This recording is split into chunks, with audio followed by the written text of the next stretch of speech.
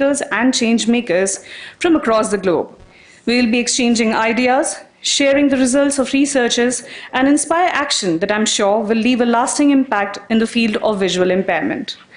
But before we dive in further, I will quickly introduce you to the MCs, that is myself. I am Wing Commander Vandana, retired from Indian Air Force. I am handling the portfolio of Director of Government Affairs and Fundraising with Kadam. Along with me will be Salome John, who is the Chief of Staff and Associate Director. And also here will be Dr. Deepti T, our Scientific Head. Together, we will guide you through this conference and make sure that you have a smooth experience.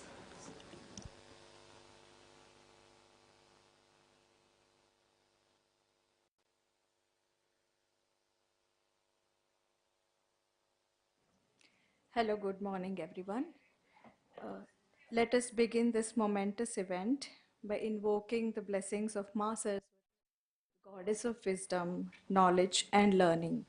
Her divine grace illuminates our minds and hearts, guiding us towards enlightenment and success.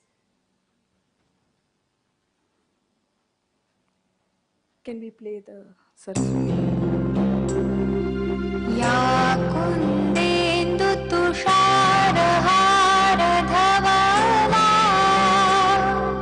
या शुभ्रवस्त्रावृता या वीणावरदण्डमण्डितकरा या श्वेतपद्मासना. Request Dr. Satish Tripathi and the dignitaries sitting in the front rows to come and please light up the inauguration lamp.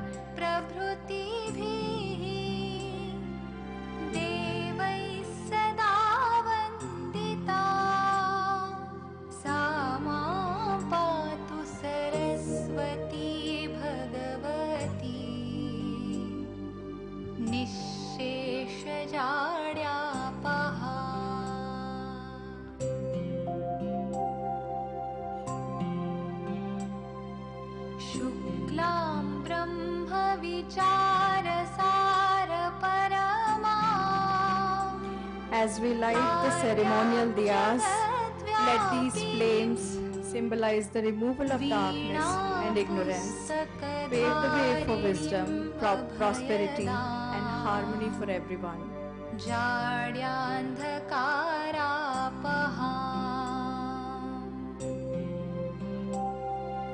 हस्ते स्फाटिकमालिकां विदधतिम् पद्मासने संस्थितां वन्दे तां परमेश्वरीं भगवतीं बुद्धिप्रदां शारदाम्.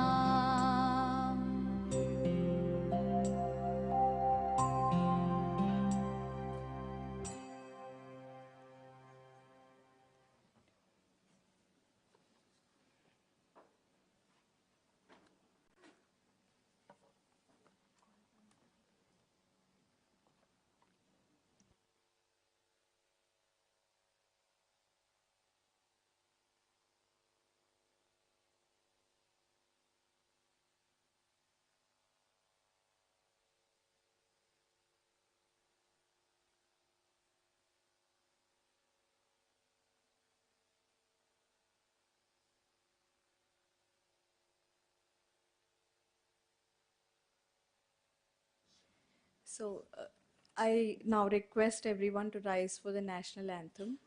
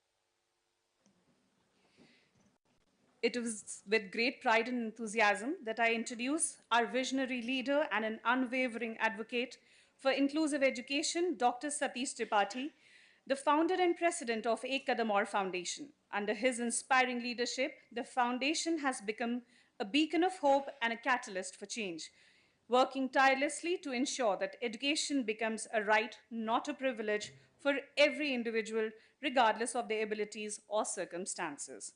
Please join me in welcoming Dr. Satish Tripathi.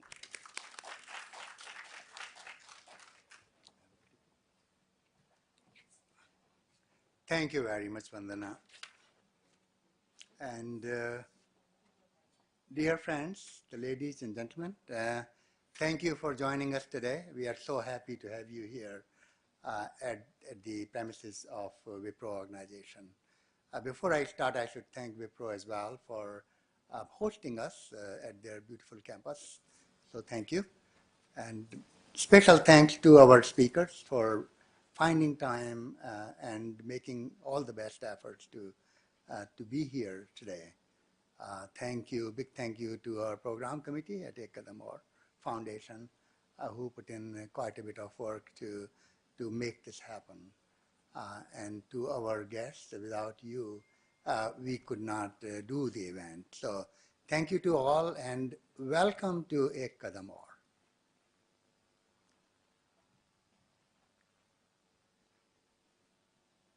Okay, so I can come here.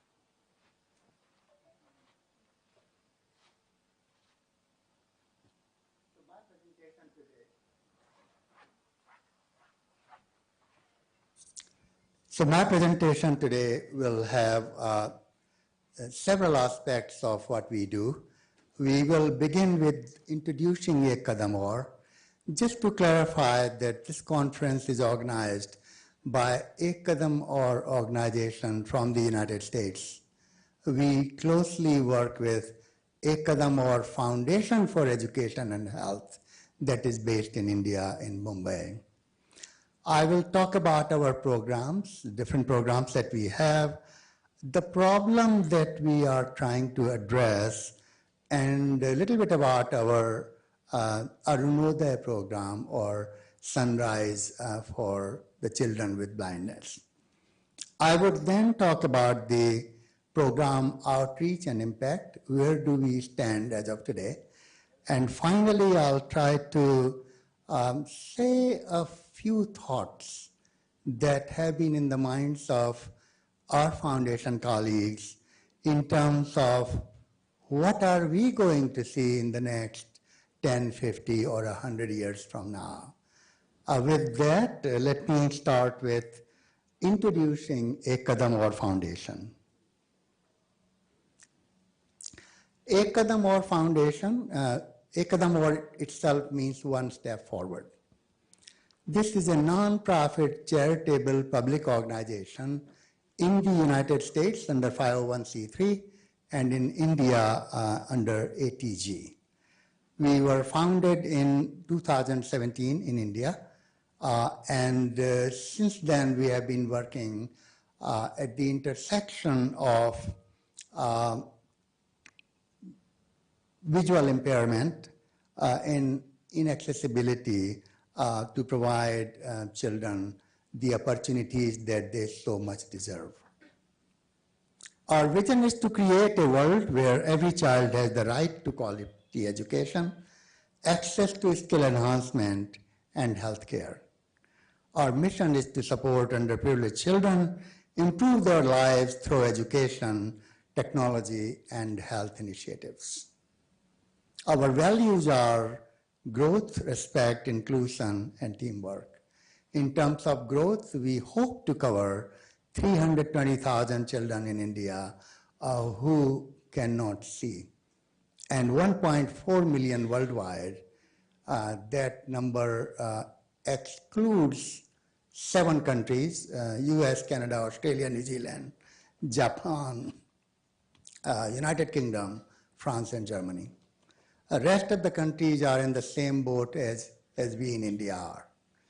Inclusion, obviously, we'll talk about that, and then teamwork we strongly believe in. We have 3 active programs, and there is a side program. Our first program is the high school leadership, where we provide world-class education, STEM education, to high school students in India and Nepal. In India, we are in Leh, Ladakh, and Andhra Pradesh. In Nepal, we are in Kathmandu. This program began in 2017, right in the year when we started our work in India. Active learning program is only in Andhra Pradesh and Tamil Nadu. In fact, many of you would know that Tamil Nadu is the only state in India that actually has active learning program at the high school level in all government schools. Our goal there is to enhance that program to make it world class. We have done that in Andhra Pradesh in one school as a sort of model school, and we are going to be working closely in Tamil Nadu. I think at the moment what we have achieved there is that we have taught professors at a college of education university, and now these professors are teaching in 6 high schools to test out the model that we had.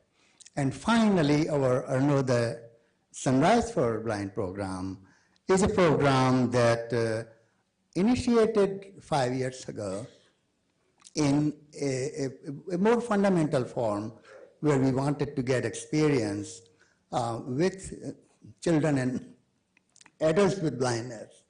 And that program has its roots at Ramakrishna Mission High School in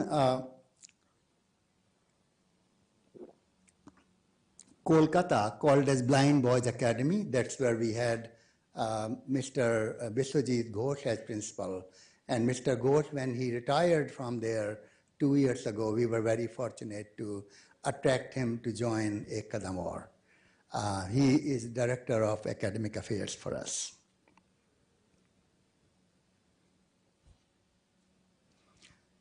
The issue here is basically that approximately 320,000 children in India do not go to school because of poverty. These children are completely blind. What statistics from the published statistics shows that about 29% are registered to learn, and then there are some thoughts that the actual number is smaller due to less availability of resources in the schools and inclusive education underdevelopment from 2020, when we started a new education policy in the country.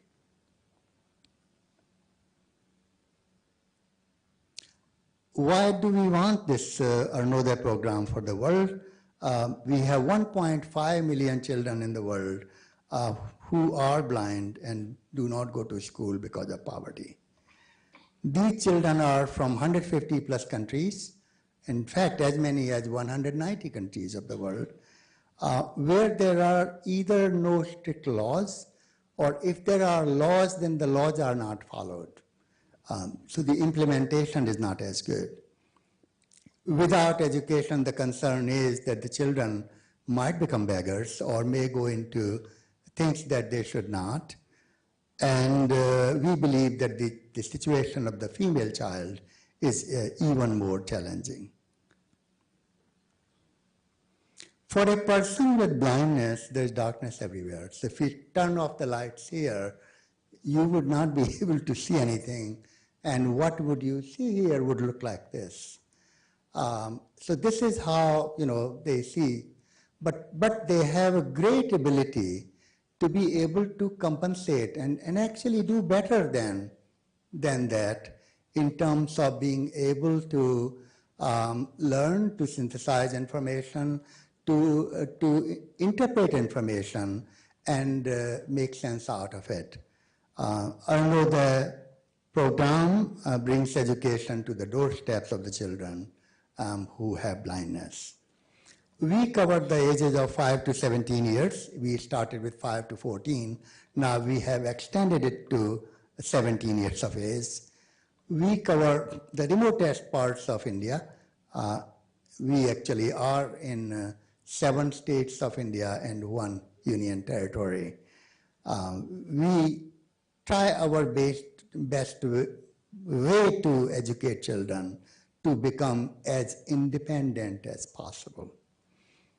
Our model has 3 phases. In the phase 1, which means the first 6 to 9 months, 9 months for some children, but mostly it is 6 months. We teach daily living skills, compulsory functional skills, orientation and mobility, and language and math. In the second phase, we assimilate them into schools, so children go to school, nearby school, which is meant for children who can see. So our child is the only child who has blindness in that school when they enter that school. We prepare the school 6 weeks ahead of time. We prepare the class, the students in the class, as well as the class teacher, the management, and even the gardeners, so that the child is welcomed and well taken care of.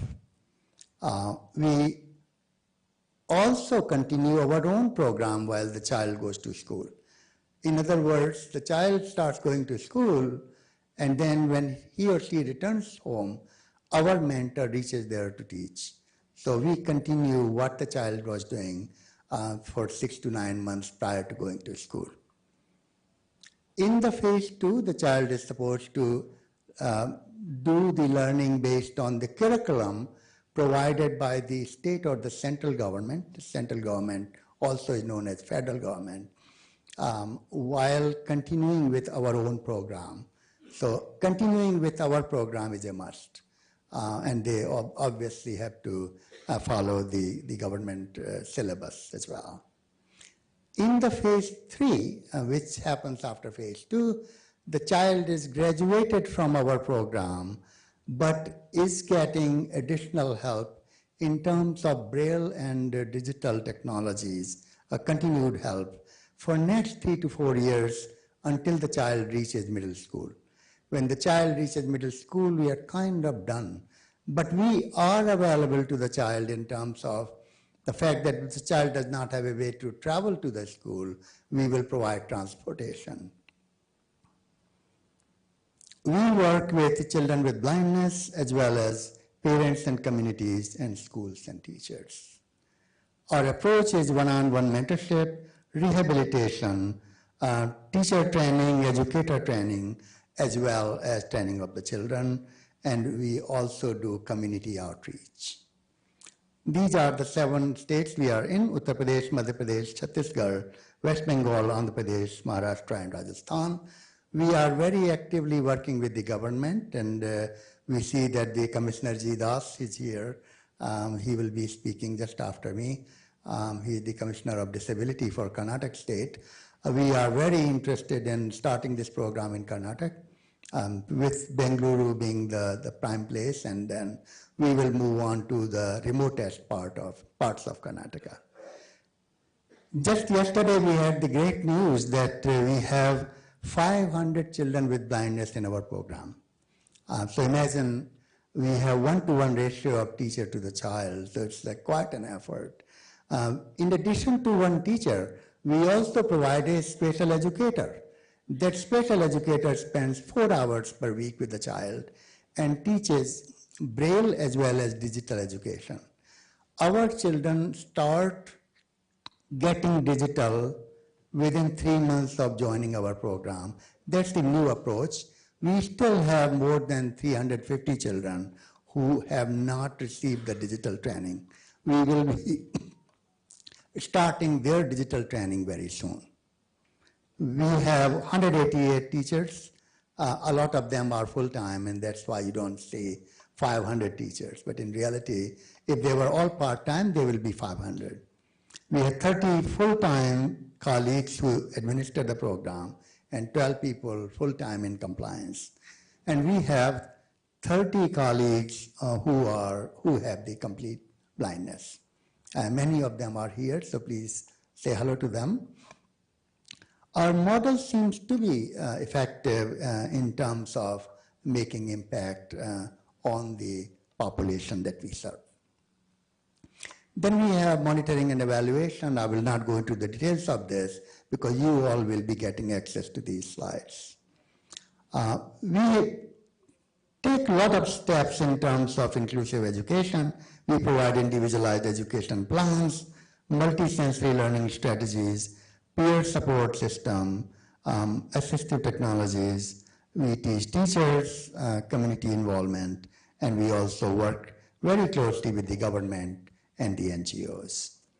Our strategies for sustainability include partnering with the government agencies. In Chhattisgarh, we are very fortunate that state government of Chhattisgarh is helping us out with our program financially, and we hope to do that in many other states in India.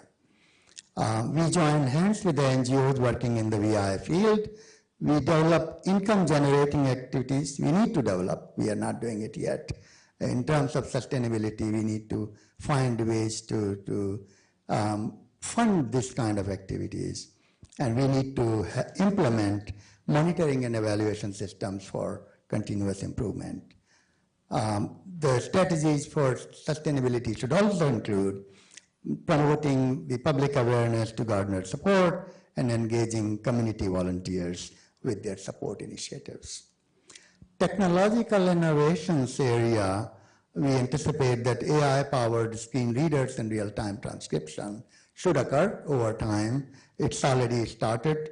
Bionic eye implants and retinal prosthetics is something that's coming up. Brain-computer interfaces will be developed. Gene therapy for hereditary blindness. There is gene therapy available for one blindness, which is hereditary. And in fact, that medicine was the first gene therapy medicine to be given for local purpose. And actually, I had the pleasure of working on a medicine that's given for the whole body, first gene therapy medicine, and that is for SMA, the spinal muscular atrophy. Zolgensma is the medicine. Some of you might be familiar with it, that's the medicine that I think 2 patients in India got it.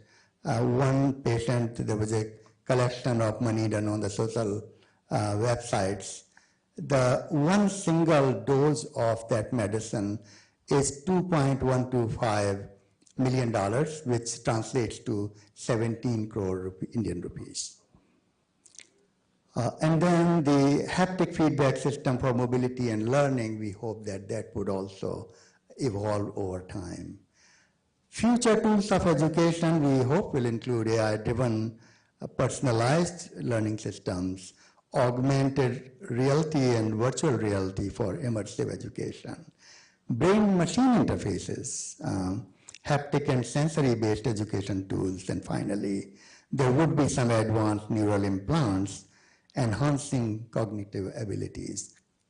Part of that work has started, but I must say that it's not there yet. There's a lot of work to be done. Opportunities over next 10, 50, or 100 years from now. In 10 years, we believe that there would be increased access to digital education through CSR in India and through other means outside of India. In the United States, it's all done by the money that comes out of the house tax. So the state government and federal government do not do much. They help support the research, but they do not support anything else in education. So you would not be surprised if education department in the US might be closed. Affordability of assistive technology will increase. I think there are devices that you could put on the frame of the glasses. Those can read your surroundings text, and those are very helpful. A version of that is available here, and during the course of this conversation today and tomorrow, several companies will talk about the product. Ramuji is here, he's the CEO of SHG Technologies. He'll talk about some of the products that his organization has developed. And finally, we do see enhanced employment opportunities for VI individuals. This is very, very important. That even in countries like United States and Europe, European countries, Japan, it is very difficult to get a person with blindness hired. Education is good, is free and is high quality and is good. But the job prospects are very minimal because the economy in these countries is not based on large corporations. It's based on small and medium-sized corporations who don't have sufficient money to be able to open up. And so they kind of tend to really be centralized in their thinking and get people who they know the best. So the outsiders would not have an opportunity to get a job. And this is what I hear all the time. So our organization may start something in the US to help out with the employment opportunities. We would like to do all hiring in the US from the visually challenged colleagues. 50 years from now, we believe that advanced AI-driven learning tools will come up. There will be widespread use of bionic vision technology, and there would be better medical interventions to make transplantation of eyes work through the replacement of non-functional optic nerve. Because if the nerve is damaged, even if we try to transplant an eye from another individual, it's not going to work. But I strongly believe that we will be able to have technology to achieve that. In 100 years from now this is a hard one, we believe that the direct brain-vision interface will be available, that the complete restoration of vision through regenerative medicine might be possible, and finally, there would be fully accessible smart cities that would make life of our children and the people with the challenge of blindness easy. The bottom line is, who is responsible? Who needs to do all this work? Well, we are. Governments, this is not government's job. Government's job is to help get things done, to help rules and ensure that those are implemented, to really provide all that framework in which we can work. But it is we who have to do it. And it is we who have to get the larger chunk of money. So you can't get $10 billion from any government of the world to start something in which we may not succeed. So I think there are those challenges. So this has to be us doing the work, and it has to be us actually funding it for most part. What can governments do? Make education compulsory for all and implement the mandate. I don't believe this is being done in 190 countries of the world. Now, there are examples where it is done really well. So in the United Kingdom, parents go to jail if the child does not come to school, if the child is 18 years or less. In the US, the child is taken away from parents and given to foster parents. And similar laws are also implemented in Canada, Australia, New Zealand, Germany, France as well, and Japan. Investment is needed, so cutting-edge research and innovation need to come not from a few countries, it has to come from more than few countries, because a lot more money will be needed. We have ability to achieve a lot, but we can achieve it only if we invest in it. And that investment has to be from multiple companies, multiple countries, and many, many people, many organizations. Governments alone in any part of the world will not be able to do most of it. Investment is needed. Obviously, research and development, we have to at least be able to have R&D infrastructure that allows us to understand what is in the marketplace and use it. Forget about developing and something innovative. But I think Bangalore is the city of innovation. There's a lot of entrepreneurial stuff goes on here. And we believe that innovation will help everybody in the world. Global collaboration must include win-win for inclusive education and technology development. It cannot be one-way street. People who invent need to make something out of it. so that they keep on innovating. And I think that's the approach we have to take, that you have to pay more for getting more. There is no free lunch. We have to continue to work on it. And then finally, we need to strengthen partnerships in interdisciplinary research and product development. Profit making cannot be discouraged. Here is our board of directors, Naveen Jha, Fernando Quesada, Dr. O.P. Sharma, Usha Tiwari, Professor Meredith Rosenthal, Mr. Luis Gallegos, Binal Patel, Hannah Sharma, Dr. Himanshu Das, Namita Tripathi, and Jeremy Bhatia. It's actually interesting. Jeremy is the one who told me, who was our intern from Harvard, and Harvard Kennedy School of Government. And he told me about Harvard ALI program that I should consider going to, and I actually did end up going there. So special thanks to him. Thank you very much for your time. I'll be happy to take some questions. Thank you. Any questions? If not, then maybe the next item. Thank you very much. Thank you so much, Dr. Tripathi, for sharing with all of us the journey of Ek Kadam Aur, and for inspiring all of us to continue on this journey. So before we move forward, let us take a moment to reflect on the remarkable journey of our nation, India. In 1925, India was a land marked by colonial rule, struggling for independence and grappling with poverty and social disparities. Fast forward 100 years to 2025, and we stand on the threshold of a new era. India has transformed into one of the world's fastest growing economies, a beacon of innovation and resilience. We are no longer just a country with a rich cultural heritage. We are also a powerhouse of technological advancement and entrepreneurship. The journey from living below the poverty line to witnessing the rise of billionaires exemplifies our economic evolution.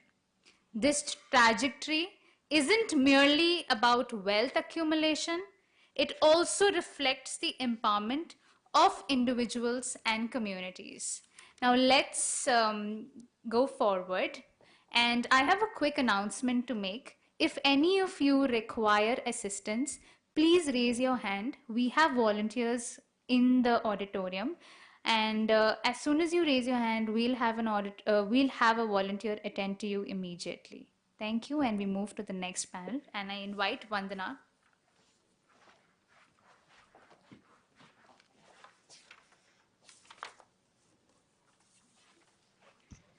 We now have Shri Das Suryavanshi ji with us, State Commissioner for Persons with Disabilities, Government of Karnataka.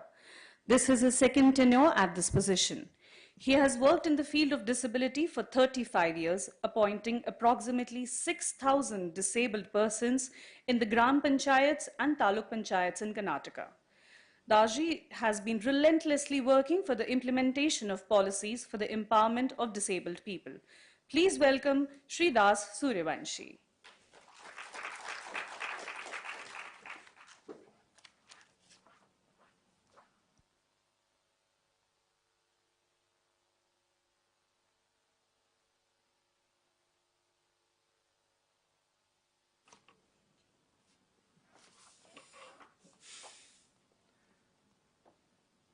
My heart is bubbling with joy to see all of you with my own vision.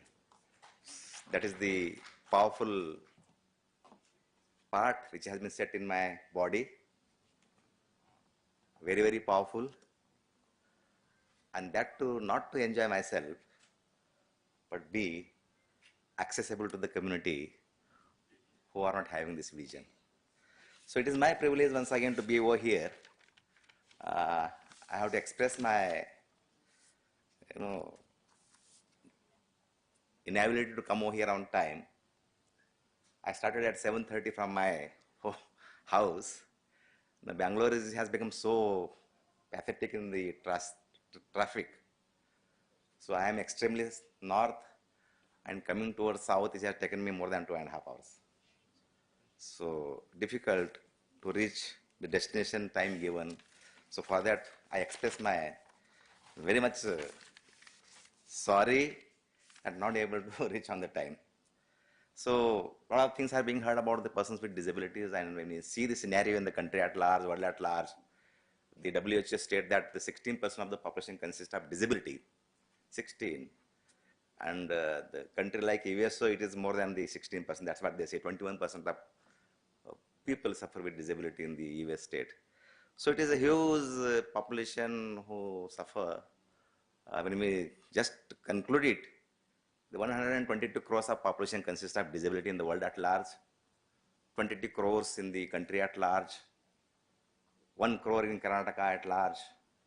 And when you see about the VI community, it is at 8.5 crores in the country world at large, 1.5 crores in India, 1 lakh in Karnataka.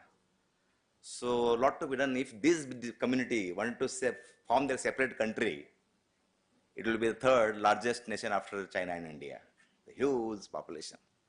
And a lot to be done in the field of this disability. And when you see the scenario in the country at large, 90% of the population occurs in very, very low poverty background. 47% of the population reaches only up to the secondary level of education. 46% never get married. 74% suffer of unemployment. And 70% of the population occurs from the rural background of the country. Lot to be done. Our Dr. Tripathi was giving very beautiful statistic. The things one to one. When we think about the manpower in the country, the very prestigious body which gives the permission to run the human resources courses, that is the Rehabilitation Council of India, they say that 120, that means 1 crore 20 lakhs people have been trained, and they are working in the entire country. Now we have to calculate the ratio. Big way to go. So therefore, I think we are very much lagging behind in creating the human resources. Very much, very much, very much in the country at large. So therefore, in regard to the creating the human resources is very important issue, and even the security of the job. So it is like a technical course. Working in the field of disability, it is not a small assignment. It is a very, very difficult assignment.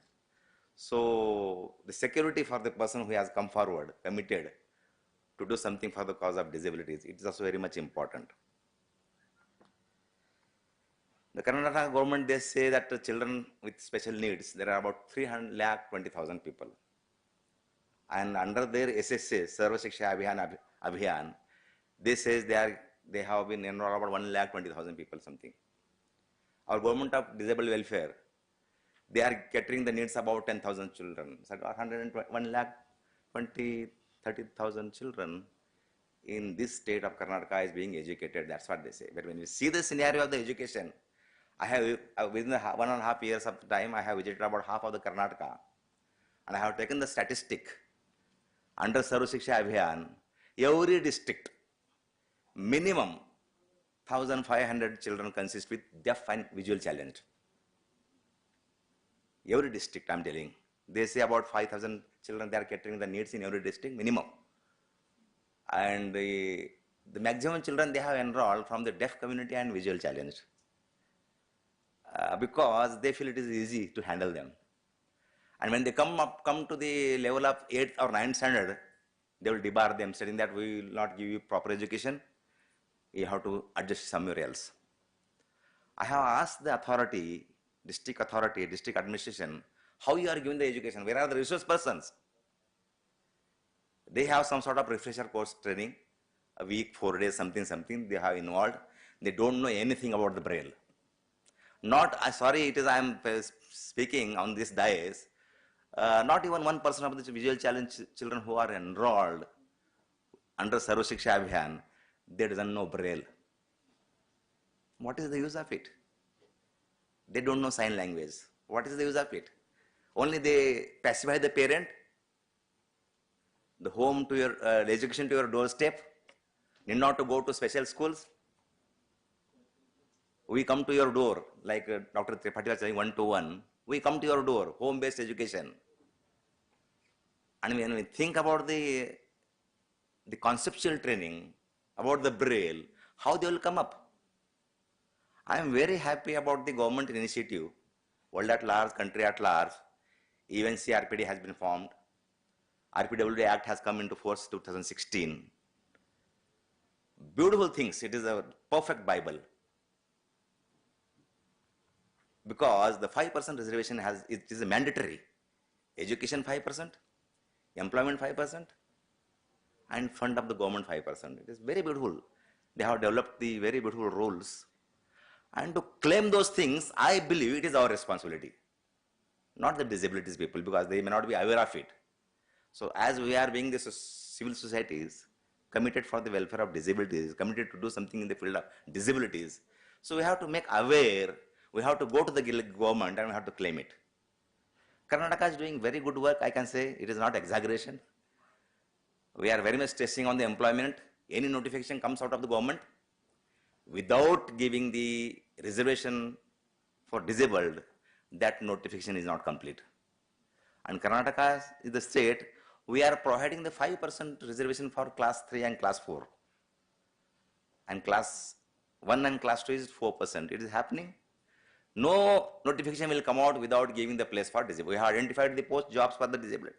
Which jobs should be given for disabilities? On the basis of that, notification comes out with giving the place for disabilities. So employment is happening. Karnataka is the only place in the country, every gram panchayat we have got a worker. There are about 7,000 gram panchayat in Karnataka. One disabled is being appointed for the welfare of disabilities. So he should be like a social worker. And one gram panchayat consists of 3 to 4 villages maximum. The population of disabilities may not be more than 100, 150.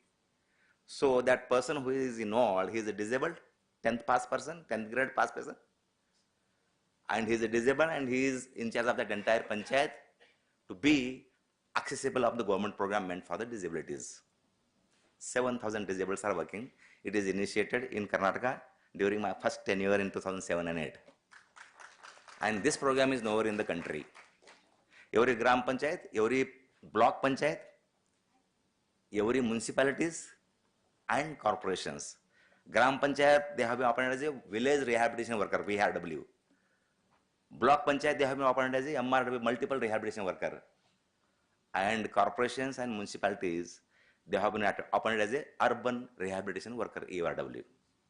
I think these things is happening in Karnataka. I am very happy. Some of the new things also we have initiated. This recently I have done some of the new things also. Karnataka is the only place, if I am not wrong, in the country, we are providing the pension for the carers.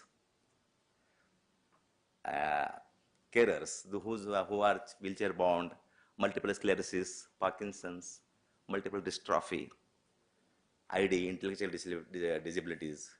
And this time we have proposed to the government another 6 disabilities should be included. So something we are, because we know the carer's pathetic condition, the wheelchair bound child, bedridden child, the mother or father or somebody carer, he has to be total attentive to that child. Even that mother cannot go to family functions. If at all she goes, she has to carry that child, and going to the function, it is a bad omen. How? So she is very much stricken with the child. So such parent, we are providing the pension in Karnataka. One more initiative I have done it with all the there are 900 residential schools in Karnataka, models in Navodaya model. 900 schools. Every school has a strength of 250 children from 6th grade to 12th standard. So we have made an order that all these schools must give admission for the disabilities who have the 25% of disability above. 10% reservation is mandatory for the children with special needs. It is, I don't think it has been done in other state. So about 25,000 children will be accommodated there, 10% means. So these are the new so many things we have done. Even with the government employees, we have included RPWD Act in their departmental examination. So that subject is being included about Act, so they can be aware about the Persons with Disabilities Act. When we see that education plays a vital role to come up in the lives, so human resources are very, very important. Some training has to be set up, training centers, which is being approved by the RCI, Rehabilitation Council of India. Then only we can cater the needs of the persons with disabilities very, very properly. So now, small question I want to add over here. As we have been created as a normal-bodied, able-bodied persons, we have got a very vital role to be accessible with the government and be accessible with the need of the persons with disabilities. And as we have been committed to do this work, my question is, how can we become famous? Now, in physical realm, I'm speaking. How can we become famous? We have to become the famous. So I was going through the book of Todd Henry, Die Empty. You have to die empty. You have to make a decision in your life. I must die empty. I shouldn't accumulate anything in my body.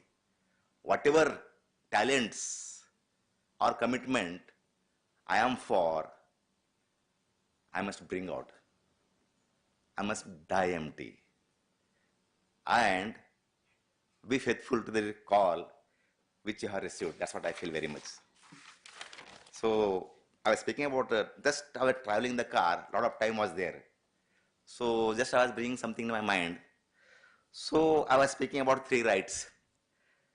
The eye is the vision to the body. That's what Tripathi Sabji was telling. It is life is dark. And the science says 83% of the things what we do in our day-to-day life, it is by seeing.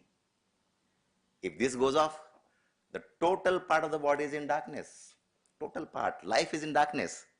And to enlighten those light, and so many technologies, it is beyond our limitation. Technology is going to come in 100 years. I think everybody will see. So I feel the right things has to be done. And that right things occurs when we are committed totally. When we are very much committed.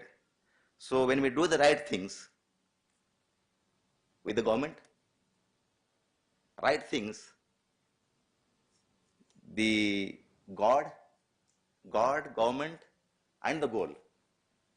If these 3 G's are followed, be righteous first, committed first with God.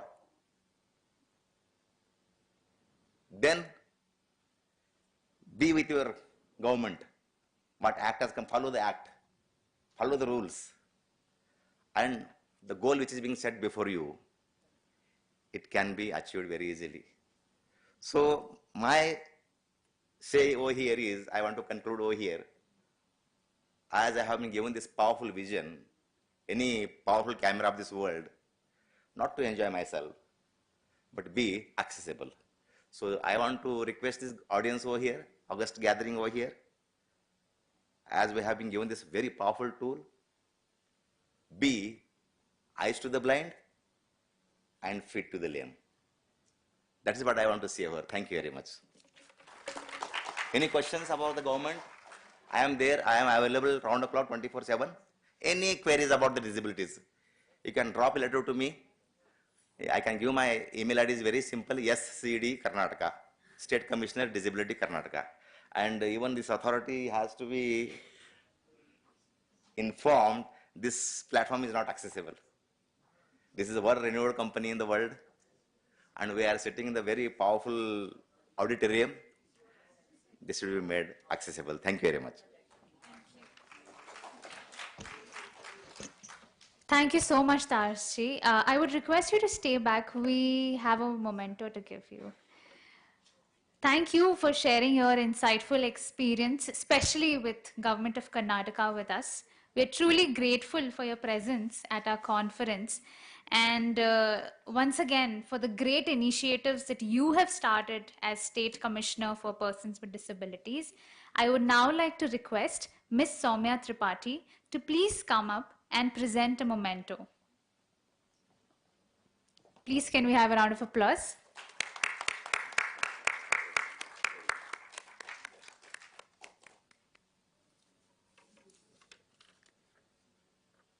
Thank you so much, Tashi and Soumya. Moving forward, it is a privilege to introduce to all of you Dr. M.N.G. Mani, who is here to share his insights on building an inclusive education system for visually impaired children and Indian perspective, having served as the principal of the Ramakrishna Mission Vidyalaya College of Education in Coimbatore and as the first dean of the Ramakrishna Mission Vivekananda University. His leadership has shaped institutions that champion inclusion and accessibility. Dr. Mani has also served as the first CEO of the International Council for Education of People with Visual Impairment. Let us now welcome Dr. Mani. Thank you so much.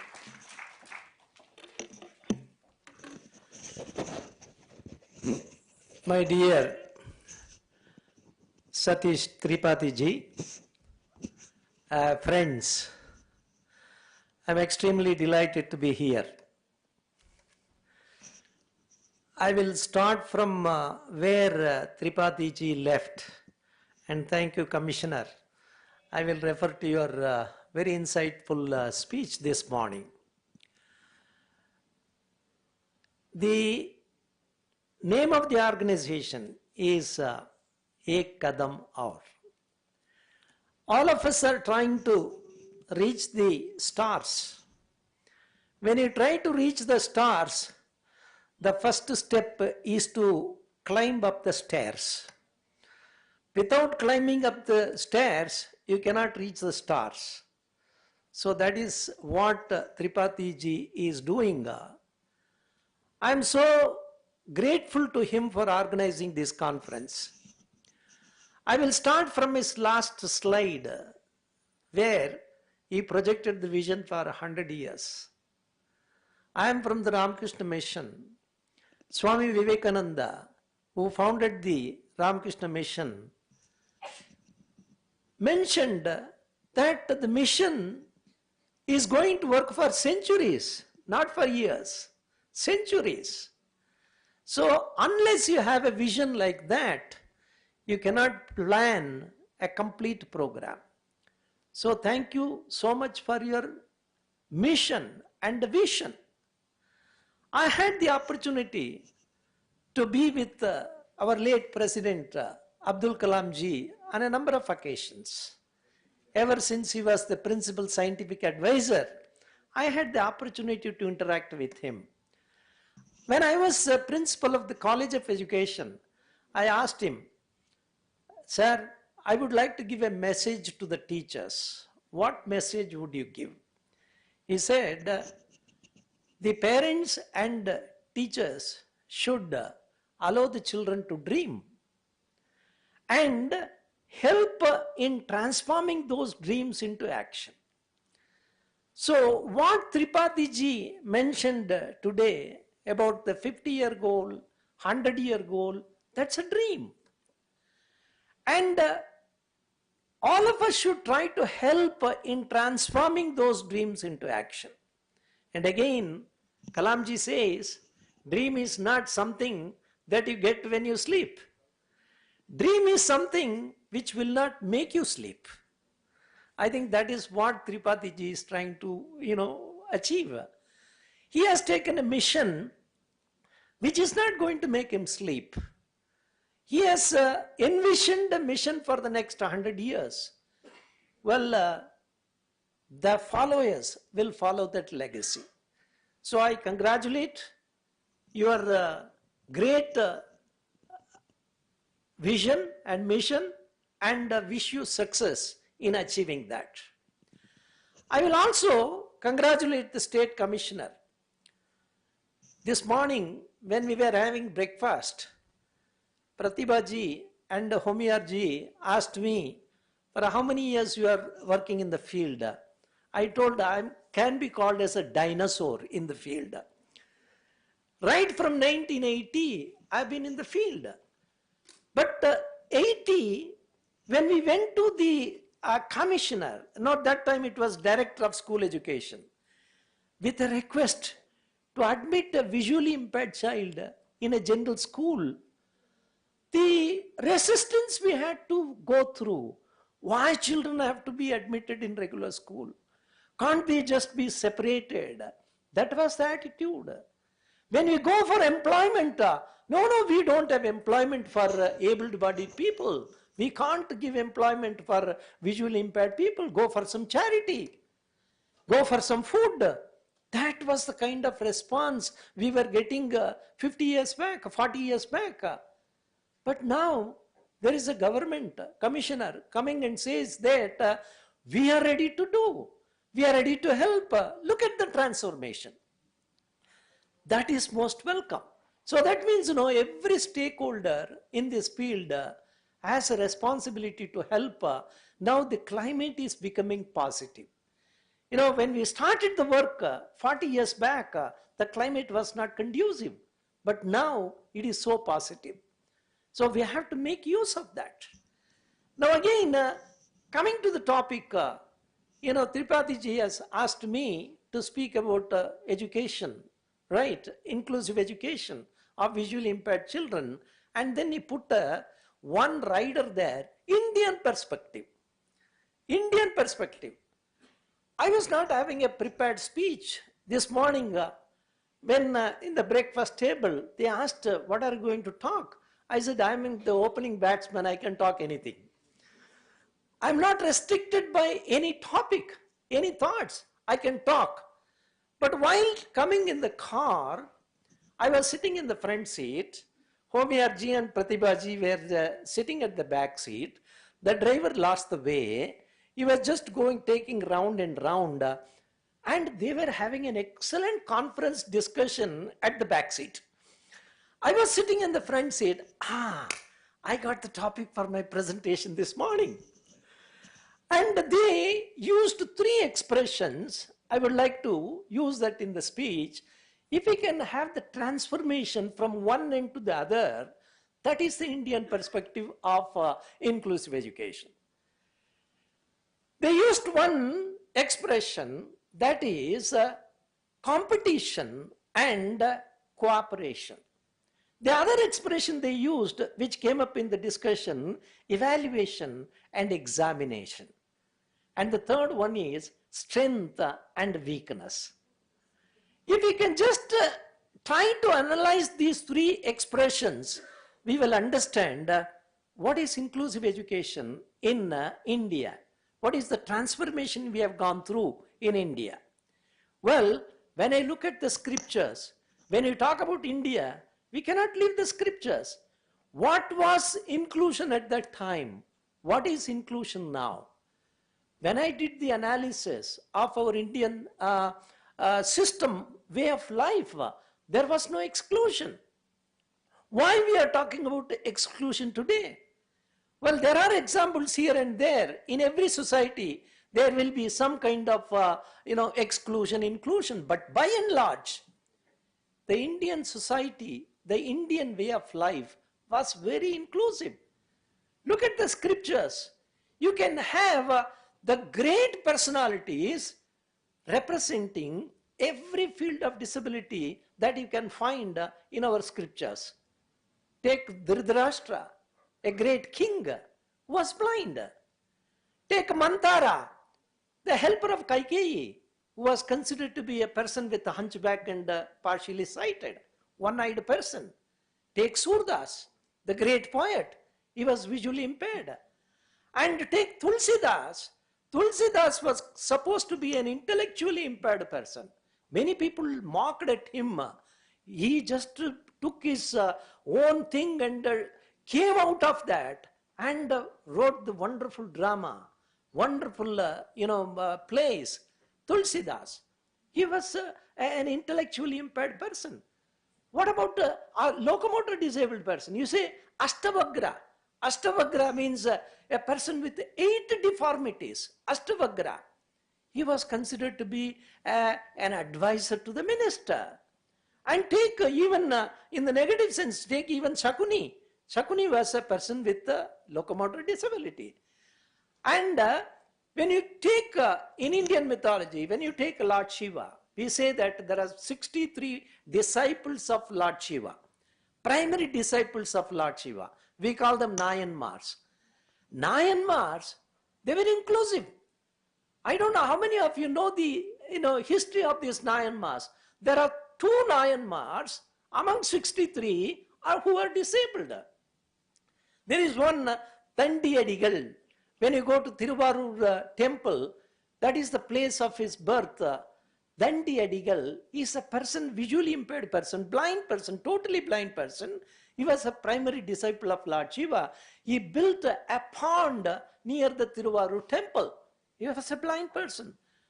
And there is one, when you go to the famous Kapalishwar temple in Chennai, there is one person, one Nayanmar by name Vailar. In Tamil, Vai means speech, mouth. It says that this person is not able to speak, right? Not able to hear. Vailar. He is a primary disciple of Lord Shiva. So, in the ancient society, inclusion was taking place. Now, why do we talk about inclusion? When you talk about the Indian perspectives, things have changed. Very often, my research says that when you consider inclusion as a philosophy, everything is okay. When you consider inclusion as a program, the exclusion happens. So, we have to have the mindset whether we are going to make inclusion as a philosophy or inclusion as a program. Now, coming back to the 3 expressions used when we traveled, let us take evaluation. During my days, when I'm from a village, typical village. When I was studying, I did not have electricity at home. I'm from a typical village from the Nilgiris. I had teachers, I went to schools, I had children with the visual impairment in the general classroom, children who were not able to hear, children who were marginally, able to learn, marginally impaired. All these things, children were part of the government school system. There was no program of inclusion. There was no Sarva Shiksha Abhiyan. There was no government approved program. And it is a village school where, there is no other opportunity. If you have to go to the next school, you have to travel to the city. Now, there, the teacher was not trained, right?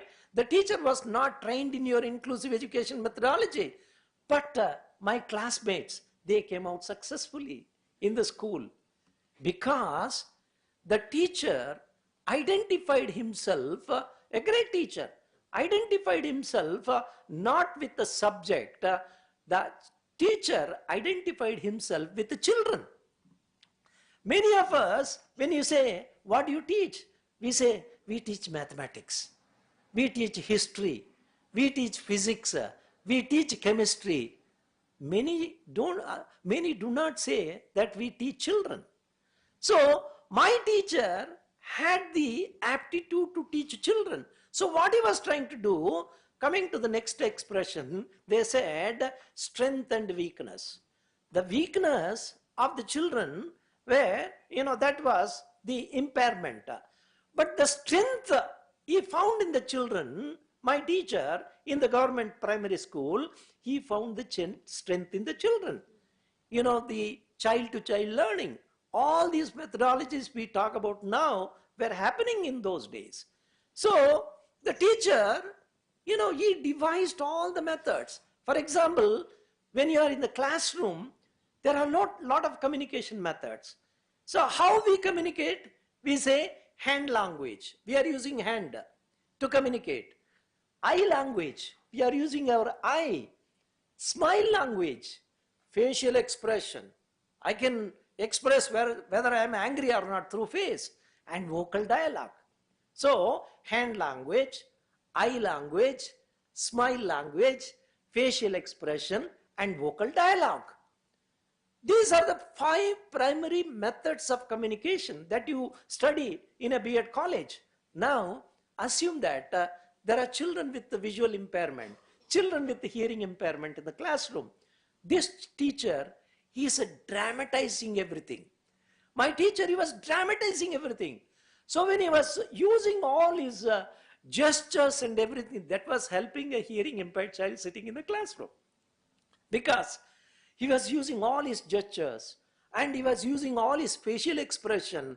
His expression was clear. That was helping a child with the hearing impaired to understand what the teacher was telling.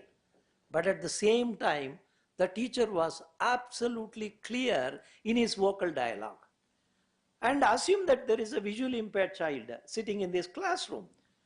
All my friends, Homia, Dr. Mittal, if I do something on the blackboard without telling, most of the time, what we do, go to the classroom, children, all of you take this down, and we start writing. A blind child sitting in the classroom, what is going on? I don't know what's going on. Because the teacher doesn't say what he writes. In one classroom, I told the teachers, no, you have to just spell out what you write on the blackboard. And this teacher, he said, he was teaching mathematics, he said, come on children, this plus this equals this. He was meaning 3 plus 4 equals 7. So the blind child was saying, what is the first this? What is the second this? What is the third this? So, even when you talk, when you explain in the classroom, whatever you do, spell it out.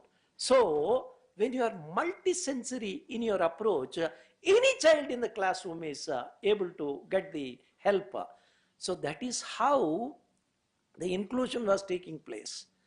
And in my own classroom, it is my own experience. When I was a young student in a typical village of India. If you just want to identify a typical village, come to my village. Then inclusion could happen in that place 50 years from now. Why do we talk about exclusion now? Because that teacher treated inclusion as a principle, philosophy. That teacher did not treat inclusion as a program. The moment you bring down to the program, you say, I have to have this device. I have to have this period. I have to have this instructional methodology. Then you start excluding. Oh, this person cannot do. This person cannot do. So that is why go with the idea of philosophy. What Tripathi ji has presented is not a program. What struck me, what impressed me, he is presenting a philosophy. We have to work together. We have to bring everybody on board. Government should be there. I'm happy that the commissioner has supported so many programs. Bodies like, Kadam, or we can give models. But the replication of that and making it as a mass movement, government has a big role to play. So friends, evaluation to examination. And Omiyarji made a mention, when you don't pass the examination, there is an expression, you are good for nothing, right? So when you are not able to pass the examination, you are treating the person as good for nothing. But if it is for evaluation, and my teacher, he never graded, during those days, never graded. He said, oh, you are doing well. You are doing well, fine. You have to improve. And then he puts another child to be your mentor. So that is how, in my class, from the village, during those days, the recognition was not there. Otherwise, my school, with 2 teachers for 5 classes, would have been the best school in the country. Because the teacher had full of life. The teacher treated inclusion as a philosophy. So when you go for evaluation, that means taking the child from one step to the other, like the foundations principle. Take from one step to the next. Don't try to push the child from step 1 to step 10 in no time. When you have that philosophy, inclusion automatically happens. So when it is examination oriented, there will be lots of obstacles that will put the child behind. So that is why inclusive in Indian perspectives, well, evaluation method was promoting inclusion. Now it is coming to the examination method, trying to evaluate it every step, that is putting some children into disadvantage. So that is one. And the second one is cooperation versus competition. And the principle of cooperative learning. I had the opportunity to work with Mel Einsko, the father of cooperative learning, and Professor Jangira. We went to many schools. There it was not competition. When we said, when we just gave an example, we said, small example, small test. We said, put a triangle and then put many lines on that triangle, and he said, how many small triangles are there? This is the test. So what we did in that classroom, children, all of you look at this. We will give you time. We will give you 2 minutes. All of you look at this. And at the end of the 2 minutes, we are going to say who is best in this classroom. You count how many triangles are there in the triangle, in the bigger triangle. Believe me, for 2 minutes, there is absolute silence in the classroom because everybody wanted to be first. Until then, they were all sharing, joking with each other. Because I put a pressure, I am going to tell who is best in the classroom after 2 minutes. Nobody wants to be second. So when you put the competition, nobody was trying to, I don't want to, no, he may be my friend, but I don't want him to be first. I want to be first. So when you put that competition, even your learning attention goes away.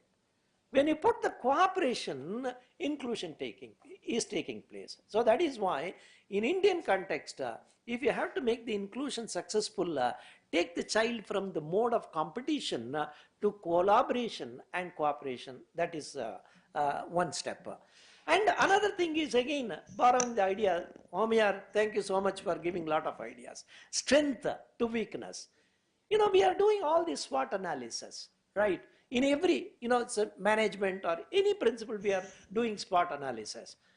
And my reading of teachers who are working in the field of disability, those who are working in the field of disability, you are all special. You are all special. We have to be proud that we are special. Why? Because we are positive in our approach. When the child is not able to, the child is not having 2 fingers, nor anybody will say that the child will not be able to write. But as teachers working in the field of disability, we have to see how I can make use of the 3 fingers to enable the child to write. So you always think of possibility. You are always thinking of strength. So that is why when you transform from the weakness mode to the strength mode, what I can do to help a child, if the positivity comes in the teacher, then the child will be included effectively. So if you ask me whether these things are happening or not, these things were absolutely happening. In India, at least in my school days, 50 years back, there was no exclusion. In my college, there was no program at that time. I had students with the blindness, hearing impaired, integrated in the system. But what is happening with the introduction of more examination-oriented, rule-oriented system, things started changing.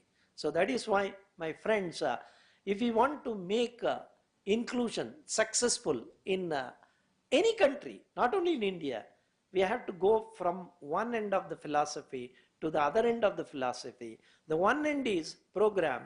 Don't stick to the program philosophy. When you go to the other end, principle and philosophy, it works. Now, for that, what happens? Tripathi ji has mentioned a lot of methods. I don't know, how much time he has spent to visualize all these things. Excellent job. Well, in blindness field today, the one big revolution that is happening, that is technology. Right? Technology, I don't know whether it is being helpful to you as a sighted person, but technology for a visually impaired person is a boon. During the COVID time, the one sector we did not lose job was the IT sector. And the visually impaired people who were employed in restaurants and massage centers, all those where you have to have people, service directly, many of them lost jobs. But the one sector, visually impaired people did not lose jobs. In fact, the jobs increased during the COVID time were in the IT sector. So that is why in many countries today, people are trying to encourage more and more people to come into the IT sector. I was in Philippines as a part of our program recently, the Cognizance. They say, well, we have thousands of jobs that are ready for offering. You have to have the visually impaired people trained. The person should be excellent in using technology. That is number one. Technology, if you are able to. And again, the information given by the HR people there, I don't want a person who has specialized in technology. That is one aspect. Any graduate, if that person has knowledge in technology, there are companies ready to hire.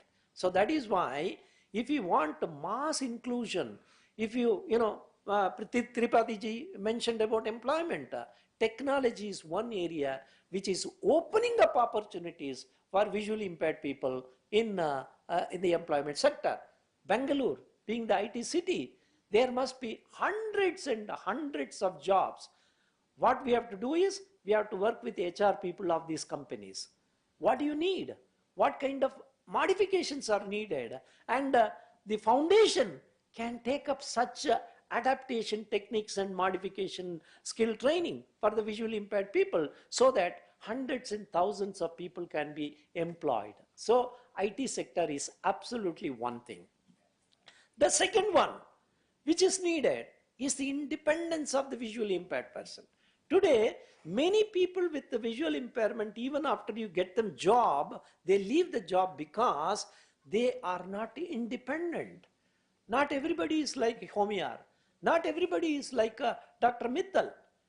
Dr. Mittal, when I go to Delhi, always I sit in the back seat of the car and he gives the direction to all the streets in Delhi. In Delhi, when I am sitting in the car, I am wondering who is blind, it's me or Mittal. He gives direction to the driver. Go and stop at this signal, take right, go left. That's the orientation. Orientation and mobility. So, if the person is so good in orientation and mobility, orientation means understanding the environment, mobility moving, and with the technology, I think we will be able to make a big revolution in this field. And in that context, I think the mission that has been undertaken by the foundation and Satish ji is a commendable one. And I think together we will be able to make it a reality. So I request all of you, in whatever way we can, they've taken a long-term mission, in whatever way we can, either in terms of ideas, in terms of connecting people, in terms of networking people. If you are able to help the foundation, it is not only going to help in inclusion in education, it is going to contribute to the inclusion in the employment sector also. Thank you so much.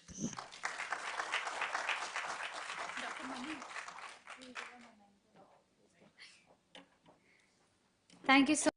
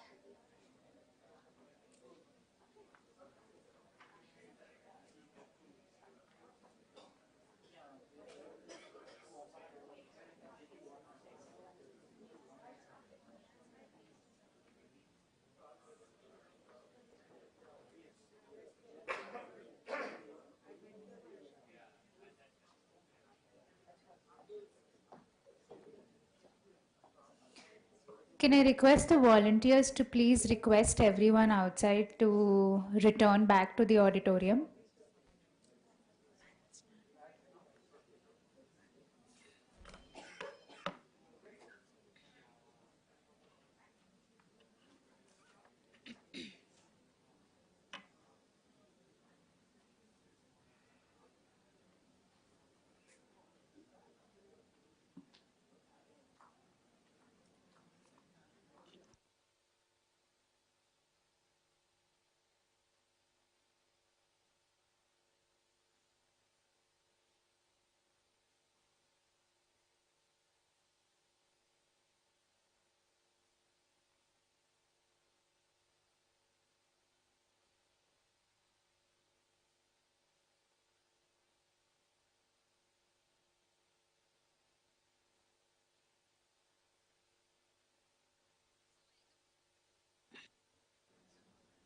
Welcome back, everyone.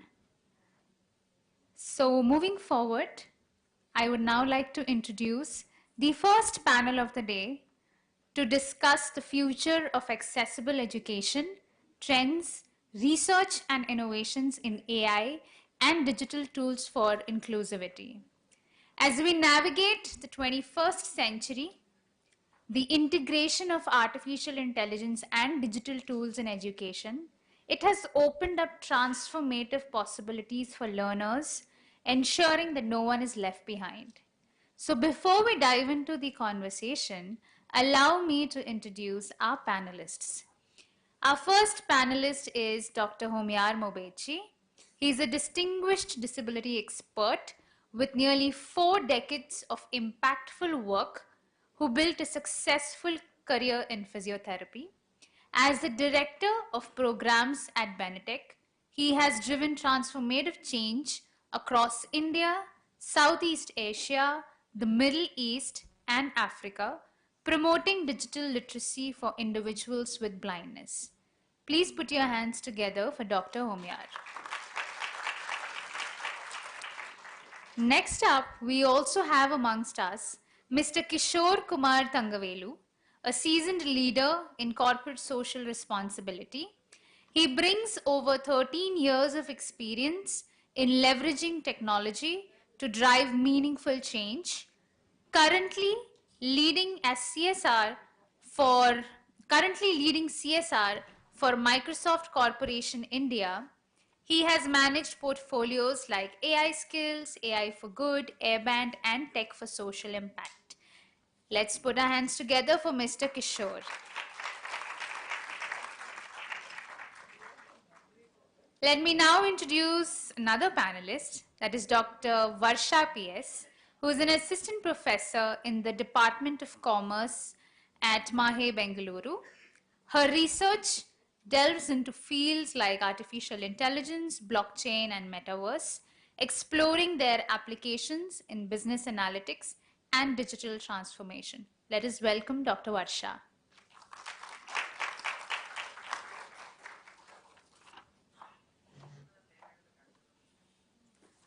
Finally, we also have our moderator for the panel, Pranav Savla. He's a final year student with 6 years of hands-on experience in the tech industry. He is deeply committed to advocating for accessibility and the broader availability of assistive technology. Pranav is currently a researcher at UDOT, focusing on enhancing user experiences for a braille tactile display. He has also been an intern at Kadam Foundation as an ambassador of change.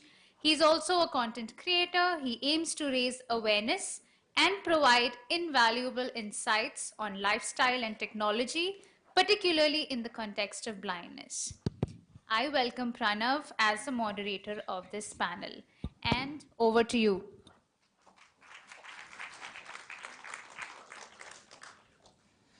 Wow. Oh, geez. I have never been on this microphone before.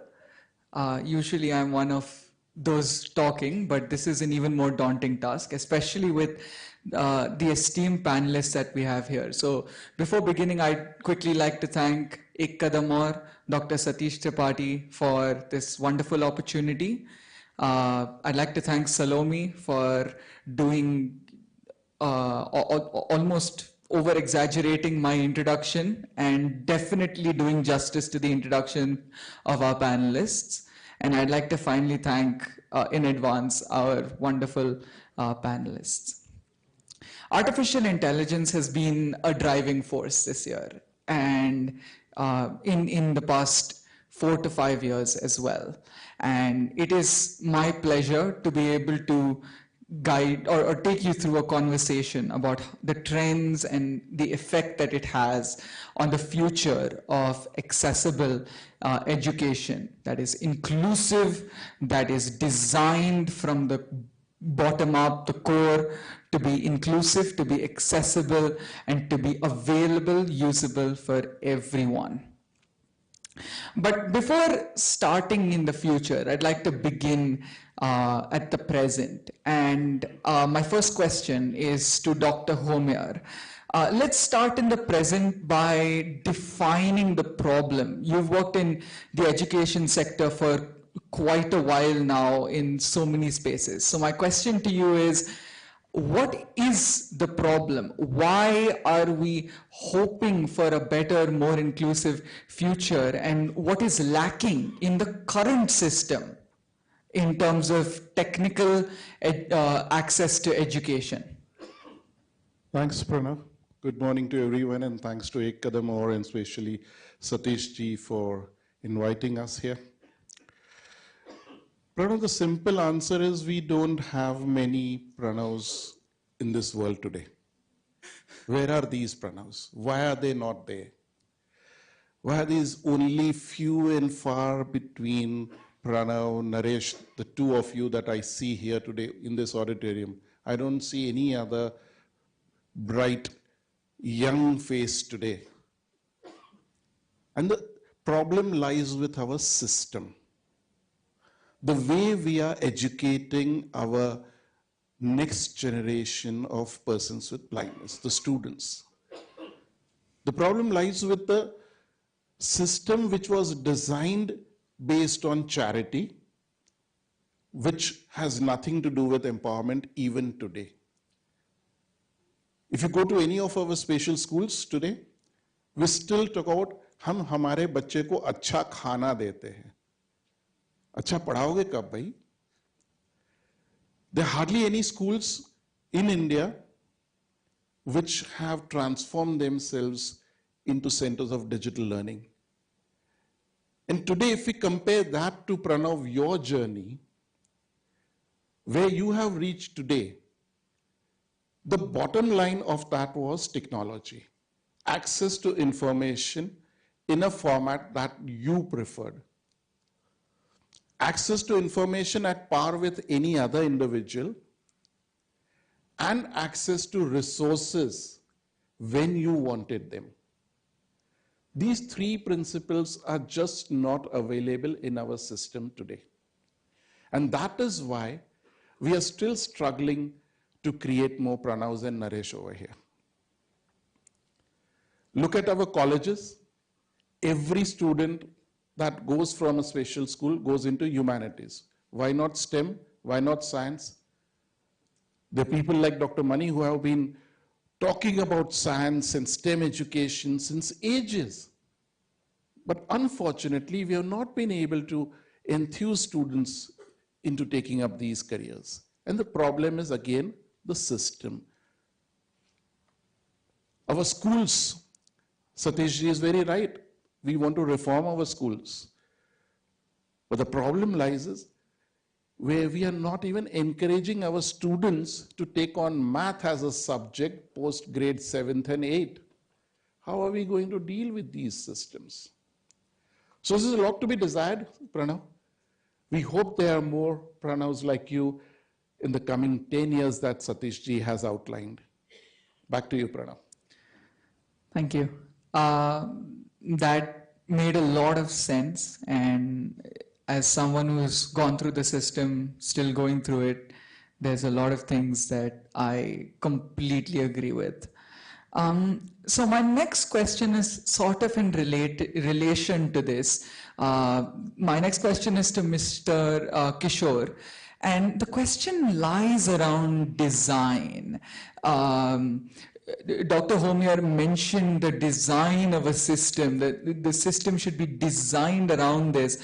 How much do you think are the developers of today's day and age moving towards integrating inclusive design into the core design philosophy of any education slash edtech solution? And if not, well, A, why not? And B, how do we push them towards doing that? Yeah, thank you. Thanks for the opportunity. I think thanks everyone. To get started, I think it is mostly on how we look at it, especially when we look at Microsoft as an organization who is mostly into building products for various aspects. I think it is not that you consider accessibility design as separate. You consider accessibility on par with business. For us, accessibility is managed as business. I think that is number one. When you look at this, like when you say it shouldn't be a separate one, number one. Second, you shouldn't look that accessibility is going to be done in all your aspects as a charity or as a, what to say, add-on. It should be taught as a fundamental right. How can you make sure the products, applications, solutions, everything that you build to make inclusive, like accessibility is, when you do this, I think you should have an inclusive design from day one. It's not that we build something, then we have some stakeholders who come and test it, nothing of that sort. Like from day one, have an environment, have an ecosystem where from each and every aspect of design, we have the necessary end stakeholders involved in it. Like let's say starting from content creation or designing that solution or even deployment of the solution, or even when you go forward and make it usable. What I'm trying to convey is this design principle should be in such a way that it should take people, it should have, again, not as like an option. You should make sure that if this needs this set of team in this kind of structure, please let's make sure that structure is built with no compromises. It's not that I have two members who are visually impaired who can come and test it, then there are two developers who are working on it, and then they will deploy and we will evolve it. I think no compromises there. Like we should have it to the T to achieve that 100% result that we intend. Like for example, when we say inclusive design principles in Microsoft, when we design a product, so there is from day one experts involved in each of the aspect, in starting from every aspect of this development. So what I'm conveying again is it should be like a holistic approach where you should get that stakeholders, if necessary, create a new job also. Like I wouldn't mind, like why should we only consider it as volunteering, or experts are available to kind of provide inputs.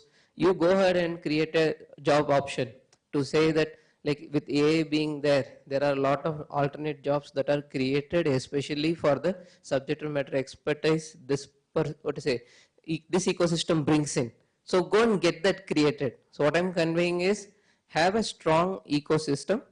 If that ecosystem requires us to build even to the level of creating new jobs, get them created and have this holistic ecosystem contribute to this problem from day one, and take it as a fundamental right and try to manage it on par with business. I think this combination or an approach from corporates would at least make an earnest effort to have solutions, technology, everything built towards it and help solve it. I think this is like an opening answer for me, but we can build on it.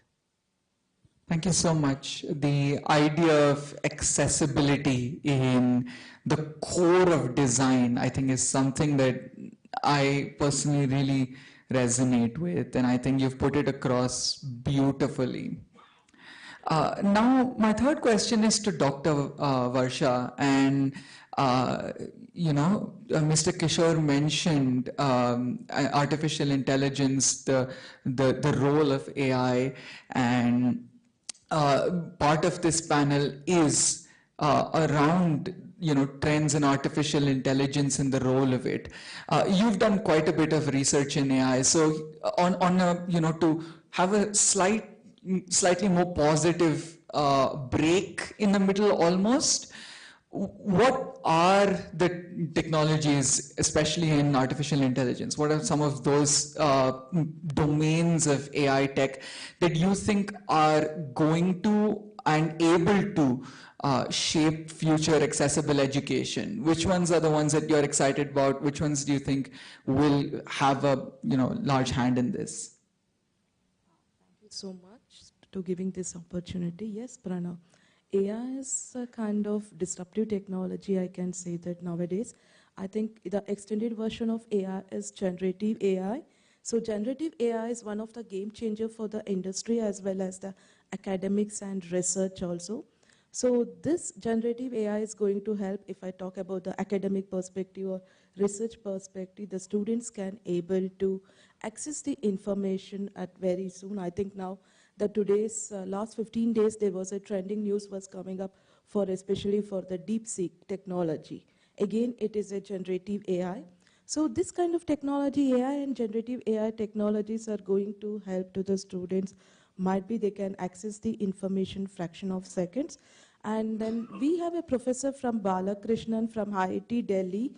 They worked with assistive technologies, particularly to develop the products for particularly about the visual impaired students also, where they can get smart cane as well as smart braille makers, where they can access it and they can learn also. And also AI is come up with the certain STEM education where students can do the coding part. For that we have nowadays no code software tools which is available. So where can create the code and they can get into the employability opportunities across multinational companies in various sectors.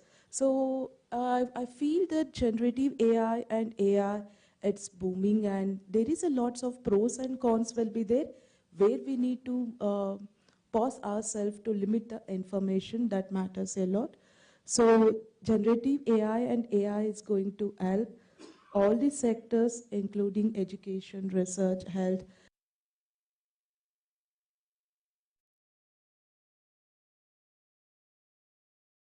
Definitely few areas which are core for visual impairment, which I would like to touch upon. One is optical recognition. Like you used to have OCR in the past, there were a lot of work done on converting your images into text, converting images into like readable formats and then pushing into refreshable braille, etc.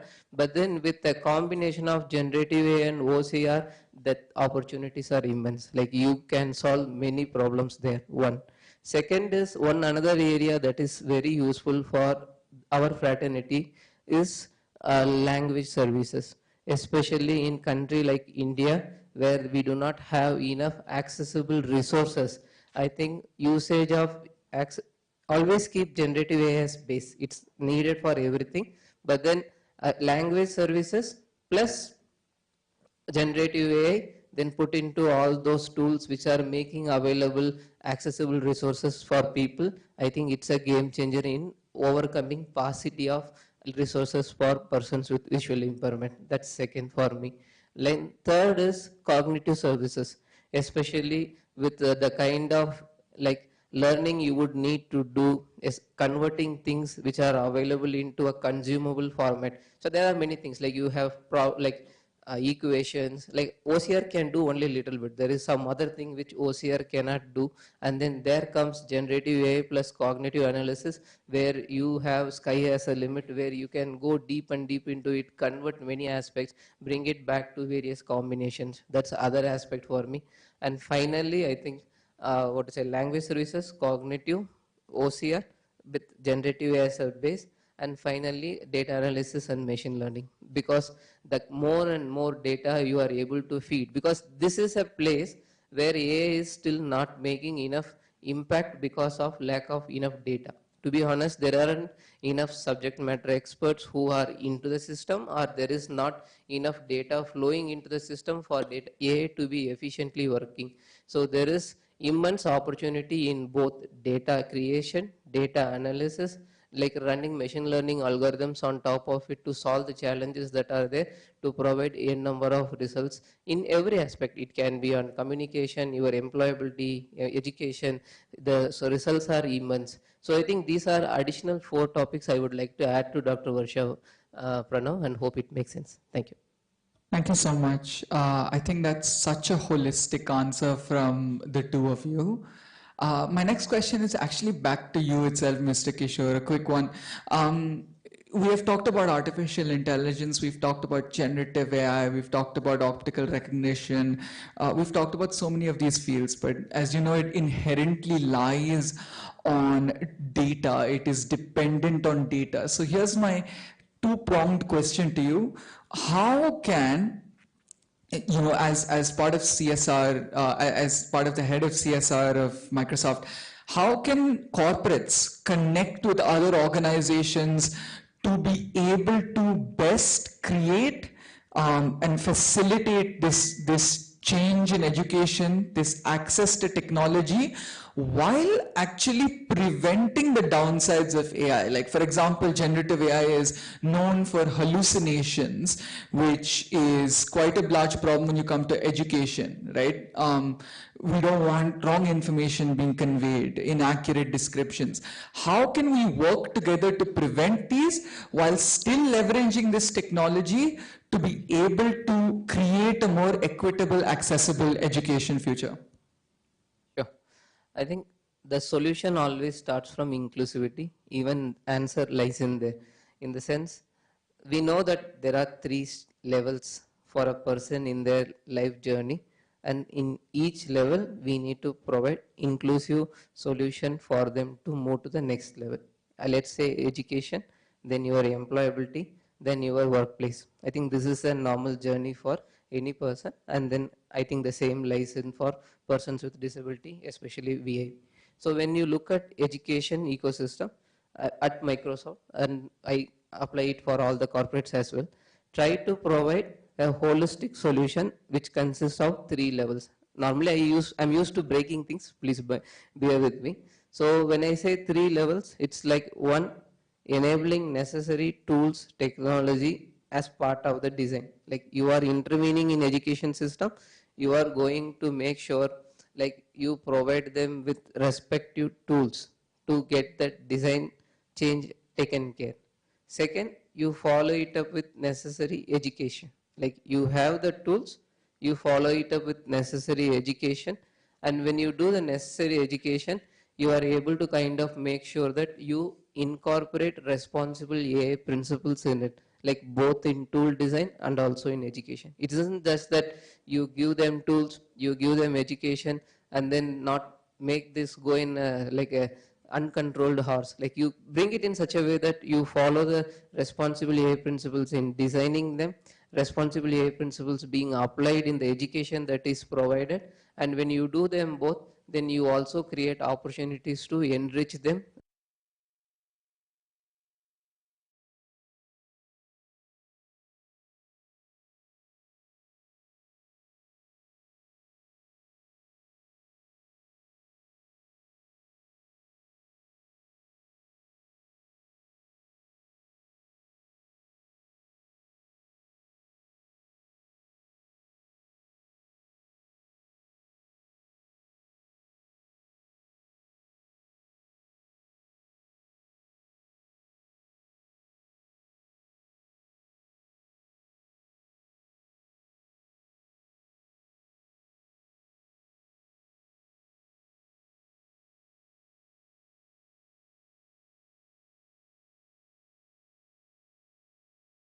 Have it like even in our coding, like when we do this products that are being built, there are a lot of responsibility mechanisms being inbuilt in coding. Then there is a lot of things which are made into, even like to say that people with disability will not be on par, like that kind of thought process are to be removed. So like even the solutions, that is the quite visible thing in AI technologies. Like it basically assumes that they might not know it. I should provide it the solution at this level to overcome such things. It's not only of misuse of it, but even the myths, the kind of assumptions it brings. So all those has to be eradicated. So my answer is, again, build an inclusive solution, but in that solution have necessary checks in each component. Don't look it at holistically, but at each component try to have the necessary checks included, and that in return will make sure this technology would not be taken for the wrong reasons, but it would continue to help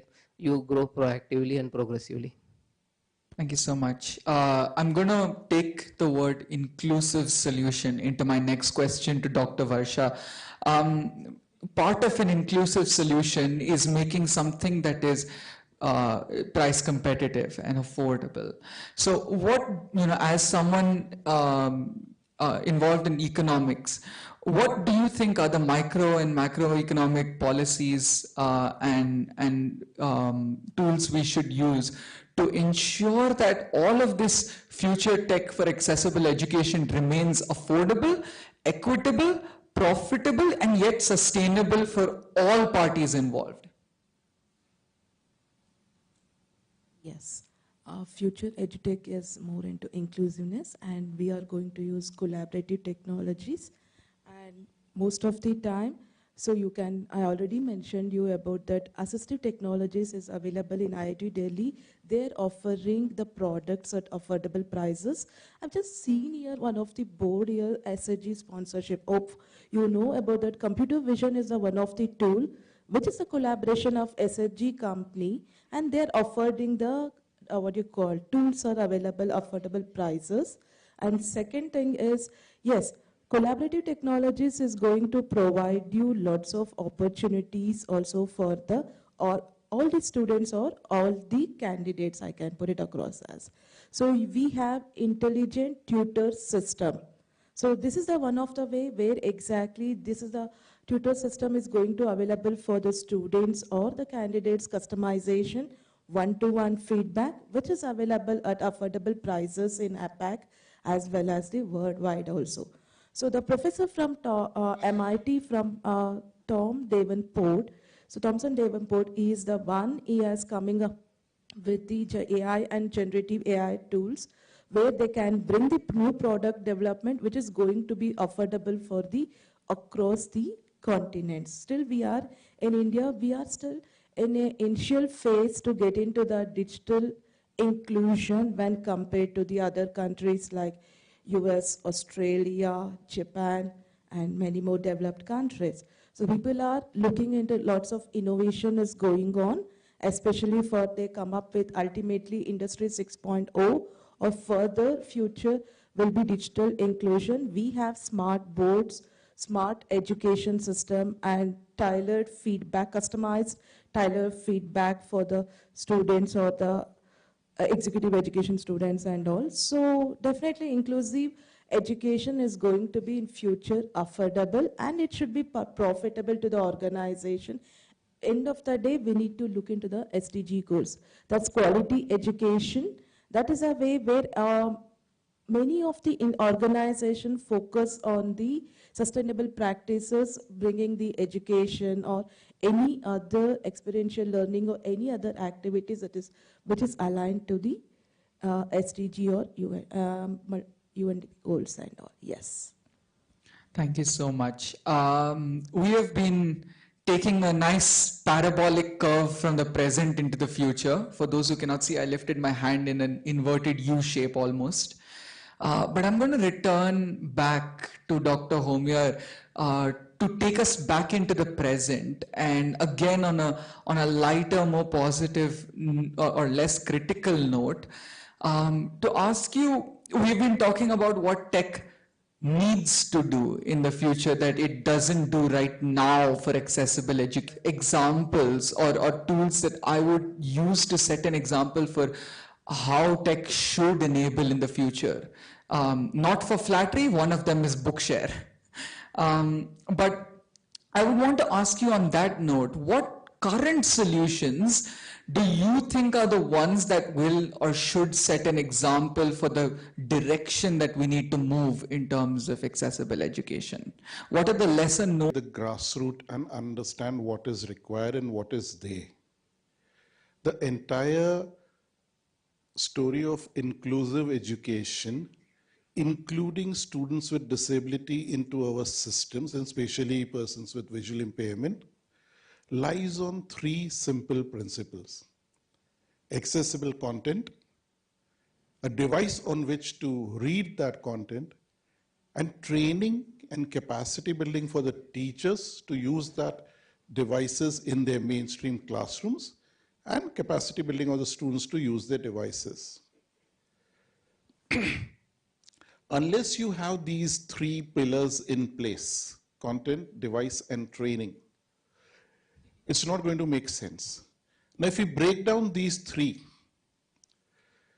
accessible content, yes, technology plays a major role in creating accessible content, but still it is at such a rudimentary stage. Less than 1% of the materials available to everyone is there in accessible formats. So there is 99% of materials which is not accessible.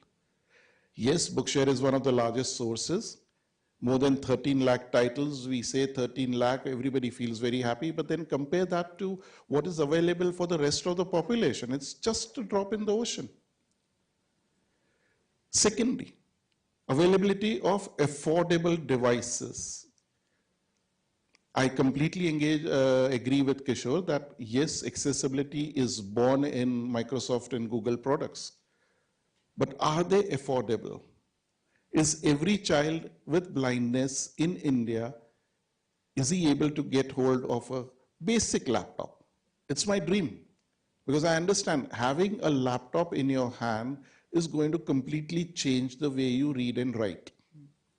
But is it a reality that can we do that? So we need to come out with solutions which are affordable. Unless affordability is looked in from a developing country perspective, we are just going to, a good example is nothing against Braille, but a refreshable Braille display costing 40,000 rupees, which only supports BRF and TXT as a file format. You can buy a laptop for the phone, same amount. Why are we not promoting laptops? Why are we making decisions which are not practically implementable on the ground in India?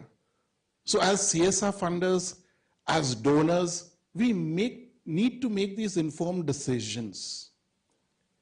We cannot waste money just dropping it down the drain, investing into devices which doesn't make sense. It's so important that we listen to the grassroots. Yes, technology innovation is important, but do not duplicate everything that is there in the West and try and bring it in the developing country. It's not going to work here.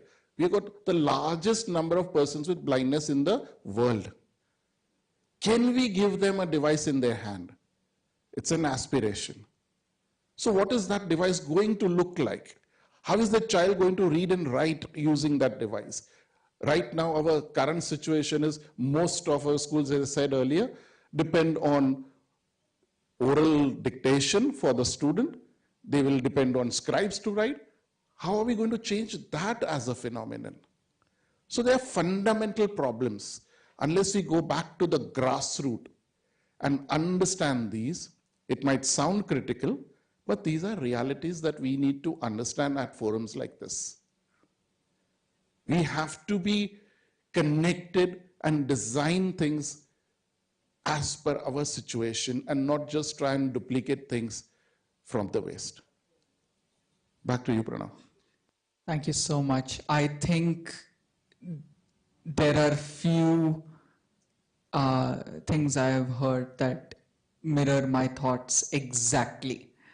With this, we come to the end of this panel. First of all, I'd like to thank all the three panelists, Dr. Homer Mubeji, Mr. Kishore Kumar Thangavelu, and Dr. Varsha PS for some very insightful insights and for cordially explaining and going over some things in the raw critical honesty that I think is required. Again, a massive thanks to Ek Kadam Aur and Dr. Satish Tripathi for the platform. Now, generally panel moderators ask the questions, don't answer them, but before leaving are disabled if you look close enough and at some point in time. So before ending this panel, I'd just like to ask you, for all the startup leaders, for all the people making products, for every stakeholder that is in this room and watching online, when you're building a product, when you're pricing it, when you're thinking about a solution in the future, think about what happens if someday you woke up with your eyes displaying nothing to your brain. Would you use that product? Would it provide value? And would it be something that would change your life? Food for thought. Thank you very much. One sentence to add to what you said. Ask the concerned people before developing. Yes. Don't just wake up tomorrow morning and say, I'm going to develop something which is going to be useful for somebody else. Ask somebody else, do you need it? Yes. Thank you. As a visually impaired person, I have always actually said something that I think mirrors this very well. Ask me 1,000 questions, I really don't mind. I will sit with you for 24 hours, but the moment you start assuming, we have a problem. Thank you very much.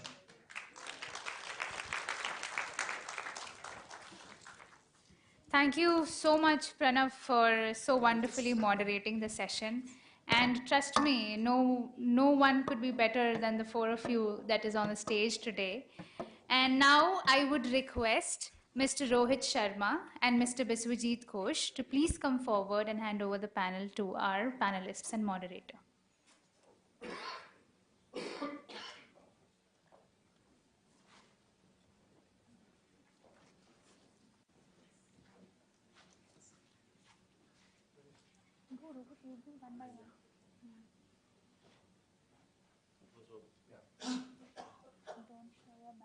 Don't show your back.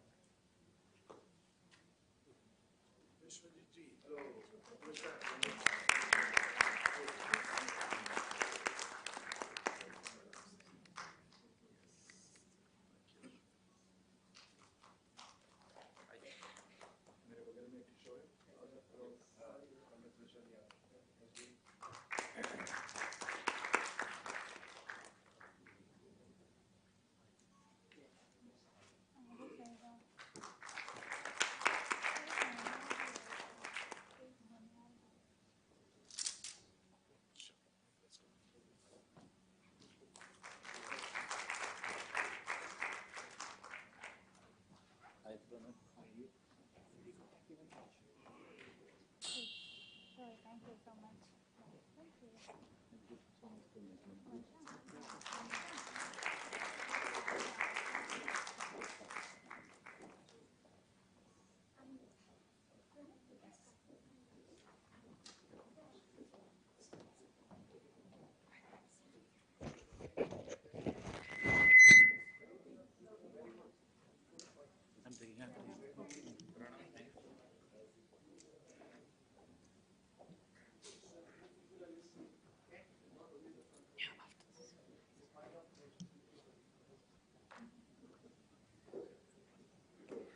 It is my privilege to now introduce Dr. Pratibha Jolly, a distinguished academic leader, physicist, and trailblazer in science education.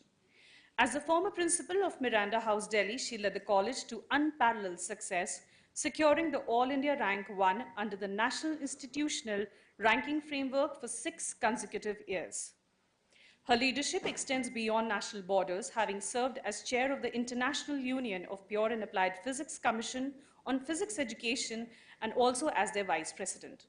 She is a fellow of the National Academy of Sciences India and the Institute of Physics UK. She is the recipient of Nasi Booty Foundation Lecture Award, OSED grants as Australian Leadership Fellow, Fulbright New Century School Scholar Award, American Physical Society Kilambi Ramatavaran Fellowship, Commonwealth Academic Staff Fellowship, to name just a few. Please welcome Dr. Pratibha Jolly.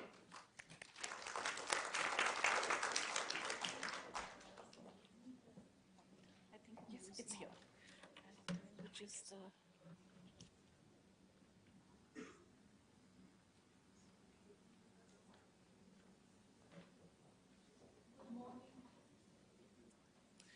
morning. It's such a pleasure to be here. Thank you, Dr. Tripathi.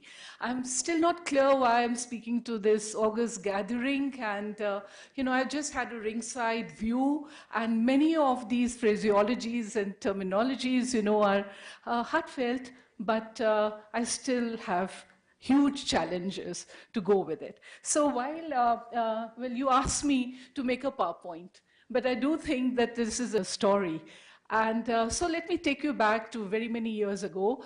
And Dr. Mani, you did not tell the right thing. At breakfast, you said that you are a dinosaur. I said I always introduce myself as from Jurassic ages. So that term is what I want to keep for myself. You are a pioneer.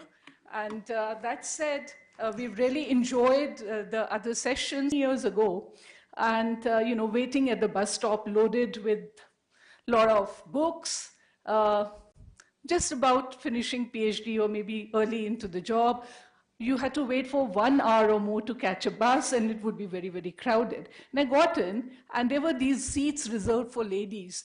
And there was this well-built, handsome man sitting on one of them, and I had a long 1 hour journey to get home. So I said, "Lady seat, please." And immediately, the gentleman got up, and out came a cane, and then I was so embarrassed, and I said, "Sir, please continue to sit." He gently touched my shoulder, pushed me down on the seat. And for 1 whole hour, he stood while I sat. And let me tell you, I have never, ever in my life felt more disabled. And, that was last century. And things have changed, but they never do change. You go back the whole circle. And I don't think I really encountered disability in any particular form, except that I personally sometimes think I'm socially autistic. I have a public persona, but much rather go back to my reflective quietude, and I'd be very happy with that. So I actually quit Miranda House, where I had a teaching job, because it was too algorithmic and cookbookish, and set up a parallel, non-formal science education, innovation, project-based, active learning scenario where the best students came and worked on projects. And suddenly I was pulled out of my research lab and said, go back, nudged to apply to be the principal and go back to alma mater. And you never say no to a leader, because then you lose your right to criticize. So here I was, 2005, and I had a job to do. It was a legacy institution that had gone down quite a bit. 2 minutes into my office, in walked Manju Kapoor Dalmia, an English faculty, renowned author, and she came in, and we stood, as I did very often, at the threshold of the office, at the gate, leaning against the door, rather. And we had a quick chat. She was a friend. She said, "Dr. Jolly, I gave 1 lakh to set up a fellowship. Nothing has been done. Now that you're here, this is a task you have to do." And so I said, "Okay, so who would you like to give it to?" She said, "To the blind, the poor things." Now, at that point, a lot of politically correct nomenclatures were coming in. If you read laterally, so my mind went into, do you say visually challenged? Do you say person with disability, impairment, or what is the term? And then, however, my gut instinctive feeling made me say, "You are a Dalmia. Of course, I'll set up your scholarship, but you can do far better. Give me a substantial amount. I will set up a digital resource center." In 2005, technology uses for inclusive purposes or for these were rare. Said, "You give me that, and I'll put in a matching grant, and we'll set it up." So my first executive decision was taken then and there to set up this center. She did give the money. We set up the scholarship. And now that the money was there, how do we go about it? So I heard that the university library, the parent institution, was doing a lot of work on scanning and digitizing material. So I called the librarian to have a discussion. "Why don't you also call Dr. Vinod Sena, who's a professor at English department?" So I said, "Sure." And so Manju and I invited the two of them, and in walked Vinod Sena, visually challenged professor, and my heart sank. I thought, was it this person? Humyar, it could have been you. It could have been Vinod Sena, the guy who gave me the seat many, many years, decades back. and I felt so very disabled. He walked in cheerfully and found his place on the sofa, and he said, "You have a lively, beautiful room. There's so much of sunshine." Later, his daughter told me that he could not see, but he had something instinctive, and he said, "Well, you have a beautiful room." And he walked in with perfect capability, and we had a lovely conversation. And so this was my first executive work that was laid out. We had the first community lunch with the 40+ visually challenge. So forgive me, I'm going to use these words and almost in any which way. And we talked to them. So what is it that you want? And they were full of angst about lack of resources, access to resources, and so on and so forth. So that, friends, was the start of my initiation and some form of sensitivity that you have. And let me tell you that as we worked in institutions, it's always, do you have a mic?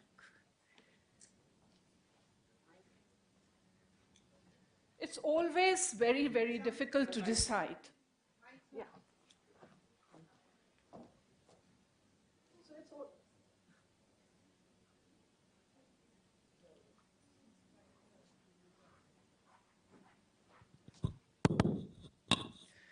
So how do you go about things? So you have to be very kind to yourself, and you have to learn. And in the process, you get some things wrong, you get some things right, but you always talk. And then you negotiate things, and perhaps cumulatively, you will get where you want to get. So I want to dedicate whatever I'm going to say to all the girls I learned from in the corridors of Miranda House, that beautiful college, a legacy building by Walter George, those long corridors where everybody was ever so happy, including myself, even though I was the one who flew the cuckoo's nest because I had no faith left in the traditional education system.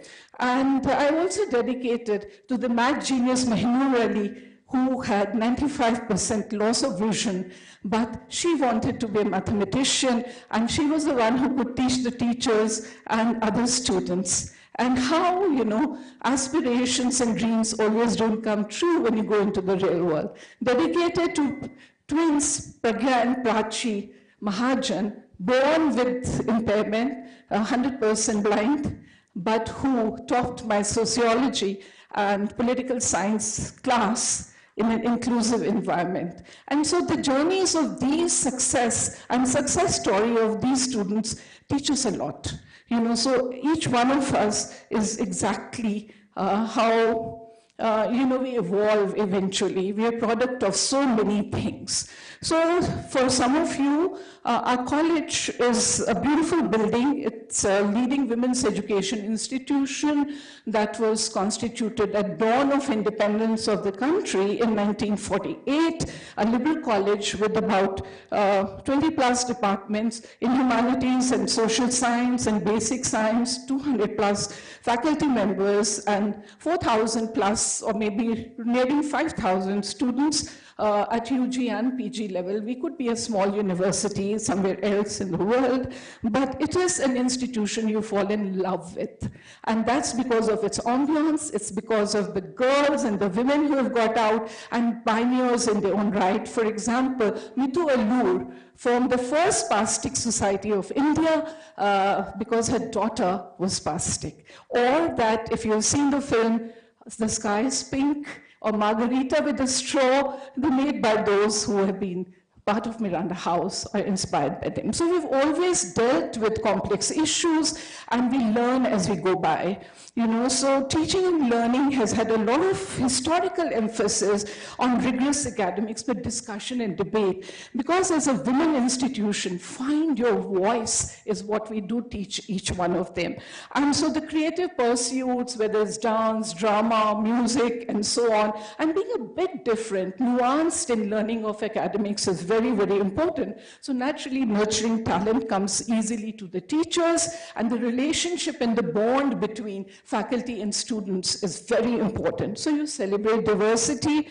And you have to always be working in teams and collaboratively. Engagement with community problems and the real world problems is what defines a liberal education system. And I say this because you have to have a special environment if you're going to speak of inclusive education. You cannot just, like I did leave my science classroom teaching and set up a non-formal parallel project-based learning system, and I paid a huge academic price because no one was talking about that at higher education in the 80s and so on and so forth. And women as a thinker is something that you never do accept. So this is something that I want to speak about. It was an elitist institution when it was formed because there weren't very many families for, or students at the age of 16 who would, come in for higher education. But today the demographics has changed, and it is the demographics of the country. 80% of the students coming from outside of Delhi and from marginalized communities, first generation learners, challenges of bilingual classrooms, language doesn't come easily. So when you speak of inclusion, you cannot just limit it only to the kind of physical challenges that we are talking about or cognitive challenges.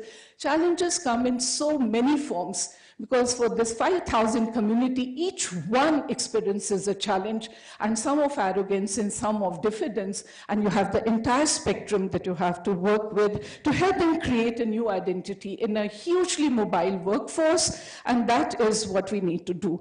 So I want to, and I said, I'm sorry, I will be a little academic on things, but these are really what are lived experiences. There are so many factors that come in, which is, of course, religion and age and ethnicity when you speak of demographic profiles, and economic background, generational problems of first generation learners in the gender spectrum, and the cumulative impact on self-perception and the social interactions is ever so important. So you cannot do physical disability is so important, cognitive disability is, can we look at it in isolation? Do we lose a perspective when we begin in educational systems to overemphasize one over the other? So after my superannuation, government wanted me to work in mission mode and on something for women in science, which is a rarity. And so gender is what, though I'm not a gender expert, but then I set up Gati, the Gender Advancement for Transforming Institution Self-Assessment Framework, and brought up a charter with which we joined other international charters. And so I found that, and not having been in gender studies, approaching it from lived experience as a woman in science, as an administrator, for 3 years, developed something that was announced, and how in mission mode you want to establish something that very quickly reduces to a scheme in government files and so on. But then I found when I had to prepare for this talk, I could really map 90% of what I had done in gender exactly to what you're talking about, inclusive classrooms and inclusive ecosystems for this thing. So, of course, over the last few years, what has changed is that nation and governments are talking about affirmative action policies with a greater deal of zeal and for compliance. So, we also have social category reservation for economically weaker and benchmark disability going from 3 to 5% now, both for government, for admissions into government institutions as well as for employment. And with multifarious categories now being recognized, going beyond locomotor, hearing, and visual to cognitive, the entire spectrum of those disabilities and neurological and multiple disabilities. So it is a tough call. And I'm so glad that you're working on that for visual impairment and blindness and so on. But there are, which continues to be in our systems, the largest cohort. But each one is a challenge, and often one has to spend more than 3 months to pull someone from the brink and set them on a progression. So there is, of course, entitlement. And as I said, each of us has a sense of entitlement in public spaces. So much has been said, but it's important that while we have diversity in our institutions, I don't think you need to read through everything, and it's what I speak that is sufficient, but DEI today, diversity, equity, and inclusion, is the big word, and of course with a new era coming into some of the word, it is a die and a DIE, and so glad you're smiling about it, but you really wonder what's going to happen to many of these things. So of equity, the equal opportunity rather than equality, and of diversity, for which affirmative action is very strong, inclusion is poorly understood.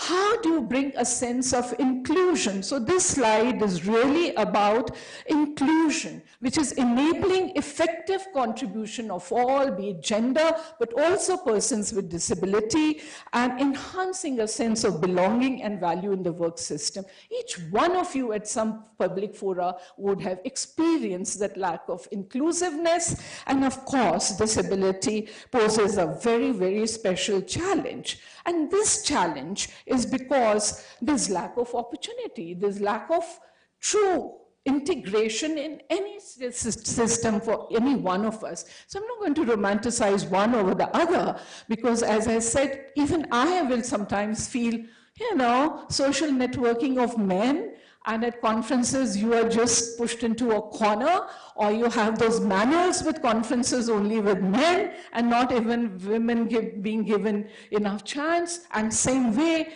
those aspirational students who were geniuses, who didn't really make it good and find, live their dreams. And being independent, autonomy, freedom, agency, and lack of opportunities for advancement, lack of access to resources. Above all, safety and dignity in all social transactions. This is what is a problem. There are systemic barriers, there are impediments, there are micro aspirations where there should be macro aspirations for each one of us, and there is explicit and implicit bias all around. And of course, there's a mental and physical health challenge which is rising for every single student. So can you just filter out one cause? It's a complex scenario. It needs to be understood. Otherwise, we will just be back to charitable models and doing some things and coming up with devices. But is that a human life? Human lives are complex. So sorry, I'm the outlier, and I will have to tell the truth as I view it. So developing a diversity intelligence is very important. And quality of institution is going to depend on its capacity to create opportunities and valuable experiences for growth of all. You nurture a plant. You have to see it grow and blossom to be a tree. And this is a moral imperative. It's not just about compliance with government and agencies, rules, and so on and so forth. And so meeting this inclusion challenge is very, very important, which is, to summarize, create a sense of identity and belonging, more importantly, a shared vocabulary and a community of practice. Like I said, I'm still at a loss with, should I call it blind or politically correct, impaired or challenged or person with benchmarked disability, and forgive me, but that is always an issue. And to recognize the resourcefulness of all individuals, including the socially disadvantaged, because multifarious problems come, and cultivating environments where all can flourish, and nurturing the talent of all, and above all, having a global perspective and understanding that any workplace, any educational ecosystem, collaborative relationships and effective communication is what impacts quality of life and lived experience, as well as your workplace success. So that is important.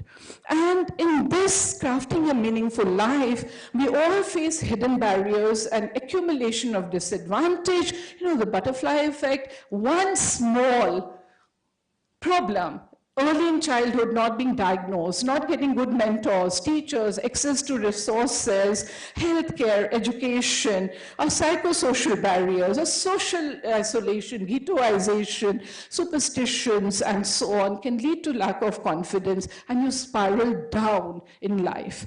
And a small success, like a game of snakes and ladders, chutes and ladders, you have adequate support at the right time, and then you see how a small difference may have a profound implication, remove barriers, lessen disadvantage, and help you to spiral up as you go up in your life. So hidden barriers and accumulation of disadvantage is true for all marginalized communities. It's also for some of us who are privileged. And I can go back and tell you hundreds of stories that serendipity had a huge role in how I happened to be able to do what I was able to do, and so on. So, of course, from 2006, the Convention on the Rights of Persons with Disability has changed the perspective of national governments the world over. And also in 2014, as we have the Department of Empowerment of Persons with Disabilities talking of a national vision and a national mission for building an inclusive society, all of us have been nudged to comply in government institutions with the mandate that is set for us, and that helps because then you have budgets, you have audits, and in traditional systems, being nudged to do something helps most of the institutions. Very few people will do it just because it has to be done, but that we have to value human resource, especially, if you want to move to being a developed ecosystem, then moral imperative, constitutional rights, all this comes into play. It might be rhetoric, but it is very much on the front burner. The issues have been flagged: right to equality, freedom,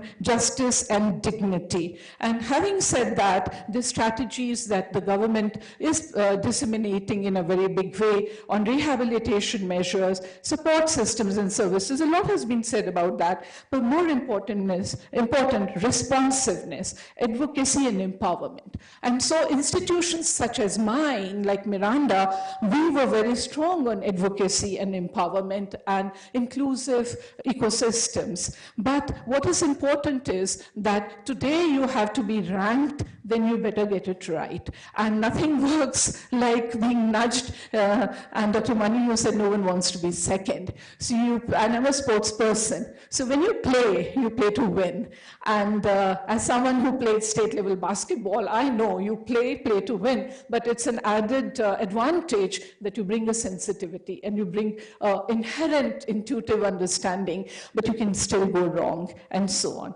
So it is important to understand that, as I had laid out the challenges of inclusiveness, most of us view yet disability is inherent to an individual, while it is the society as is disabled. And I began with that anecdote because I had never felt more disabled when, as a concerned citizen, I just thought, well, it's my entitlement, and here's someone else sitting on it. And so those are biases, and you need to be jolted sometimes to view things very differently. So the attitudes and institutions make all the difference. But the built environment, I'm glad that some pointers have come about it, also matter quite a lot. And the social systems being disabling, not the person. So don't have to fix the person, but have to fix the system is very important. So viewing disability as a social construct, just as we view gender as a social construct, is very important. And for institutions, especially in higher academia, to get that understanding is important. Because we see ourselves as a bridge between the schools and the foundational learning and the workplace. And we have to empower the young men and women who come to us to be successful, craft successful lives in the workplace. And to do that, it is important to be able to understand where the solutions lie, and that we cannot have discrimination and negative stereotyping that leads to cumulative disadvantage. At the same time, we have to fight for workplace isolation, and then the thing that is easiest to do if funding is available, but not always done, is building built environment and putting up the ramps or putting up many things and giving resources. That doesn't always happen, though that is something that can be done. And as Dr. Aneja, this one is a swipe at you and the university, forgive me for it. Work in our So the Accessible India campaign launched in 2015 has been talking of built environment, and we have worked a lot on that because we're ranked on it. But I would like to believe I do it because I feel that is necessary to do, but students still talk about transportation system because most of them are in a hostel that is, say, about 25 kilometers away. There's not enough housing and accommodation, and so on. Information is not disseminated. Communication ecosystems are poor. It's only now that we are beginning to have inclusive websites and have, softwares that will allow you to do. And, the last panel was talking about technology, but technology is not just only access to books or for individuals. You need social information. You need, as a life as a citizen, you need to access so many services, and it's important. So societal and institutional frameworks are being leveraged better with these campaigns and so on. Much more importantly, we're not talking about integration, the able, disable, all people together, build spaces being common for all, and also talking of standards and guidelines for various sectors. So this does make a huge difference, and I'm now going to talk about the assistive and adaptive technologies which now are being made available. The last session talked about that, but I do want to talk about the new technologies that are now percolating into the classrooms. And I do think COVID has really accelerated that change. There were so many naysayers in our faculty. This is not going to come. Even if I was, giving, like you issue a book, I had issued way back in 2007 notebooks to all my teachers, but half of them wanted to, protest. Why is money being spent on this? Wait till the government gives. And I said, you use it or don't use it, I'm not looking at it. But here is a resource for you. And within 2 months, it became a signature of all faculty at the college as they began using it. So with new technologies that have been talked about, one thing, as one single example, I picked this up, because for my students, even though curriculum did not allow, I always bought a new technology for them. If a 3D printer came, we just got it, play around with it. If drones were in the making, we started doing that. It was not in the curriculum. So there's a lead and lag. And likewise, these devices, for those who are visually challenged, are so helpful. And I wanted one single experience, and I was talking earlier in the car to Humir, and that was, I did find this example of a Google Pixel guided frame very useful because all students want to take a selfie. And you can't call someone, please take my picture. And if you are guided haptic and light sensor wise, how to position your camera well, it is so empowering. So how to bring joy in your day-to-day life apart from just negotiating and living through technology is very important. So I would like to add this, that as we build, then bring in the contemporary joy, the social media and the learning through that is very, very important. And some technologies will have to integrate with that which makes us ever so happy. So based on this, let me summarize. You need to have, this I had done for gender, but I think you can do it for disability as well. Institutional or citizens charter, all being equally capable, nurturing talent of all, equal opportunity, and enabling climate and culture on which one can speak for hours. How poor the climate and the culture in organizations is, and the importance of freedom, autonomy, and agency, making your own choices, mainstreaming everything through policies and advancement in leadership. Because each one of us wants a progression. We want good jobs, we want a voice, we want representation, and that is important. And then justice, life with the dignity, justice and grievance redressal is very important. So institutional strategic vision makes all the difference finally. And so talking about the Amba Dalmia Resource Center that I set up in the first executive thing that everyone was so proud of, in addition to what we did with solid waste management for a clean campus and a green campus. Yeah. So, today, however, look at the amount of work I put in to have a technology empowerment of each student, and now everything is on my phone. So all those resources, so life changes very, very fast, and this is how it goes. So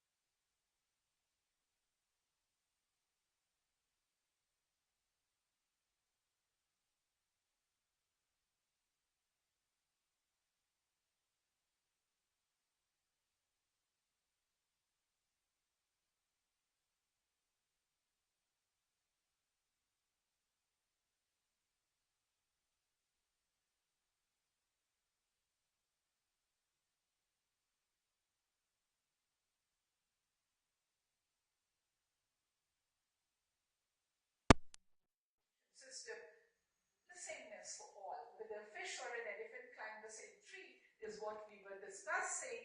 But in life, each one of them is a success. And they love to be empowered through this liberal education ecosystem. And whether it is fresher orientation that takes them to the not place, do all the naughty things with their student friends, get inducted in clubs and societies, socialize, have a rich social life, that makes a difference in the confidence. And ultimately, that is what enables, rather than technology or any other learning experience. So this bonding is what matters. And then sports, whether it's karate for self-defense and going through a hoop of fire or breaking a brick and so on and so forth, or kabaddi, or bringing home laurels at intra-college events, mounting mountains such as rock climbing at a Himalayan base camp, these students can do it all. So their experiences are what to give them an opportunity to share in. And I know I'm running out of time, but as a training for the sighted students, because not enough are coming into the sciences, we set up a project because we've done Eureka My Lab for schools, anytime, anywhere, lab in a box. We did one for visually challenged, developed accessible labs and resources in hands-on science activities and assistive technology labs. Didn't go very far, but it was a good beginning, and gave the first exposure to STEM disciplines to humanities and social science students to come and actually look at it, and it taught us a lot of what knowledge they were bringing from the school level upwards, and it was interesting. So because we have already talked to Dr. Mani about exam syndromes and challenges in classroom learning and assessment, I'm going to skip that. And I would just like to leave you with the importance of alternate forms of assessment and evaluation. That's important. And that because I was co-chair for Science Technology Innovation Policy, we made a policy recommendation for accessible learning resources, including hands-on activities in lab and developing state-of-art implements for day-to-day needs, but bridging the early education gaps with enriched, personalized, interactive learning pathways now enabled by AI and much more, and having this in mission mode. But with challenging hackathons and e-yantra kind of initiatives, a lot of startups are catalyzing innovation for inclusion, and production is going on. But let me simply say, it's a liberal education ecosystem. It is your responsiveness and your sensitivity that decides success of. Dr. Swarnmay Das to present Dr. Pratibha Jolly with a token of appreciation on behalf of Ek Kadam Aur. Thank you, Dr. Pratibha, for inspiring us with a forward-thinking vision for creating an education system that not only empowers individuals, but also fosters equity and inclusion at its core.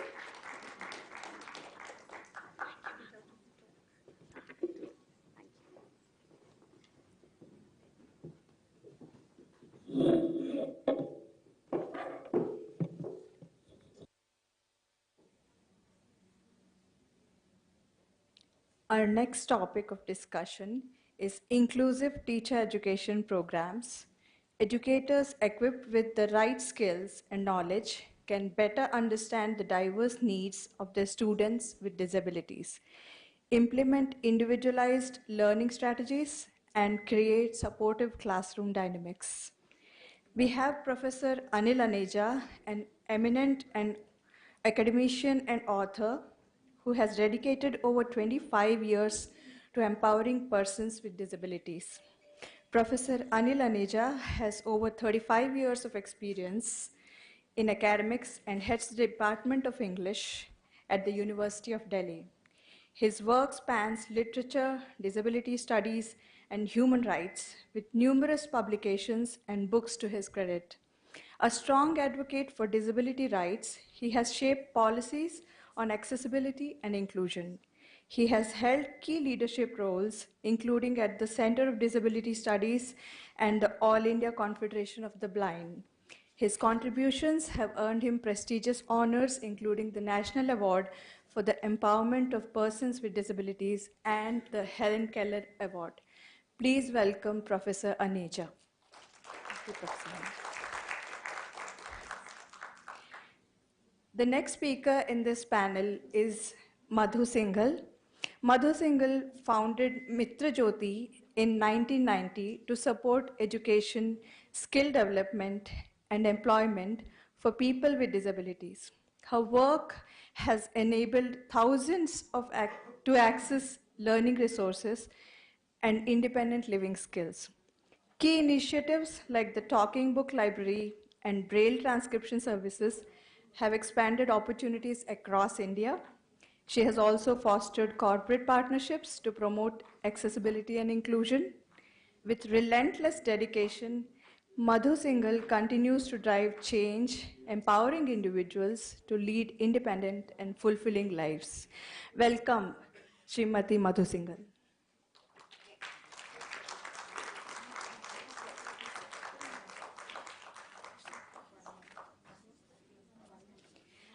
Our next panelist, Dr. Sini Reggie Thomas, is an accomplished special educator registered with the Rehabilitation Council of India.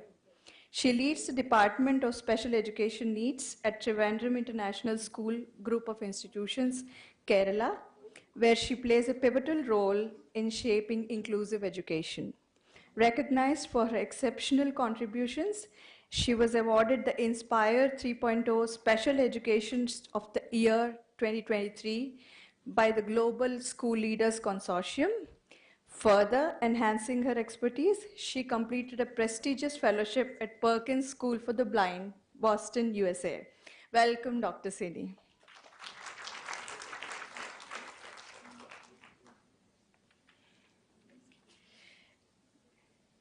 We are also joined today by Shantala Somyaji, the founder and trustee of Vividha, an organization she established with a heartfelt vision to promote inclusion for children with disabilities.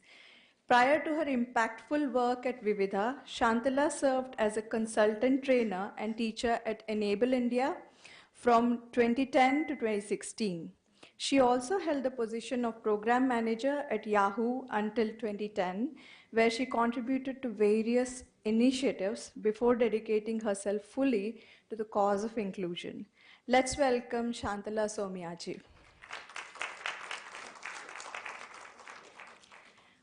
We also have with us Ramu Muttangi, the founder and CEO of SHG Technologies Private Limited. The mission of the company is to utilize technology for transforming the lives of people with blindness.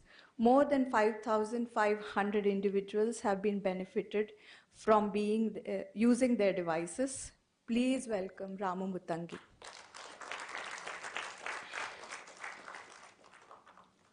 I now hand it over to Dr. Anil Aneja. Please. Thank you. Hi, good afternoon, everyone. I was initially expected to say good morning because the panel was scheduled at 11:45 a.m. The program, however, at p.m., and perhaps rightly, it knew that it would go into the afternoon. At the outset, deepest gratitude to to Dr. Satish Tripathi ji and Ek Kadam Aur for giving me this wonderful and exciting opportunity to be a part of this pattern, this esteemed pattern, I would say, full of expertise from various segments of disability, organizations working for the visually impaired, special educators, organizations working in the area of inclusive education and technology. Also grateful to Ek Kadam Aur for making this morning rather nostalgic one, making meet old friends whom one has not connected for a while due to various reasons, remembering past incidents, earlier times spent, and perhaps earlier experiences in the field of inclusivity or otherwise. This morning, Dr. Mani said that he is a dinosaur, and Pratibha ji countered by saying that she would like to be known from Jurassic age. I'd like to inform that I'm also a companion of theirs, come from an age where inclusivity was not even imagined perhaps, much less talked of. It was not thought of that a child with visual impairment could go to a neighborhood school or have home education of the kind that Dr. Tripathi is trying to provide by reaching the most unreached. Such dreams could not be dreamt of, whether in day or night. Those days, it was understood, if at all possible, that a visually impaired child would go hundreds and sometimes more than that, miles away from his or her home to a special school. The whole idea of inclusive teacher preparation was again not imagined.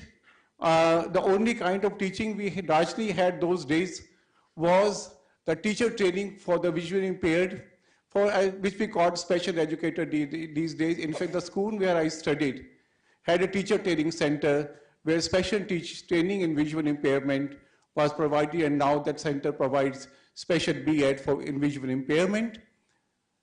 The point I'm trying to make is the world has really changed. We are really into the 21st century, and like Dr. Mani and Pratibha, I also come from that old age where things were very different.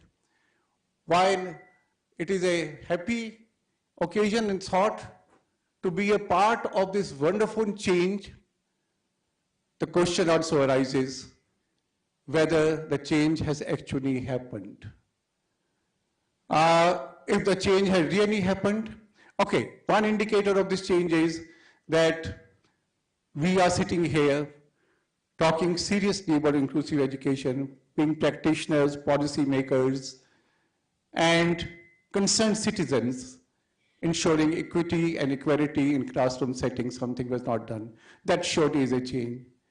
In this change is also hidden the fact that had the change really happened, perhaps this conference would not be necessary. So the point I'm trying to make is, while lot has changed, much still remains to be changed, and it is that we are here to deliberate today in the context of role of the teacher or teacher education program. Now, when you are made a moderator, it is a very easy and difficult task. Easy because when you have to do nothing, just keep asking questions, and as my earlier panelist said, provide no answers perhaps. Difficult because somebody who is deeply concerned with this area over, as rightly put it, more than 30 years, and somebody who has himself been a teacher. I am proud to say that this is my 48th year of the university, and I'm thankful to Pratibha ji for acknowledging that the university has started taking initiatives in the area of technology for the visually impaired even before her own college thought. And not just that, even before the university started, there was a Professor Vinod Saina, whom she fondly remembered, who started a resource center for the visually impaired in the Department of English in late 1990s. So thank you, Pratibha, for acknowledging those contributions of the university. Miranda and my college, St. Stephen's College, are used to friendly jibes, sort of friendly rivalry. And I may mention it was in 1975 that the University of Delhi started giving the first available need-based technology for the visual impaired, a cassette recorder and cassettes and recorded books on audio cassettes. And when I joined St. Stephen's College in 1977, all my books used to come from Library of Congress, a recording from the blind and dyslexics, something that Dr. Bhumihar is bringing now through Bookshare to every household. Thank you very much, Doctor, for that very wonderful initiative of Bookshare. The point I'm trying to make is that we think so many of the things that are happening are recent, but not really. Things were happening in their own context, though not enough, but even seeds cannot be ignored at various stages of evolution of concern for the visually impaired. I know my time is limited, and we have 4 esteemed speakers on the panel, so I would not say much except by adding one more line, and that is recently I conducted a research study in inclusive education in government schools in 10 states. And one of the biggest gaps that we found, I conducted this study as President and Principal Investigator, President of All India Confederation of the Blind. The project was supported by CBM. And one of the major gaps that we found in inclusive education is the role of the teacher in an inclusive school, inclusive government school. They were totally confused, baffled, hardly unaware of their responsibilities and roles, hardly unaware to understand what they should do, though not unwilling, I must say. There was not a positivity, but that's later. Let me ask my panelists first to begin with. What is that prevents a teacher from being an inclusive teacher? What is the resistance and the lack of sensitization or the lack of awareness? Because I thought every teacher by definition should be an inclusive teacher. Why should there be a doubt about it? A classroom is an inclusive classroom. In one of my other presentations elsewhere, I pointed out there are 35 diversities in every classroom. At least 35 diversities could be possible. Not that they are there, but could be possible in every classroom. Why then do we have this issue that we still need to have programs for inclusive teachers, education, and why can't there be every teacher who is an inclusive teacher? What is the resistance or the prejudice, the lack of aware? Maybe Sini would say something about that? Yeah. First of all, thank you so much. Thank you, Dr. Sadish, for giving me this wonderful opportunity. So, Professor Anil, as a special educator, working in an inclusive school for the past 10 years, I could see to be as an inclusive educator, we need a lot of competencies, inclusive education competencies. It means the first and foremost that willingness and the attitude. So having said that, I know that teachers are actually, the willingness is there, but when it comes to knowledge factors, in a class, a diverse population, we have children with autism spectrum disorders, visual impairment, hearing impairment, specific learning disabilities. Teachers should have that inclusive competencies in terms of knowledge, skill sets to address the diverse needs. So anything, if we are not aware or we have lack of knowledge, we'll be having that fear. So I would say, rather than the lack of resistance, the teachers are like not prepared maybe. So maybe that I'm like looking into the national education policy as a very promising one, where we'll be having a lot of emphasis on the inclusive education, where we need to prepare the general educators into a transformative approach of inclusive educators. Thank you. Thank you very much. You rightly pointed to the National Education Policy 2020, where there's a lot said about inclusion. I was counting one day, and there are more than 40 direct or indirect references to disabilities, and there are certain sections which closely talk about inclusion and disability, particularly at school level. So, Madhuji, with your vast experience in the area of education, inclusive education, and preparing materials, training children, teacher training, and a vast resource that you possess, What are some of the important components, according to you, of a inclusive teacher education program, and how should these be carried out? And particularly in the context what the NEP expects from us. Okay, thank you so much, Dr. Anil. And first of all, I want to say thanks to Kadam, Tripathi ji, and whole team to organize this conference. And we will go for different conferences, workshops, and we will talk about it. But this is important that we will meet each other and we will share our views. And I think so it will make some sense for the future. I am not a teacher, but I am in this field from past 35, 40 years and seen lot of kind of changes. Again, I will say that.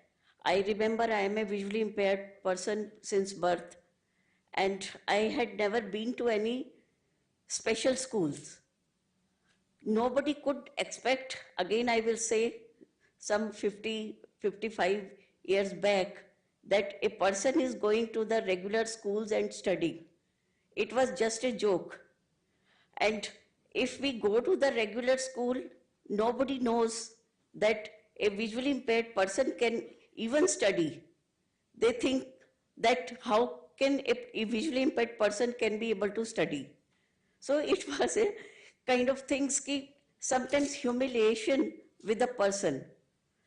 Maybe people are not aware about it. The fellow friends, they will just leave you in between. They will go away from you. They will go for some play or some program and they will just leave you in the class. So that type of situation, you feel very embarrassed, you feel very humiliated, you feel very neglected. So all these things were there. So that time I will not say that teacher has any kind of education, but now again I will say there is lot of change, lot of awareness is there, but still we have to go to a long way. I personally feel two things I will talk about that is very, very important. First of all, to make a proper education for the teacher, because when we call it inclusive teacher, he has to or she has to deal with different disability, not a single disability. So to deal with different disability, first of all, the person has a knowledge of different disability, how to handle with the people, how to handle their environment, how to handle their willingness, how to handle their psychology. So many things are there. So that is very, very important. With the teacher's education, this type of education is very, very important. Secondly, I will say awareness. To create awareness amongst all the fellow students or teacher, that is very, very important. Without creating awareness, whatever educations you will give, it is waste. I personally feel that awareness is very, very important every now and then. And just for teachers training will also not help. Time to time, this type of seminar, workshops, some new learning should come. Then only person can be able to give the proper thing to the needy students. So my point is these two things has to be taken in consideration. Whatever the policies we are making, whatever the programs we are making, it is very important to deal with teachers, inclusive teachers, to deal with the different disabilities. That is very important. The knowledge of different disabilities is first thing to be there with them, how to deal with. Thank you very much, Madhu. I may share a secret with all of you, perhaps with Madhu's permission. Madhu, do I have the permission? And the secret is that she was my first classmate in school. We learned brain together in a home-based education system from a visually impaired teacher because we could not go to school at that time. And she was my first classmate because we used to stay not very far from each other, so we had a common teacher. From that day to sharing a panel with her, it's been a long journey. and really happy to have Madhu as a friend. Yes, I now take this question to Shantana ji, because you are running an organization, you're working in the inclusive education. There are two stages clearly to teacher education programs: pre-service preparedness and in-service, which Madhuji has also talked about. What would you say would be some of the strategies which could be used to train teachers pre-service and in-service? Because Madhu talked about having all disabilities, so much knowledge, so much awareness, so many skills. Is it really possible in an inclusive B.Ed system? If yes, how? And what should be the strategies to ensure that all teachers are prepared for inclusive education? Shantana. Thank you so much. Thanks for the opportunity. There hasn't been much difference from your days to now, I guess, as such. You know, in 2010 is when I changed my career, and I just wanted to look around to see what are the trends, what is happening in this community. And believe me, it is almost the same situation even now when it comes to the teachers. So we've been working in this community for so long, but haven't been able to make big changes yet. So when it comes to B.Ed teachers, so way back in 2010, 2013 is when we proactively wanted to reach out to B.Ed schools. And we said, why don't we do some awareness programs for you all, because eventually the teachers are going to go back to schools and become inclusive teachers. So at least let them go have a look at few of our students who are visually impaired. So there is a component where they study disabilities. However, I think it is more theoretical. So that is absolutely of no use. So we did awareness class, and the teachers the response was really good. And the teachers said, yeah, these are the kinds of programs that we need as of now. And last year, again, we did the same program. Absolutely no difference. It is the same situation. They have a component in it, but a special education component, but no practical exposure. And some years back, when we did all Karnataka teachers education program in Shankaraya Hospital, we told them, this was for STEM education for the blind. So we told them, okay, send under Sarva Shiksha Abhiyan. So please send special educators along with students who are visually impaired for the workshop. And can you believe the students who came were wearing glasses, but they were not visually impaired. So teachers thought that they were visually impaired because they were just wearing glasses. And we didn't know what to say. So this was a situation in probably 2013 or so. And more or less the same situation last year when we went to this B.Ed school. So we're still not, so to talk about strategies, so we're very good at building, big strategies. However, implementing them is what we need to do now. Talking in conferences, having things in books, is good to have. Let us simply go and make it possible. What is it that is required to make it possible? So, so STEM labs is something many people wanted to have. So many organizations approached us and said, can we have STEM labs? We have funding for it. Don't worry about the money. We said, no, we don't want to build the STEM labs. Materials are not the ones which are going to make big differences. You know, the first and foremost thing, of course they do, technology does, yes, but the first and foremost thing is the mindset of the teacher. So is the teacher equipped enough to use the material, to use the technology? So I think the first and foremost thing that needs to change is the empathy factor. So in a B.Ed training, we need to build this empathy factor. So we need to figure out what is it that a teacher probably needs to understand about disability to, be a change. So she needs to be a role model. She needs to go back and practice inclusive education. So it's not theoretical. So we try and, so one of the things that we do is we try and take a role model. So the moment we take a role model, we have some of our students, including Pranav, as a role model, then the jaw just drops. Okay, this is it, they're capable, they can understand, they can climb steps. This is the first question that we are asked in most of the schools. Can they climb steps?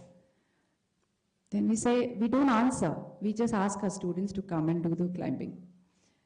Because no amount of answering will help.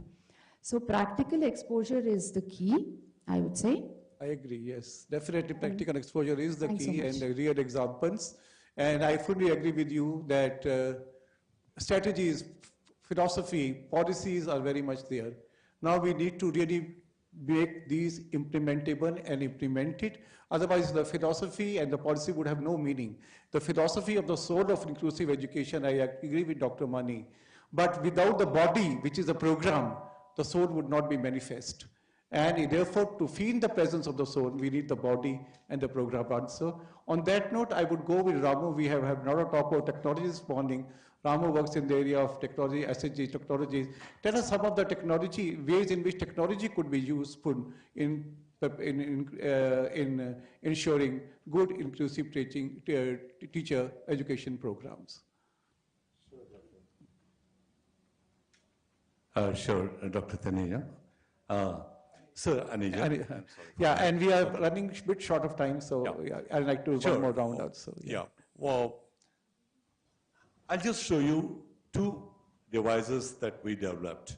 Okay, whether I'm not the right fit here for talk about education, teacher education programs in inclusiveness, but what technology can do.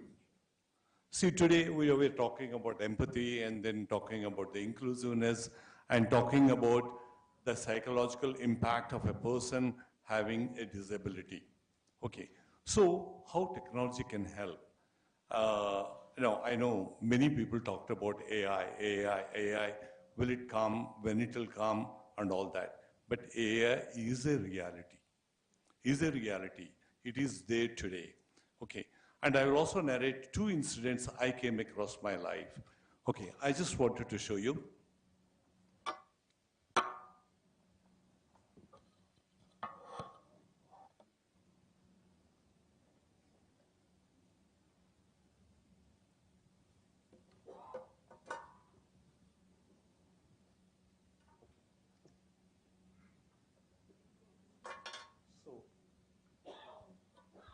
This is the device we developed. Okay, it works on completely AI. Okay, and why I developed is a different reason. Because my sister, older sister, she lost her vision due to diabetic retinopathy. Because she was in denial that she didn't have diabetes. And then Shil doctor told her, yeah, you do have diabetic retinopathy, and we couldn't do much. That was the thing that triggered me to do this. Okay, what it does is, it has got a camera, like our eye, and it has got a lidar to judge the distance of an object, an obstacle in front of them. Okay, and then also it has got a flash so that it can read in day or night, because visually impaired wouldn't know whether it's a daylight or, whether it's a day or night. So what the capability, I quickly go through that. It can tell me, if It can tell me that I'm sitting in a conference room with so many people, and it can also, with generative AI, can tell me, I mean, like, say the three in the first row, and then there's a gentleman wearing a dog glasses, there is a gentleman and next lady, and she can completely describe. There is the power of generative AI. And then it can also tell me what activities they're doing. Okay. It so happened that I was at Lal Bahadur Shastri Academy for Administration. And then it clearly told me, I was talking to them, and it tells me there are a group of people, well-dressed, some in this thing, and then some people are taking notes, and some people are engaged in private conversation. Okay, this is the kind of power generative AI has today. It can completely describe. So even a visually impaired person get to know what's going on. Okay, and it can read any book of either a printed text or handwriting in any language. In any language. Okay, so they don't have to be told, or what the teacher doesn't have to tell them, and they know. So that's one thing. And then they can walk with confidence. If I'm wearing the glasses, if I want to get down, it will tell me the steps going down. And then there is a door 4 steps away, take a left.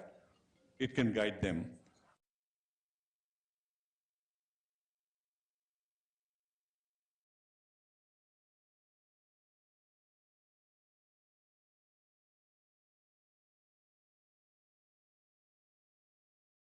Your dad is in front of you. So all these things can happen. Okay. And now, you told, Doctor, because many people, when they come, we generally classify them as visually impaired. Okay. There is something known as a low vision. Low vision in the sense they can still see. And if someone is between 20/60 to 20/200, they are classified as legally blind. Okay. So for that, we have developed, and for there is another technology that can help. The technology that can help them is augmented reality. Okay, that can prevent many, many legally blind people from going into a blind schools. Okay, so this is the kind of technology that one could use. Please. Okay. Yeah. So what it has got a wide angle cameras. So it captures the image and then it rearranges. Suppose I have tunnel vision. So it can give me the wide angle camera, takes a picture and then gives me in the tunnel vision the entire picture. So here, what I want to say is it can help you if it can help if a person has a central vision loss or peripheral vision loss or a blurry vision or hazy vision and or color blindness or night blindness. The point I want to make here, when I get, when I go to the hospitals, they tell, there was a young mother brought one boy and then he was being tested and he was pushed to a blind school. But when we tested him with these glasses, he is able to read. He is able to read. He had about 20/240, and he came up to 20/40. So the technology can help. You can prevent people from, I won't say the use inclusive, but you can help the people come into the crowd. Because yes, technology very is important. there to help. Yeah, right. That you can really assess properly and give them the appropriate devices, which is very important here. Lastly, I would come to Madhu again. Some of the global practices you've been across the world that can be perhaps replicated in India to ensure good quality, inclusive teacher education programs. Hello. Is it working? Okay. Yeah. You are talking about global practices and all, but my question is why we want to bring all this global practicing in our country? Because I personally feel that whatever is good for our environment, our, setup, we should make these things more meaningful instead of just grabbing things from different countries, different people. Maybe some of the things can be adopted, but why we want to bring all the things which can be adopted? What are those things? Yeah, because I'm sure similar experiments have been created all over. There's nothing wrong in borrowing or adopting from one situation to another. So if you could tell us some of the things which could be. I like this, their community work that can be adopted, maybe involve the family members, parents, maybe the peer group, all these people towards their education. So it can make more inclusive and child can learn more things. Secondly, I can say that the technology, yes, technology now we have to adopt, because first we were depend on the braille, only the braille, but now there are so many via medias, and according to the need or according to the person's understanding or person learn, limitations, or sometimes person has some limitations, so they can adopt the things, whether person wants to learn in braille, person wants to go for other technology. So this is a choice for the visually impaired or any other disability. So we should think that we can take this type of things, that technology really played a very vital role in our life to contribute so many things. Thank you, Madhu. I think Rini also wants to say something. Rini, along with this question, and you may be the last speaker, I would also ask you to comment on the role of peer-to-peer support in ensuring good inclusive teacher education programs or inclusive education. See, always we can adopt best practices, the evidence-based practices from the worldwide. So one of the best evidence-based practices which I found globally, which can be useful in India, is that UDL, Universal Design for Learning 3.0, developed by CAST, that is Center for Applied and Special Technology in Massachusetts. So there is a provision where the teachers will be having a very good provision to differentiate, adapt, modify. So that is the need of the hour, where we have to think about accessibility. Accessibility, always we often think about only the physical, maybe the ramps and lifts. But accessibility, it means in terms of everywhere, curriculum. If I express myself as a person, I'm in a lady in 40s, wearing a sari, short hair. So everything, it's all accessibility. So coming to your question, peer and parents are playing a wonderful role in inclusive education. As an inclusive school, we do conduct a lot of sensitization program among peers. I'm so proud today that in my school, from my school, I brought 7 students from the grade 11 and 12. They all are sitting there. If you can wave to the audience, and a clap, maybe a clap, would be really helpful. So the kind of sensitization we've been in the school, so last national conference, they presented papers on inclusive education. So they're seeing children with disabilities from the young age.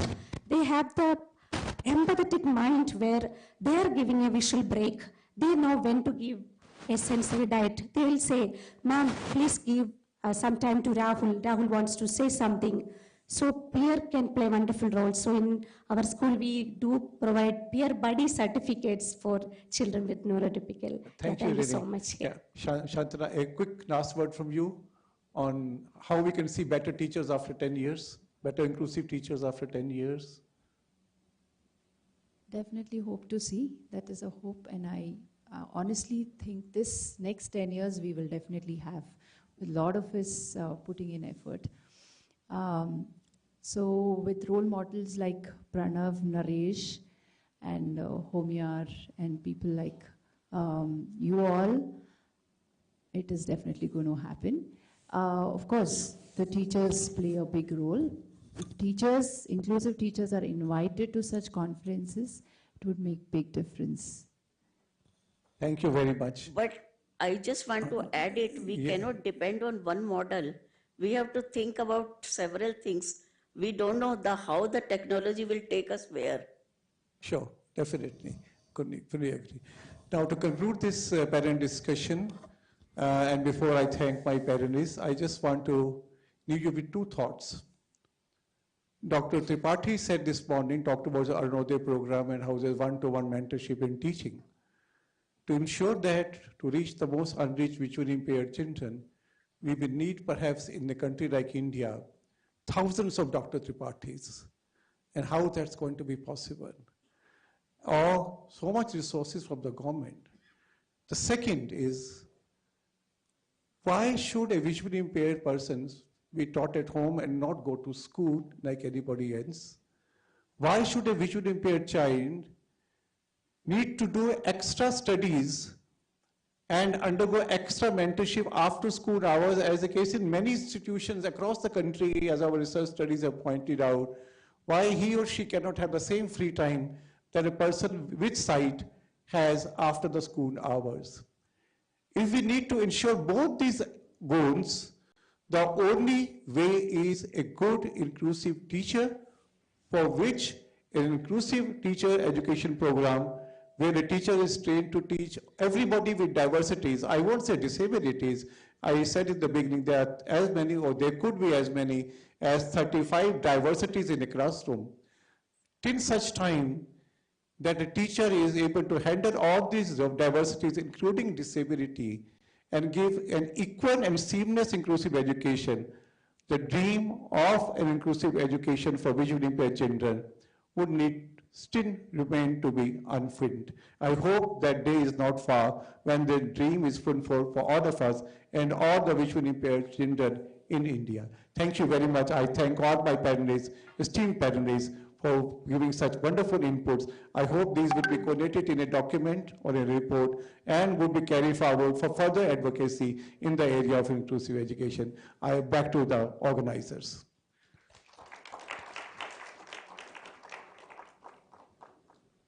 Thank you, Professor Aneja. We would now like to present mementos to thank our panelists for sharing their experiences and sparking thought-provoking ideas. For that, I request Salome John and Pallavi Kaushik.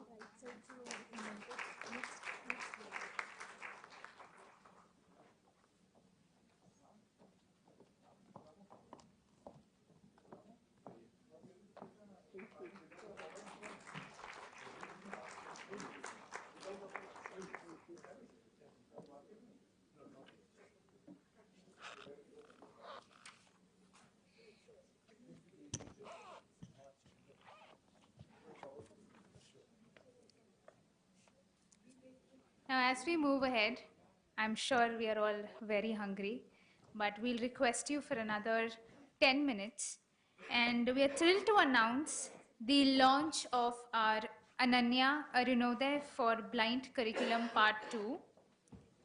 This curriculum is designed to prepare students for inclusion in the regular education system, ensuring they are equipped to thrive in a mainstream school environment. It also focuses on a multisensory learning approach, integrating technology and hands-on experiences to engage students effectively. This book serves as a practical guide, offering a structured set of hands-on activities that make learning accessible for students in regular classrooms. With minor adjustments to teaching methods, educators can create an environment where visually impaired children actively participate, grasp academic concepts, and progress alongside their sighted peers. So throughout this book, there will be a lot of things that you can explore in terms of teaching techniques that align with the vision of our program Arunodaya, symbolizing the sunrise of possibilities for children with blindness. And at its core, the program also champions inclusive education for all, ensuring that no child is left behind. To join us in celebrating this important step, we have with us Varsha Umapati, captain of the Indian Blind Women's Cricket team. Her team created history by winning a gold medal at the IBSA World Games in 2023.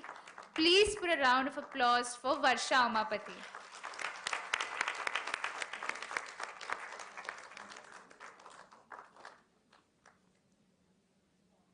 Also, I would like to invite Bianca Ghosh, Advisory Board of Director, Ek Kadam Aur, Ms. Usha Tiwari, also Advisory Board Member, Ek Kadam Aur, Dr. Caroline Bouquet, Advanced Leadership Initiative Partner, Harvard University, and Dr. Meredith Rosenthal, Professor, Harvard Chan School of Public Health.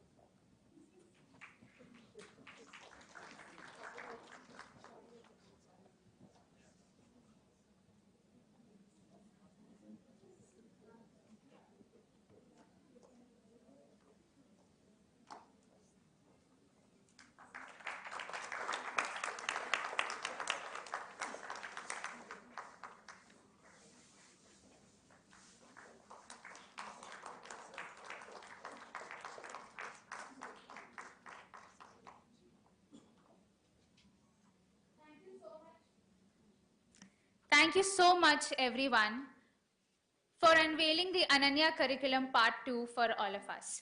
Thank you. I would request Varsha to please stay back and request Ms. Ankita Sehdev to please present a token of thanks to Varsha on behalf of Ek Kadam Aur.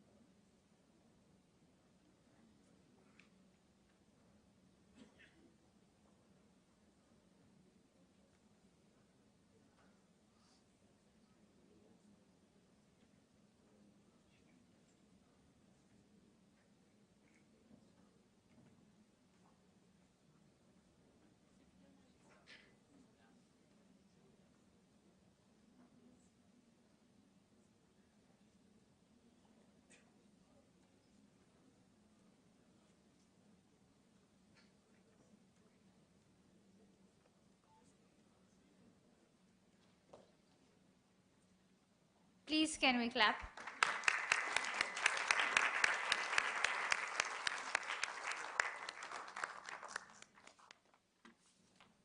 Thank you so much, Varsha, for joining us today.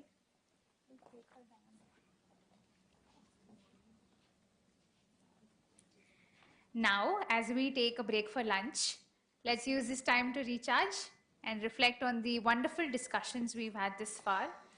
Just wanted to let all of you that the panel 3 that we have is moved to post-lunch because we're running short of time. Please enjoy your meal and we'll reconvene shortly to continue our discussion on the other topics. Thank Thank you so much. We meet here again at 2:30 p.m. For the lunch.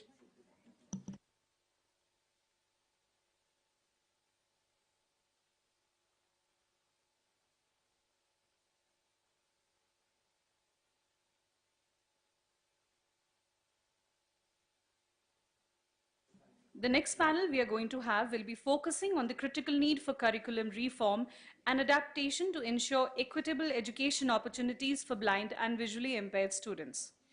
As traditional materials are not sufficient to accommodate diverse learning needs, this panel will explore innovative strategies for developing inclusive curricula that leverages accessible technologies, braille resources, and audio formats. I would now like you to be introduced to the speakers of this panel. We have with us today Dr. Sri Ram Mittal, who is an expert on the education of children with visual impairment. He has had an illustrious career as a professor at Central Institute of Education at University of Delhi, Jamia Millia Islamia University, and the National Institute for the Empowerment of Persons with Visual Disabilities. He has also been a member of the Braille Council of India. I would like all of us to please welcome Dr. Sri Ram Mittal.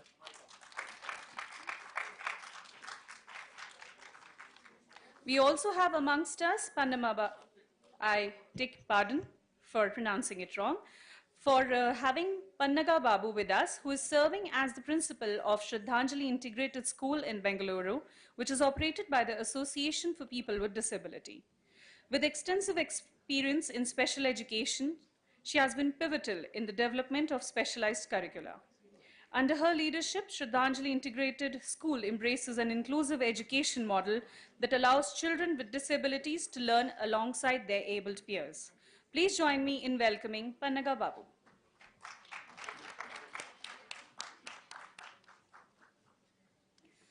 The next panelist is Jennifer, who is a dedicated special educator with around 18 years of experience in inclusive education.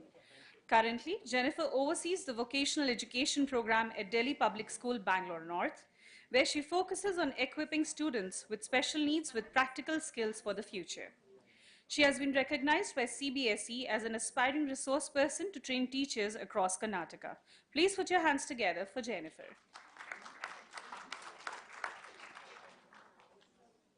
Our next panelist is Ankita Sehdev, a master trainer with Ek Kadam Aur. She's a remarkable young woman who has not let blindness stop her from achieving her goals. Ankita has not only navigated the education system herself, but has become a leading advocate for disability rights and inclusive education. Ankita has also served as a disability rights champion for Yuva at UNICEF and was a Union India Youth Advocate for 2 years. Please welcome Ankita. I now hand over to you, Dr. Mittal. Thank you very much. We'll just get you the mics. Can I'll just get you a mic. I have to hold it?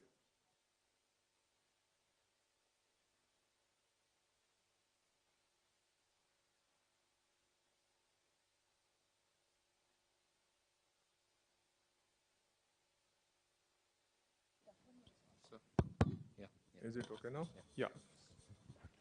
So friends, good afternoon to all of you. I think after this sumptuous lunch, we are all in the mood of sleeping, is it? Or all are awake? All are awake, please tell me. Okay, now I can feel that all are awake, fine. So friends, I will first of all begin with expressing my sincere thanks to Dr. Satish ji, the team of Ek Kadam Aur, Madam Deepti ji from Ek Kadam Aur, and all those who are involved in organizing this wonderful conference, the second World Conference.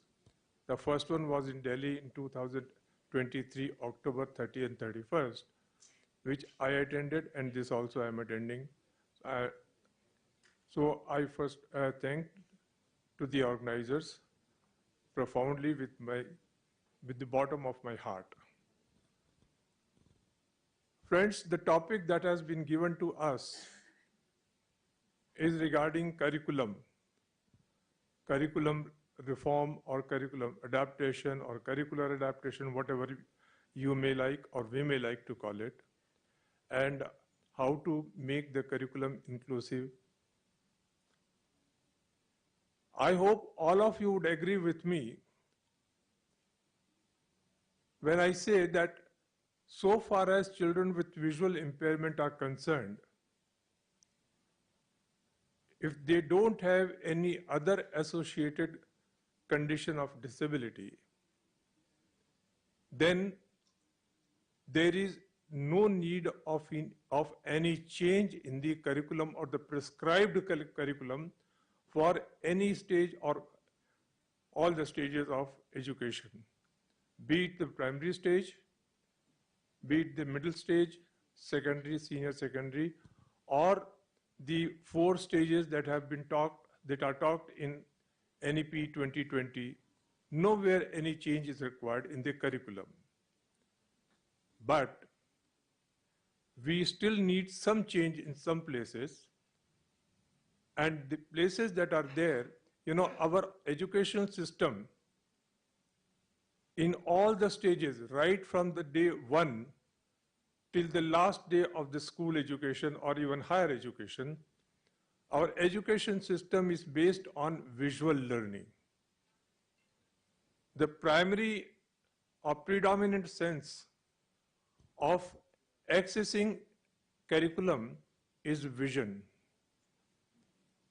And when vision is not there, then how to access that curriculum, how to learn different activities prescribed in the curriculum, that is a question.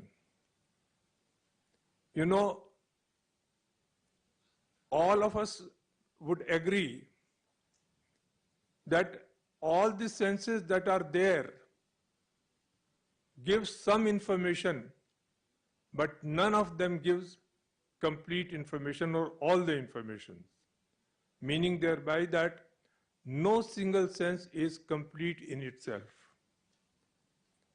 Each of the 5 major senses have certain strengths, at the same time have certain limitations. To give an example, vision is a sense which is a holistic sense, gives information of an object or something as a whole. At the same time, it is a distant sense also. But it does not give any information about the temperature. It does not give any information about the sound. It does not give any information about the smell, taste, so on and so forth. When I say that all the senses are not, none of the sense is complete, that means some information which one sense gives, part of that can be obtained from other senses, and that part or that portion of the information that we get from the other sense compensates the loss of vision. I'll give you an example. The concept of the spices is generally gained by vision, by a non-disabled person or a seeing person, whereas the same information about the spices a visually impaired or blind person can get from the sense of smell easily. This sighted person gets information about whether the onion has been fried or not, seeing the frying onion on in the pan on the fire. A blind person can get the same information from smell. So what we need is to train our congenitally blind child or a child who lost his vision at an early age of, say, 2 years, 3 years or so. And as one particular very senior, very eminent educationist who worked in the field of education of the visually impaired for 60 years, said, the amount of success of a blind person in the field of education, in learning, depends largely on the amount of training that he gets in developing his or her remaining senses. Remaining senses means sense of audition, sense of touch, sense of smell, taste, kinesthetics, etc., etc. And more training he gets, more experience he gets, better education he can receive. Therefore, as a teacher, what we have to do is, when we talk about the change in curriculum or anything, we should first of all think of various activities that we can organize, we can arrange in a regular school or be it in a special school, by which a child with visual impairment can develop his remaining senses and proficiency in using those senses to access the environment. Secondly, when we say that we don't need any change in curriculum, we do need change in transactional methodologies, teaching methodology, pedagogy, and all that. And how we need, I'll give you an example. In a sighted child learns by seeing the picture of an object. A blind child will have to learn the same object, the concept of the same object, using three-dimensional models, and if possible, the real three-dimensional object. And if we can provide that, the child will be able to understand that, learn that object, the concept of that object, and it will be, an understanding will be at par with the visual learning. That is scientifically proved fact. There are umpteen number of researches carried out in Europe and US, and to some extent in this country also, in our country also, which say that the learning, the understanding of a visually impaired child and a non-disabled child is at par. To similar about an object, if the alternative method, alternative learning material is used or provided to a child with visual impairment. So keeping all these things in mind, I would request my three learned panelists to give their views, because I have not prepared any list of questions. I don't want to go question-wise, but still, as other sessions we had questions, etc., I will also follow the same procedure.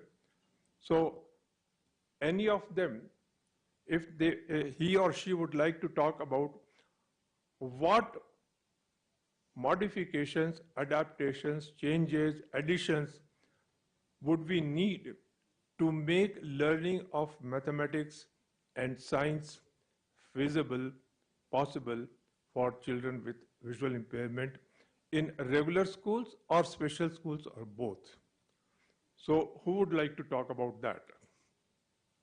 Can anybody tell me from these three? I'll pick that question. You will take this? Okay, please. Good afternoon, everyone. Will you take this mic? Or you have different one? Yes, sir, I have a different. Okay. Good afternoon, everyone. So I've experienced a method called pomegranate. So I know we all have had food now, and I'm talking of roots. And before I begin, I'd like to introduce myself. I'm Pannaga Babu. Started my career as a general educator. Later, I saw that the learning needs are different, and my method is I'm prepared with only one method per class, and somewhere I'm not meeting that. So I upskilled myself to a special educator and began an inclusive journey on education, not as a special educator itself. So I am 5 feet 10 inches tall, quite hefty, big framed woman in my early 40s. And this height and weight has given me the privilege to throw my voice like a shot put, which I used to play, so that I can be a voice for inclusivity. And I can throw, even without the mic, everyone sitting in the last row can hear me. Okay, I take this as an advantage, and I was not this heavier before. And disability or different needs can happen to any of us at any part of our life.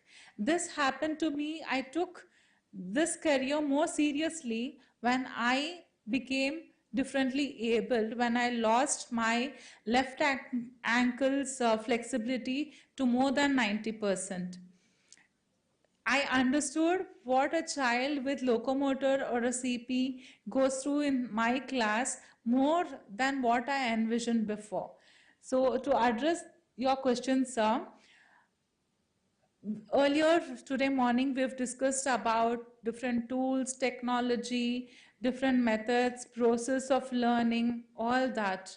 All that will fit into only when we have the right curriculum and the right facilitator to address the curriculum. So the curriculum needs to be more expanded and it should be more core curriculum, but not dilute the entire curriculum. The in-depth concept has to be stimulated with keeping all the vernacular needs of the classroom, including the visually impaired, and the teaching learning materials that we bring design in the classroom should be multisensorial. This will add up to the UDL which my co-panelist would like to address. Thank you. Well, friends, what she has told, I fully agree with that. But any of the remaining two would like to talk as to what particular things need to be done if we have to promote teaching learning of mathematics and science, which is an essential component of our school curriculum for our children with visual impairment, so that they acquire these mathematical and science concepts, which their seeing counterparts do acquire. Anybody would like to add something or would say something? Good afternoon, everybody. Hello, Mittal sir. I'm Jennifer here, special educator from Delhi Public School, Bangalore North.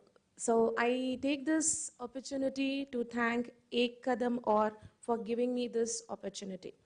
First of all, when I speak about curriculum adaptation, it is all in the hands of the teacher. I will not stick on to one disability, because being an inclusive school and working with diverse children, as a teacher, what I understand is I have 40 children in my class. First 10 children do not need my explanation or my teaching. They are self-sufficient in their learning. The next 20, if I take, they need me only to clarify their doubts. The next 30, the third set, is I need to motivate them and I need to help them to achieve the academic level of performance what they are expected to perform. The last 10 set of children is the one whom a teacher should address to, their needs, because they are the special children to whom a teacher should attend to. I might have children with SLD, I might have children with low vision, children with mental impairment, the last 10 fall under this category of CWSL. As a teacher, when I understand their academic needs and social emotional needs, whatever is that, my focus is to bring down the toughest thing and I make it so simple so that the rest 30 also understands the concept in a very easy manner. And as a teacher, I should know the child precisely. KYC, what I call. So basically, I'm here to share my experience as a teacher. I should understand what the needs of my children are, what family setup they are into, who are the siblings, what are the parents doing, what is their socio-emotional, social background, how are they when they come to school, all that I should know it. When I know, it is easy for me to connect with the child. Once the child trusts me and have a good connect with me, the child grows, the child advances in his academics. And when it comes to science, math, whatever it is, what I do is, being a CBSE school, science focuses on 80 marks question paper. So I train the child to do all the objective type questions really well. When I focus on that, teaching the objective type questions, I help the child to secure 20 out of 30 here. Secondly, the question paper has picture-based questions. So when I explain the picture, when I bring 3D model, or when I help a visually impaired child learn the picture, it is easy for the child to understand. If not, CBSE also gives a provision of exchanging the question with a subjective question. So the picture will be taken away from the question paper and a substitute question is added there. And so a child with any kind of disability, once we give the skeleton of the question paper to the child and prepare the child in such a way he or she can get 30 to 40 marks in a regular curriculum. And as a teacher, I should also understand the triangle of students' level of performance. The base being what all children should learn. Okay. The second is what most of the children should learn. And the third, the top of the pyramid, says what very few children can learn. That is the children with maybe the gifted children, the children who have a very high order of thinking. So when as a teacher I understand this, I can adapt the curriculum to the children in the whole classroom. Secondly, when we talk about math, same, CBSE has two types of math question papers. One is basic and the other one is advanced. So what we do in our school is we don't train the children to appear for both the question papers. So the child is here taught in the similar way. But when it comes to the exam, the child getting the simple version of question paper is able to do well. And what I have learned is this special children make us learn things better. We learn from them, they make us relearn and unlearn things. And I always cannot have a benchmark for the children. Oh, this is a special child, this is what he's going to learn. No, that is a very wrong perspective of any teacher. Someday, the child will surprise you. See, I want to quote an example here. I got a child who has below average intellect. She came to me when she was in 3rd grade at the level of a primary level reader. She was only able to read CBC words. Now, proudly, I can say that she is doing her 9th NIOS in DPSBN. She is reading the question paper. Like, NIOS curriculum is similar to CBSE curriculum. She is reading the question paper herself. She is writing and she is getting 30% in all her subjects. That is fine, happy. She is a child, I would have not said that, okay, she is a girl who will only do this much. She cannot do that. No, we should not have that perspective of that. All children have the level of learning. And as a teacher, I cannot expect all children to get 90%. The miracle of a teacher is children, I should be in a level to help any child with disability to get 30% of marks in all subjects. Hope I answered your question, Mr. Mittal. Okay. Yes, I'd like to add. Thank you, Jennifer. I'd like to answer Sir's question in a specific way. I'm a science student and I've also taught science and facilitated science learning. Science and mathematics both are, when we see the process of learning, they are in the application and inference and analytic level.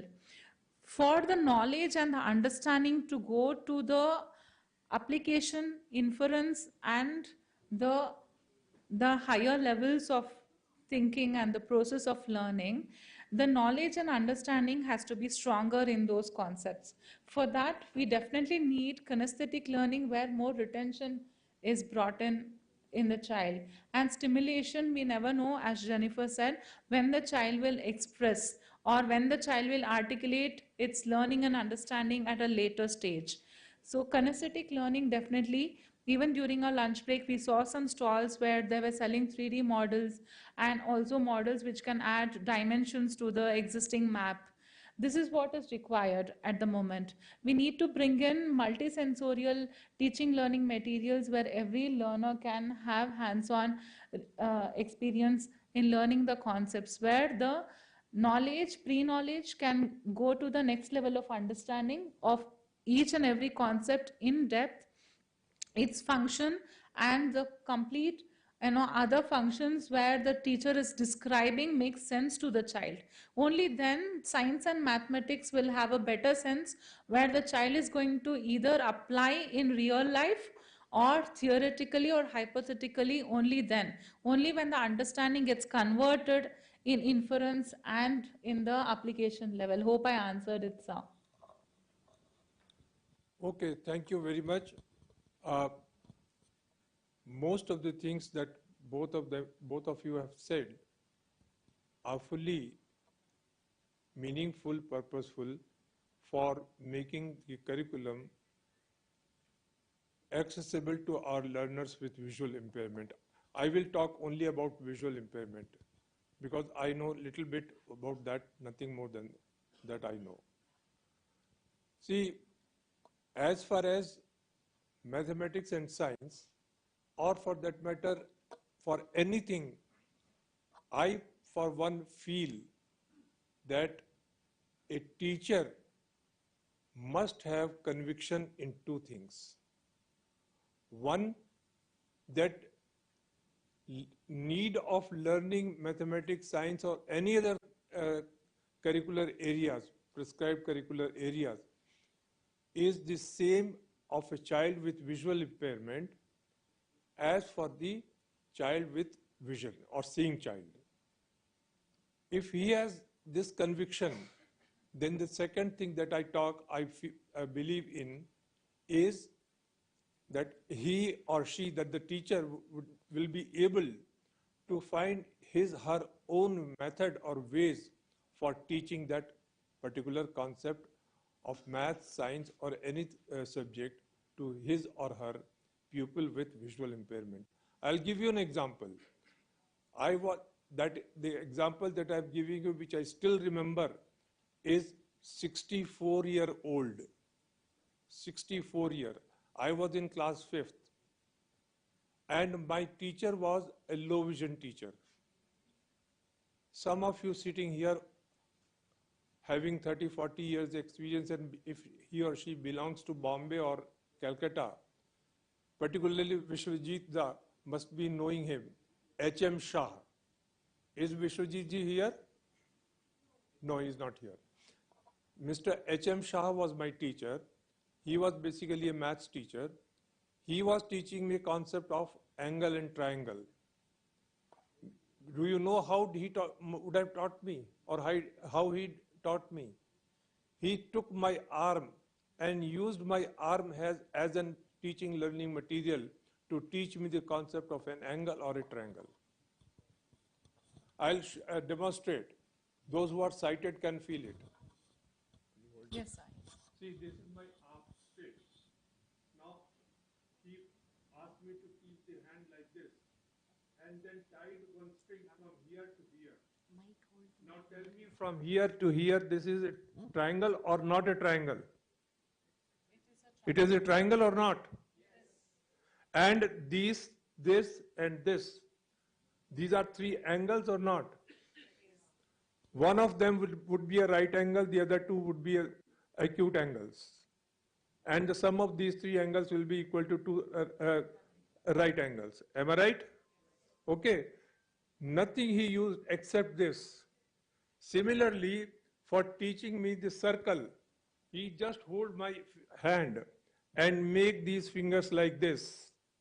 And he gave me a concept of, and then he took a thread and pasted it on a piece of paper like this, and then he gave me concept of circle, and he divided that circle into two parts by putting a string in between like this, and then it became the half circle, etc., etc.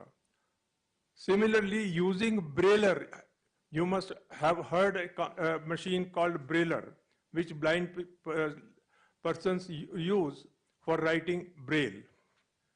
And that Brailler can very well be used to make a diagram, tactile diagram of the square, of the rectangle, and such a diagram through which a visually impaired learner can touch and prove for himself or herself that it is a rectangle and it is a square.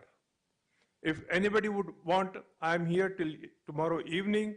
If you have Brailler, I can demonstrate how he can learn that, or how a teacher can make a tactile diagram using that Brailler and teach the same to our child with visual impairment. What I want to tell you is, what I want to say is that the important thing is not that he has visual impairment. Important thing that is not that the concept or the curriculum has to be done or not done. Important is whether the child should learn, and if he should learn, then he has to be taught using whatever way possible. That is very important. So I now would like to turn to another area of curriculum, how we can make it inclusive, how our children with visual impairment can participate in that curricular area, and that is games and sports. Many people say that blind children with visual impairment, when they go to regular schools, non-disabled children or seeing children take part in different games and sports activities in schools, and children with visual impairment either keep sitting in a corner of the school, or they go away back home. How we can change this scenario?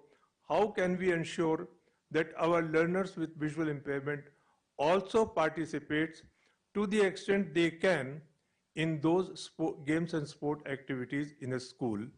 Who would like to try to answer, say something on this question? Thank you, sir, for that question. First of all, I'll go a few steps back and would like to address the question what curriculum exactly is. So the entire school life of a child, whether it is within the premises of a school or it is at home, it is basically a part of curriculum. More or less, entire school life is curriculum. So I really appreciate and thank you, sir, for this question, because I wanted to address this area. There is nothing that a visually impaired child cannot do, which is true. Yeah, there are some things, sorry, I stammered a little.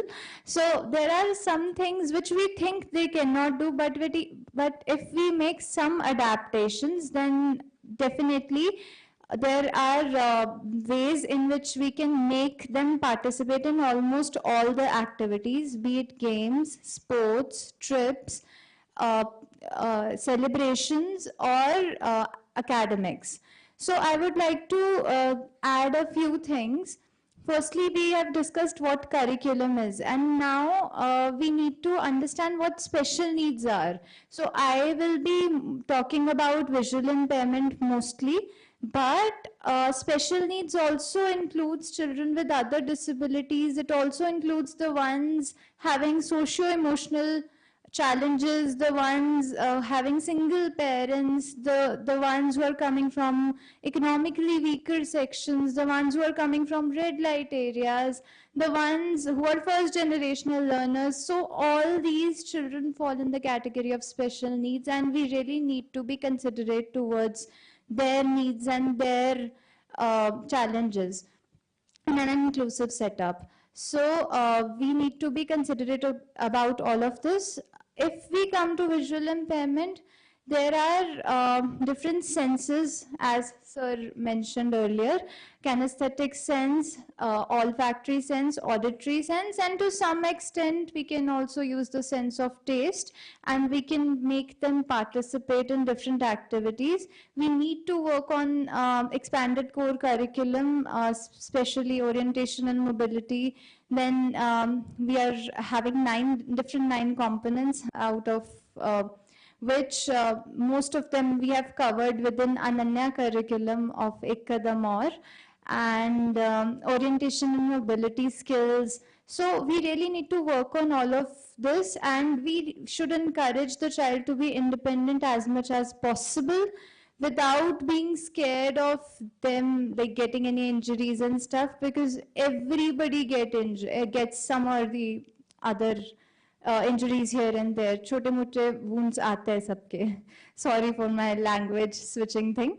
So everybody gets injured in the childhood, and it's part of growing. So we should not be scared. We should neither put the blind or the visually impaired child on a pedestal, nor make them feel extremely marginalized. We should just treat them just alike. We should just treat them alike, so that there is no differentiation, and other kids can do the same only if we are doing it, because students learn from their elders.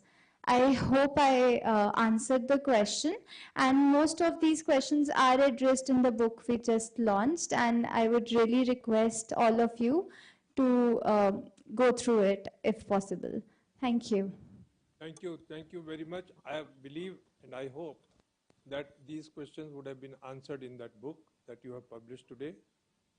And I'll be very happy if teachers make use of that book to the maximum possible extent, and they get access to that book as early as possible. Number one. Another thing about the curriculum, I feel that examination is also an area where we have to see whether visual impairment creates any problem for our learners, because in an inclusive school or special schools, the examination papers, question papers are by and large the same. By and large, what exactly the same for our children with visual impairment. What adaptations do you think would need to be made or allowed in those examination papers for our learners with visual impairment? Firstly, whether do we need any adaptation change or not? Secondly, if we do need, then what kind of changes? Yeah, definitely. Sir, I would like to take up this question. Yeah, please. So children with visual impairment, of course, there are certain exemptions given by the board. As I said earlier, for children with visual impairment, the question paper itself is, especially the picture-based questions are changed both in math and in science. And in SST also, they do not need to do the map work. So that exemption is provided. And there are other support also provided by the board, that is the scribe support. And this is about visual impairment. When you take children with ASD, there are a lot of exemptions provided to them also, not only visual impairment, for different categories, different types of exemptions are also given. And when we talk about assessments and adaptations, you see there are like projects according to the need and interest of the child that can be considered, and ongoing assessments that really helps children with memory issues. Like short term, like the teacher can announce in the class and she can take up a small assessment. So where there is a chance for all children to perform well. And something like, that interests the child. We know the abilities of the child, we assess the child according to the interest. And there is one more concept of holistic progress report card is coming up, which doesn't see the child with scores. It assesses the holistic development of the child. That helps us to know the exact, exact development of each and every child. Thank you. Thank you. So just one thing I would like to add. Please. We don't need to attend the map-based questions, but I would request all the teachers present here listening to me to develop the understanding of map to visually impaired children, which is not very difficult, as tactile maps are already available with different organizations, or if you cannot reach out to them, you can create them on your own. You can use the material that is available to you, affordable to you, and you can simply take up the map available for sighted peers, and you can emboss it for the visually impaired children using different grains, maybe threads, or any other thing you feel like. So please develop this concept as well, because it is equally important. Thank you. Thank you very much. About this examination issue, I would like to say one thing more. You all will have to tell me whether do you agree with me or not. And if not, why? And if you agree, then why? See, in many questions, we have two parts. One is theory, the other is practical. I, for one, would say that if a child with visual impairment is able to express correctly or describe the theoretical aspect, he or she should not be forced to answer the practical part also. And he should get the same amount of number of marks for both theory and practical, even if he or she is not answering the practical part. Because you will be able to answer practical only if you know theory. If you do not know theory, then or if you do not know the process, you will not be able to answer the practical. If process one knows, which I consider is more important than actually doing the practical. So we should try to impress upon our boards of examinations, whether CBSE or state boards of education, that our children with visual impairment should be permitted to describe the process as accurately as possible using appropriate terminology and words, so that the reader may understand whether he knows the concept of an angle or right angle or sum of two angles, three angles of a triangle is equal to two right angles, etc., etc. Okay, so tell you, all three of you have to tell Yes, whether sir. you Yes, sir. agree with this. We all agree with that. And if you And- agree, yes. then all of us Yeah. should take a resolution in this conference that we will make all our efforts, possible efforts, to impress upon our boards of education, whether CBSE or state boards, to give this facility to our learners with visual impairment. Friends, I'll tell you why this question of math in the morning sessions, first session, Dr. Omyoji said about that people are not interested in taking mathematics and science. Can you tell me, can anybody from the audience or here tell me what is the reason for that? Or even Dr. Homyo, can you tell me the reason? The lack of teachers. No, certainly not, sir, certainly not. No, certainly not that also. I will tell you the reason.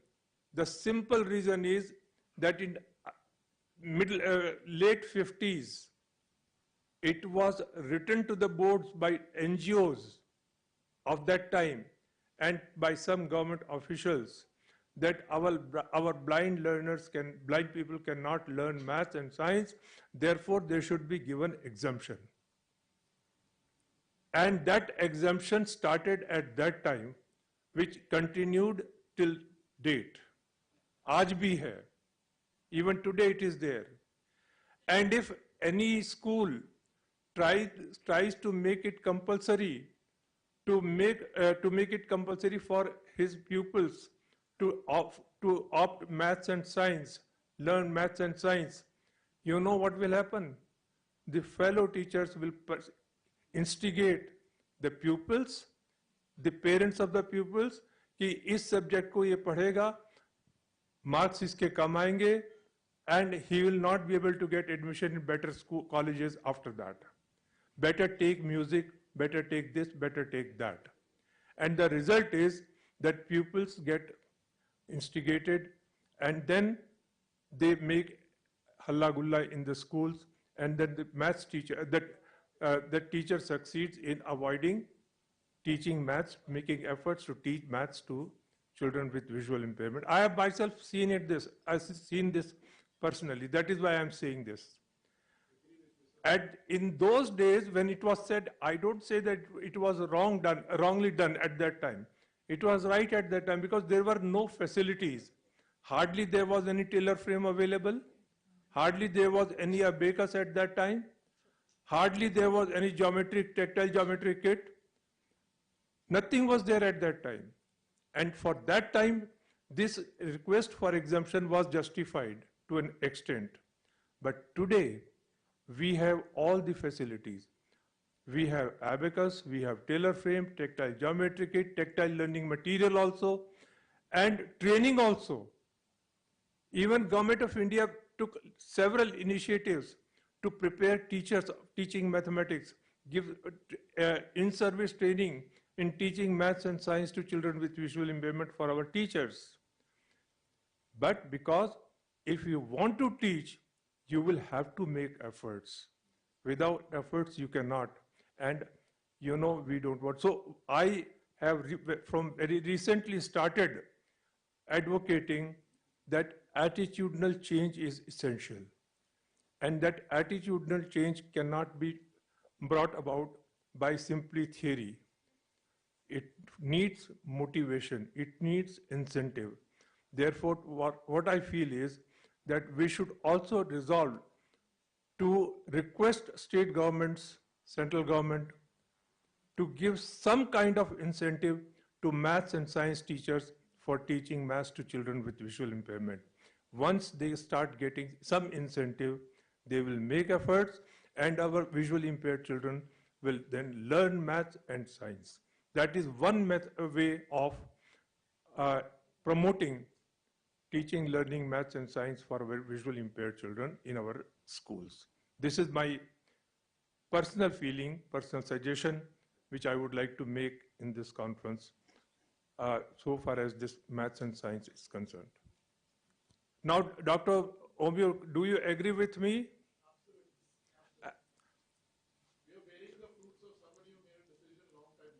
Pardon?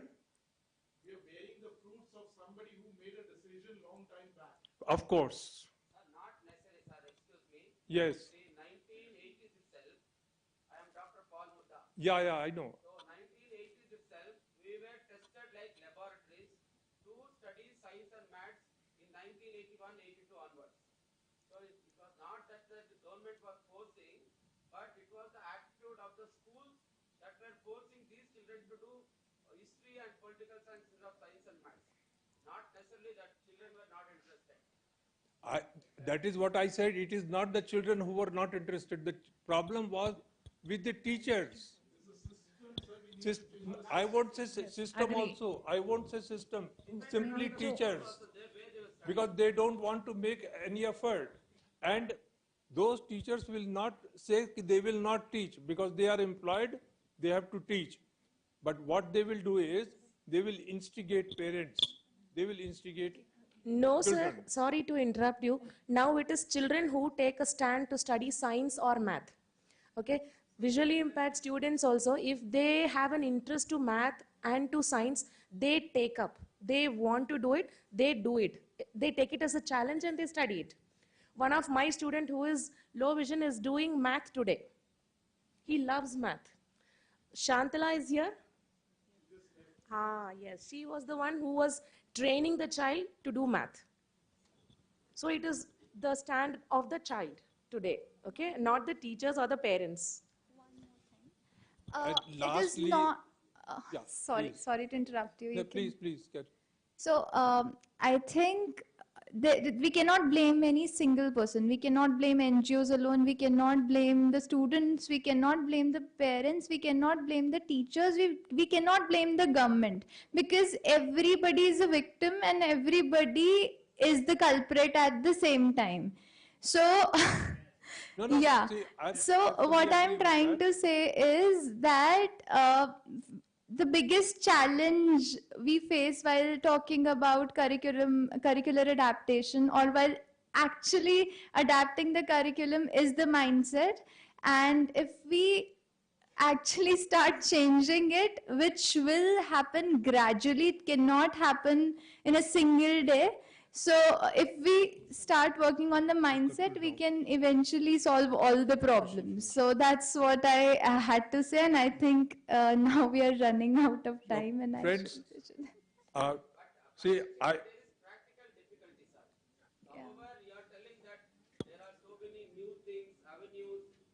tactile grants and all that for blind, but actually practically to do the practical things in the examination, to tell to the scribe also, it is sometimes difficult. For example, I'll tell you, they'll ask a question, how to manufacture a steel, for example. The process of manufacturing a steel, unless the blind knows how to do it, he will not be able to, even if he is shown how with the thread, the dots, grains and all that, not very easy, sir, actually. Mr. Paul, I never said that. If you remember, just now I mentioned 5 minutes or 10 minutes back that we should not insist upon the practical, we should insist upon describing the process. And there should be no problem, no hesitation, difficulty in describing the process of making steel. Okay? I'm not saying the force a child to do practical. Okay, now we will conclude this, and why I said I never want to blame anybody for that. I simply wanted to impress upon here is that we should take some measures to make the attitude of our teachers positive towards teaching maths and science to all children with visual impairment. And that attitudinal change can be brought about by certain incentives, motivation to our teachers. Because our teachers are habitual of not teaching. Therefore, if we want to force them to teach, by coercion, we will not be able to do that. By incentive, we will definitely be able to do. Therefore, I said we should think of that. So with this, I conclude this. And if anybody has any question, you may ask. Otherwise, we'll close this session. Thank you very much. Thank you. I'd like to summarize what we all discussed in just a few seconds. All this reform, adaptation, curriculum, all this will add more meaning when we have a fair evaluation like Pratibha ma'am and others expressed in the morning, where evaluation should happen in everyday classroom, not just at the end of the term or end of the curricular year. Everyday learning in everyday classroom, that's what I began with calling it as a pomegranate, where the objective and the outcome should be the same for all the children in the classroom, but children should be compartmentalized like how naturally the grains are compartmentalized in a pomegranate. The needs of every child, if you're teaching the same concept for a visually impaired, bring in those tactile materials, hands-on materials, or change the pattern of evaluation for that child. Need not be a descriptive, need not be a practical. If we can bring a hypothetical, higher order thinking type of a evaluation, then the learning process, the curriculum, reformation, adaptation, everything can happen. So let's bring this holistic learning in practice. Thank you. So thank you very much. With this, we thank all the members of this panel for the engaging discussion that highlighted the significance of curriculum reform for inclusive education. Pallavi Kaushik and Varsha Mishra to please present the Ek Kadam Aur's token of gratitude and remembrance to our panelists.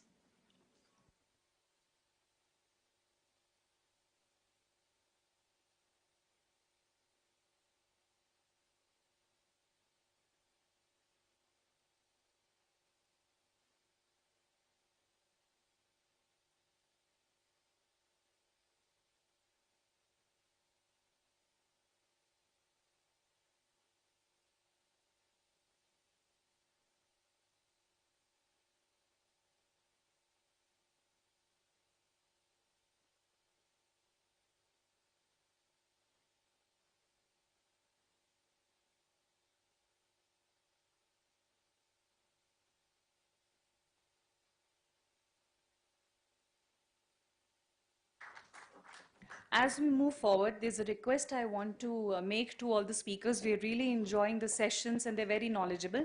However, since we want to stick to the timelines, I would request all of you to please stick to them. The first bell that will ring will be at about 5 minutes left for the discussion, and the second bell that will ring will be at the end of the time of that discussion. So I request you to please stick to the timelines.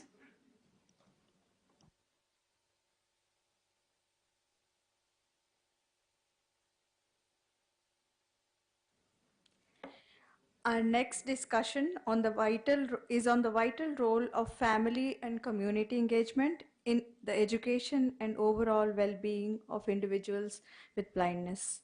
Our panelists bring a wealth of knowledge and experience, and we encourage everyone to engage in the conversation. Let's share insights, ask questions, and work together to uncover ways we can enhance empowerment and education for the blind community. We are delighted to welcome Deepa Palaniappan, a disability inclusive development and accessibility professional.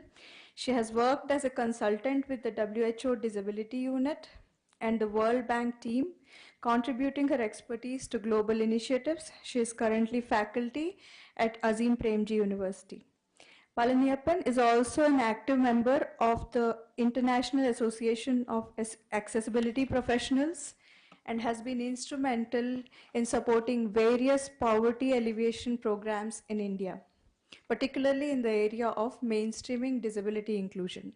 Her work continues to shape positive change and foster greater accessibility. Please welcome Deepa Palaniappan.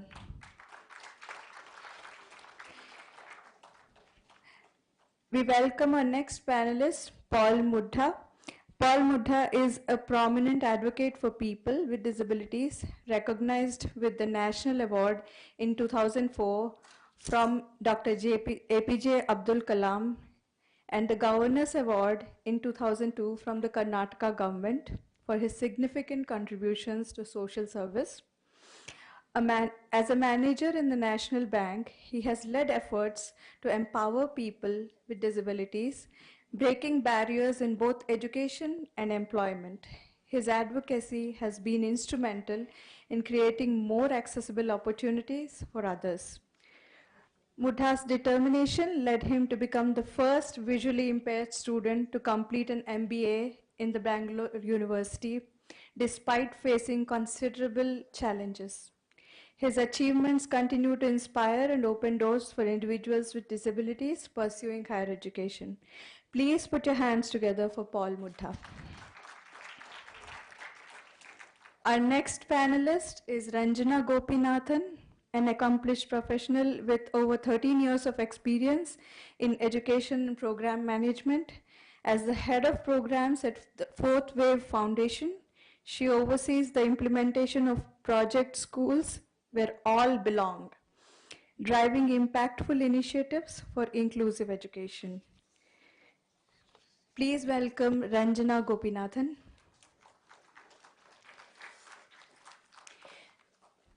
We have with us Pallavi Kaushik. Her passion for inclusive education and sustainability is evident in her work as a global project manager at Kadam Foundation, where she leads initiatives for children with blindness and active learning programs. Please welcome Pallavi Kaushik. I now hand it over to Ms. Deepa, please.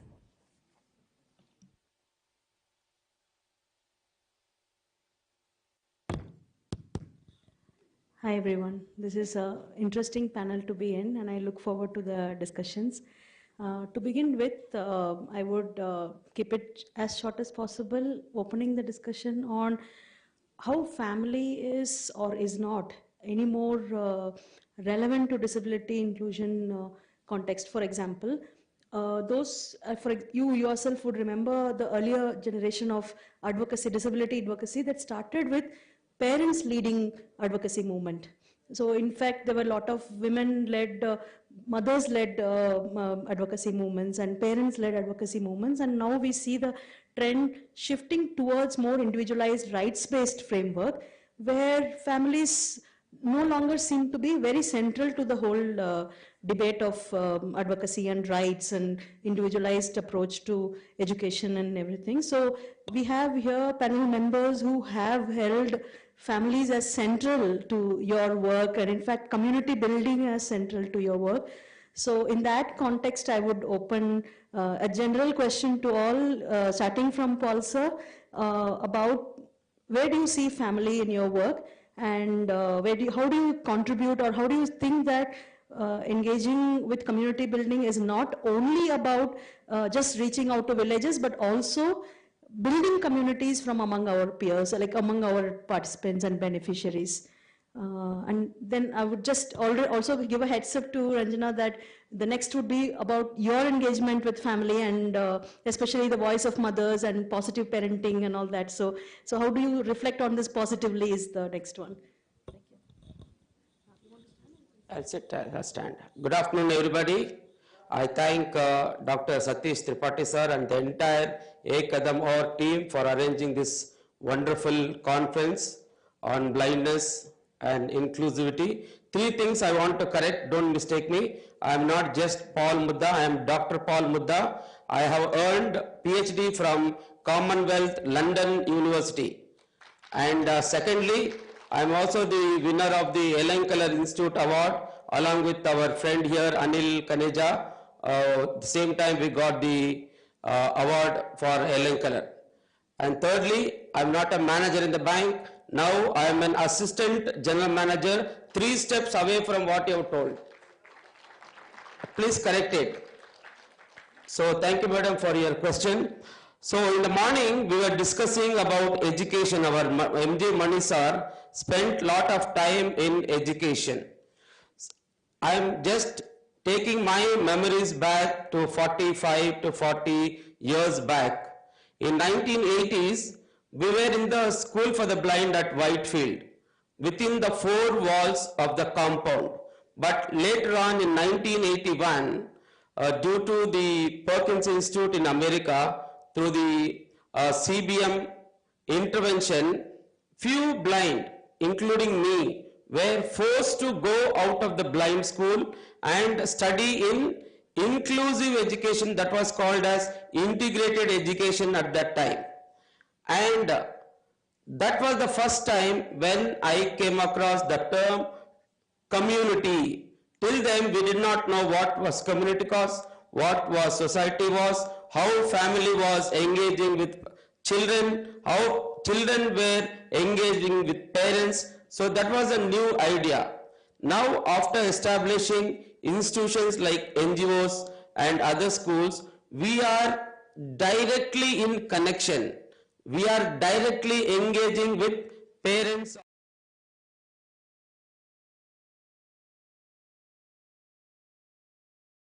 See, we also work apart from Bangalore. I also hands-on in the rural parts of northern Karnataka, where it is very, very difficult to go out and convince the parents.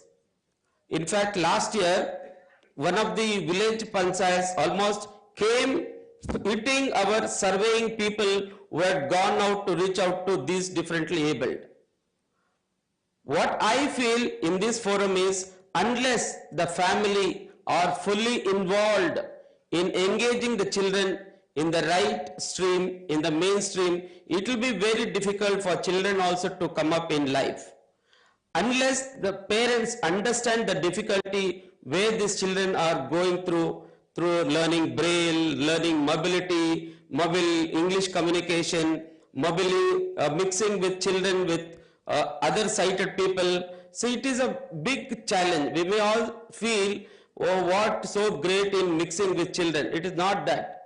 It is really difficult because they will not think that these differently able children are with par with the other people. That is why engaging family, convincing family, making the parents stand in the shoes of the differently able children, then only they will be understanding what is our situation, what is our difficulty, what will be the problems issued by us. So engaging the family completely may help us to take our children forward to learn well and to mix with the other community so that when they grow up, they learn better, go to colleges, then mix with the normal people in the society.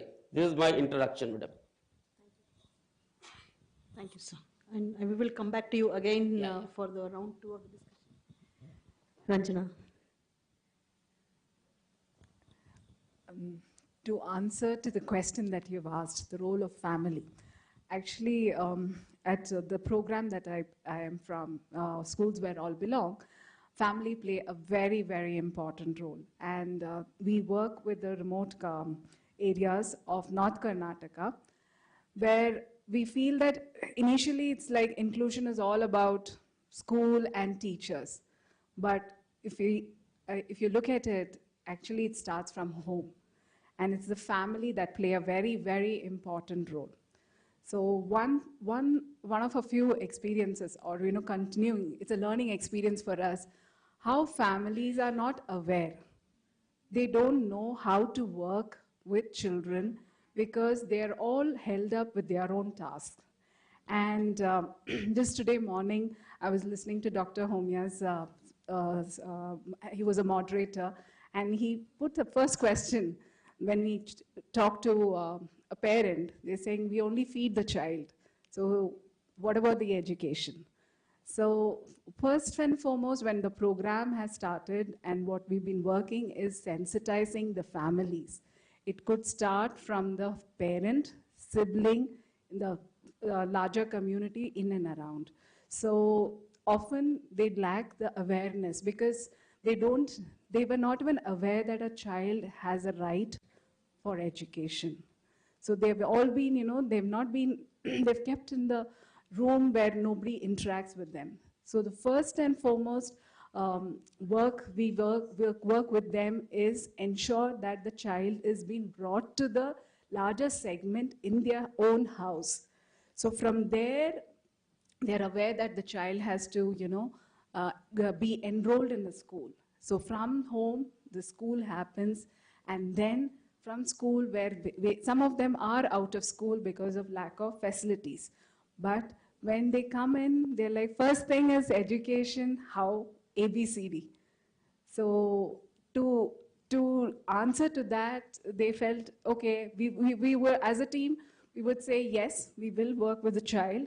But when we kind of give, tell them, when you're working with the children on basic concepts of independent living, they kind of realize that ABCD can come in later, but my child is able to do things on their own, or probably eat on their own, or even show signs of using a washroom. So these are most important living skills, like self-living skills that child develops. And then through that, they can see that there is an improvement. So then they kind of acknowledge, yes, they have a child with disability, and they're proud to have a child of disability. So over the period, the family, every member has been participating in the development, and that is how they become the voices for, for the rights of the child, or also talking about what is it that would help the child to make their living better. Excellent. Thank you so much. So that I want to connect this argument to Pallavi, based on your expertise, to talk about cultural perceptions, where culture plays a role in all this, because families are in fact grounded in local cultural practices. So I think your expertise would address that as a remark. Please. Yeah. Sure. Thank you, Deepa. So basically what we have seen is that when we actually met these children of Arunodaya program, all these children, they belong to villages. Most of the students, they are from villages.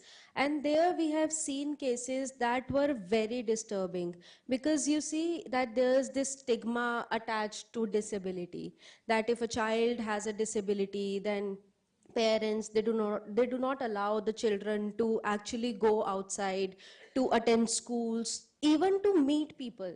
So we have seen children who were who were literally chained in their homes just because their parents, they did not want anyone to know that they have a child with disability. So I think the root cause of this is lack of awareness, and obviously the cultural stigma that is attached with disability.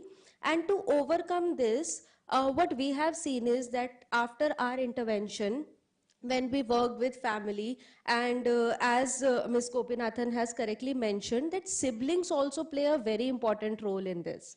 And when siblings actually work with the children, they do not even realize that how better they are getting at their education, at their socialization.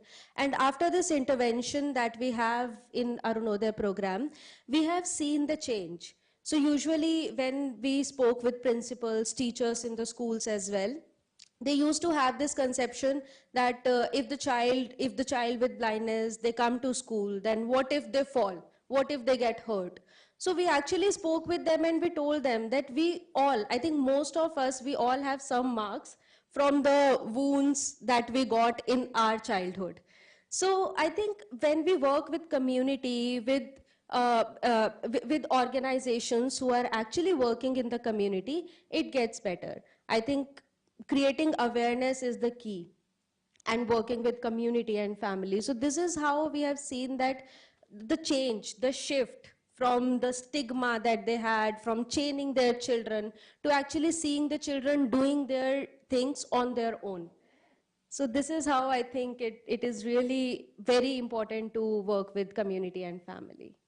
Thank you. And I just want to shift the direction to, it's a little bit provocative question, not controversial, but at least provocative, in the sense that we always seem to think of community as something that's available, just go and tap into it. Like, for example, I do outreach events, go into villages, do some kind of activities in villages, as opposed to now the trend is shifting towards we can't do active intervention without building a community ourselves. Like somewhere around our interventions, community gets built. And in fact, Ek Kadam or is itself a good example of building their own, like how communities are getting built around the interventions. And Snehadip is a good intervention example.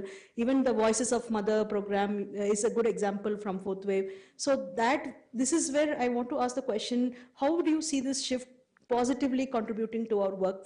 In fact, one more layer of this community building, I would add all these parent WhatsApp groups nowadays, even cochlear implant parent groups, parents of children with autism. Just the WhatsApp groups have become such a strong mobilizing force.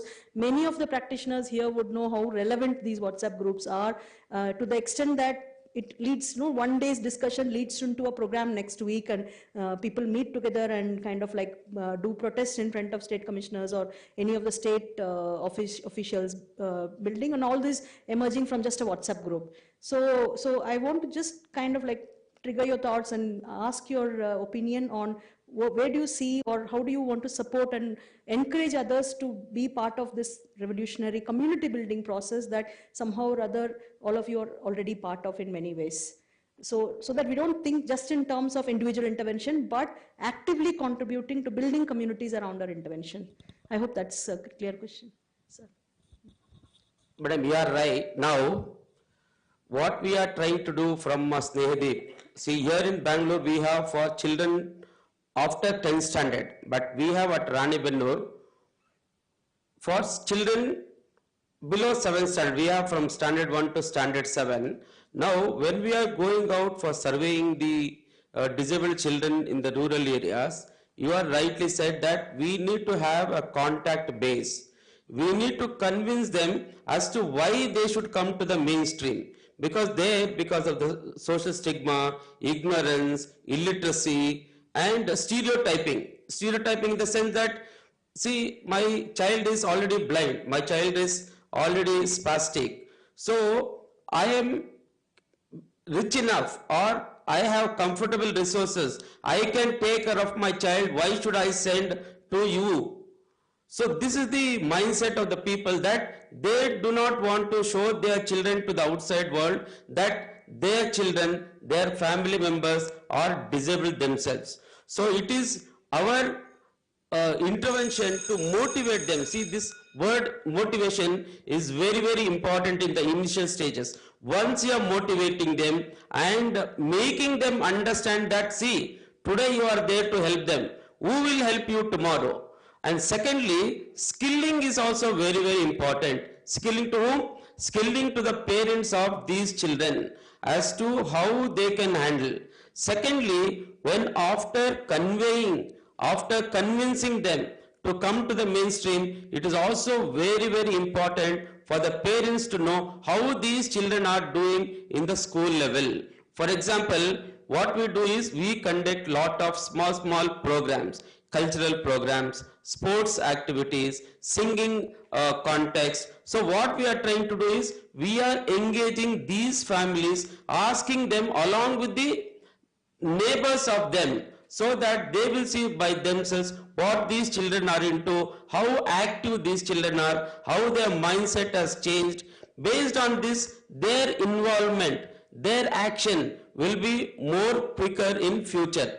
So we are trying to build a community-based relationship not only with families of disabled children but also to other panchayat level, village levels, so that whenever they come across any differently abled child, that they should bring them to such institutions so that their lives, if not today, will tomorrow will become a better one. As the madam was telling, we should also take care of the other children of the family, because sometimes the brother or sister of this disabled child may not be interested to help, because they think spending lot of time to this differently abled child will waste resources for the other people. So such stigma or such indifferences first has to be removed.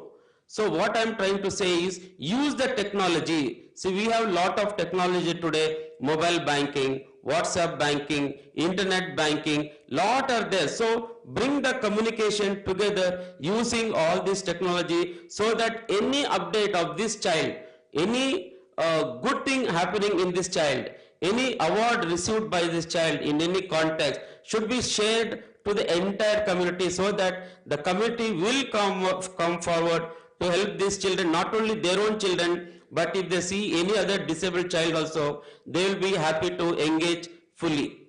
This is what I want to say. Thank you. Thank you so much. Yes. A small story that I would like to share. This is one of the remote village in Koppal, where the teachers were going in, every day to this government school as part of our program, and uniform. They used to wonder who's these girls with yellow color uniform.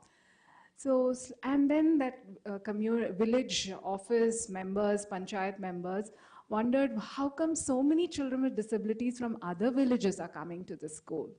So when they visited the school, they spoke to their headmaster, they checked that there was an approval from the department to open a resource room. That's what schools where all belong does, that is opening a resource room and ensuring we are bridging the gap and ensuring the child is part of the mainstream schooling. So when they came and visited the school, they first spoke to the teacher and then spoke to the headmaster asking, where are the toilet provisions for these children? So they said, yeah, we do have toilets. So where is it? Why can't I see the washroom? Where is it? So it was somewhere on top of a hill where even a person who is without a disability would not be able to use the washroom. So it was very difficult. It's on top of a hill. So immediately they said, okay, this is where I think we can provide, build a toilet which is right next to the classroom, because that land belongs to the village. It doesn't belong to anyone. And immediately they kind of released the fund and ensured that the washroom was built as per the standard norms for any person with disability. And they contributed to making that accessible for a lot of children where the parent had to take them outside the school, premises to use the washroom facility. So that is when the whole community involvement, which I would say played a very important role. And now we don't run the therapy room there, but the school has taken the initiative and the panchayat has taken the initiative to run it on their own. So the whole handover process has happened, and that happens to be a very success model where everybody, parents, the officials, panchayat, all of them from in and around are visiting that particular school. Thank you. Is there anything you want to add? They are running short of time and I'm getting... Yes, I think everything has been covered, because I'm sure that we will all have a lot of stories to share on the importance of community involvement in that. So I think the last thing that I would like to say is that working with peers and siblings is actually the key. So starting, because we have some children whose mentors are their siblings only, and we have seen significant changes in their educational levels from where they were to where they are now. So that actually plays a very important role. Thank you. Thank you. Thank you all for wrapping up on time also. Thank you so much. Yes, thank you.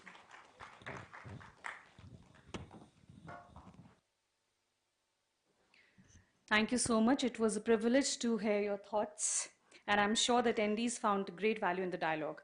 Dr. Paul Muddha, there was a mistake on our part, but we assure you that we have immense respect for you and your position. With that, I request Mr. Dipesh and Salome John to please present the Ek Kadam Aur mementos to our panelists.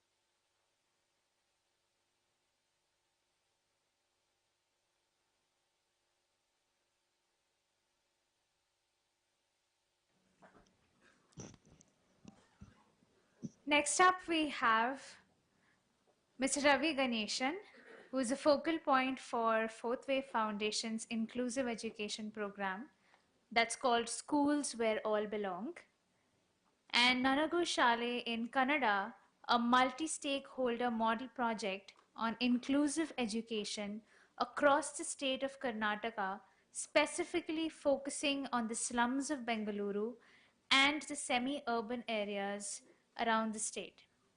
He has effectively networked with the government and the community and designed robust programs enabling children with disability to transition from segregated to inclusive education. Let us now welcome Mr. Ravi Ganeshan. Round of applause, please.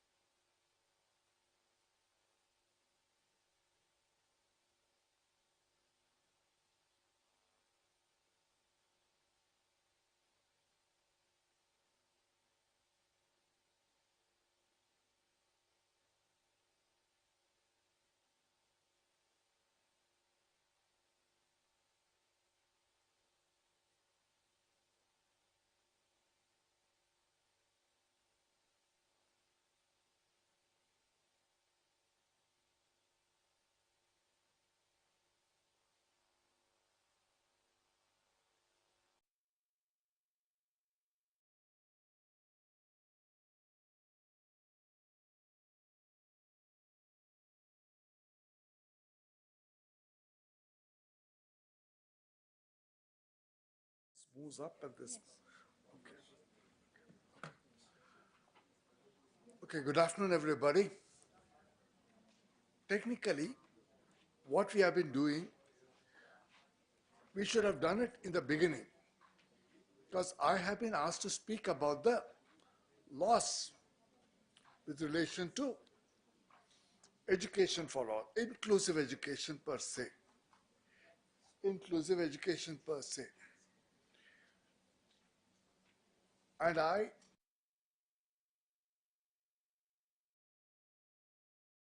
processes and all, but we believe that we have to have a historical framework about what inclusive education comprises of. In fact, before we start with that, I will talk about the international covenants and the frameworks which address this issue. Basically, it all begins at 1990. 1990, the people of the world, the United Nations, UNESCO, they came up something known as Johntian Declaration or Education for All. That's one thing. And during that time itself, parallelly to the 80s and 90s, we were also having the World Disability Decade. We will look at that. After this Johntian Declaration, Johntian Declaration, which spoke for education for all, the United Nations also felt that we need to specifically address the issue of education for children with disabilities, because education for all is a very vast area, but for children with disabilities, we need to have some specific issues. And they came up with another statement, which is known as the Salamanca Statement. And the education, the campaign, the movement for the education of children with disabilities begins with the Salamanca Statement, which came in, I believe, in 1996 or something. That was, and India and various, the Salamanca Statement, that for the first time declared that all children with disabilities have an inalienable right, point number one, and along with that, they have a right to learn with all regular children. And that set the tone for the education of children with disabilities. I'm not going into details. We'll be having future times. We'll also talk about that. But if whoever is interested, I would request you to take this Johntian Declaration, Google it, Salamanca Statement, Google it. I'll also be sharing it. Whoever is interested, we'll also be sharing it. Then next we had, how does it move? How does it move? Is it not working? Yes. So basically, yeah. See myself. I've seen myself. Yes. Yes. So basically, we will just look at four important issues. First is the UNCRPD. Everybody will be familiar with that. Everybody here would be familiar with that, because the UNCRPD is the United Nations Convention on the Rights of Persons with United Nations Convention on the Rights of Persons with Disability.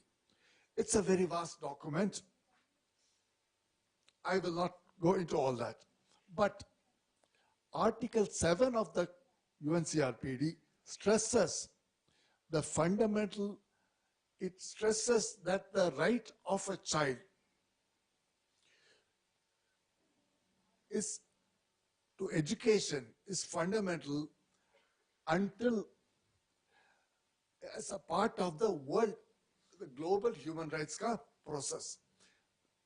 Because until then, we also had the UNCRC, United Nations Rights of Convention on the Rights of a Child, which also talked about the education for all, and it also spoke about rights of children with disability. But this UNCRPD, in specifically, it spoke about the convention. It's an international agreement, which when a country signs that, it makes mandatory for the government of that country to make laws in alignment with that. And as per the UNCRPD, it also stressed on the fundamental rights of all children with disabilities as a right to education. Next, please. Article 24. Article 24 of the UNCRPD makes it mandatory.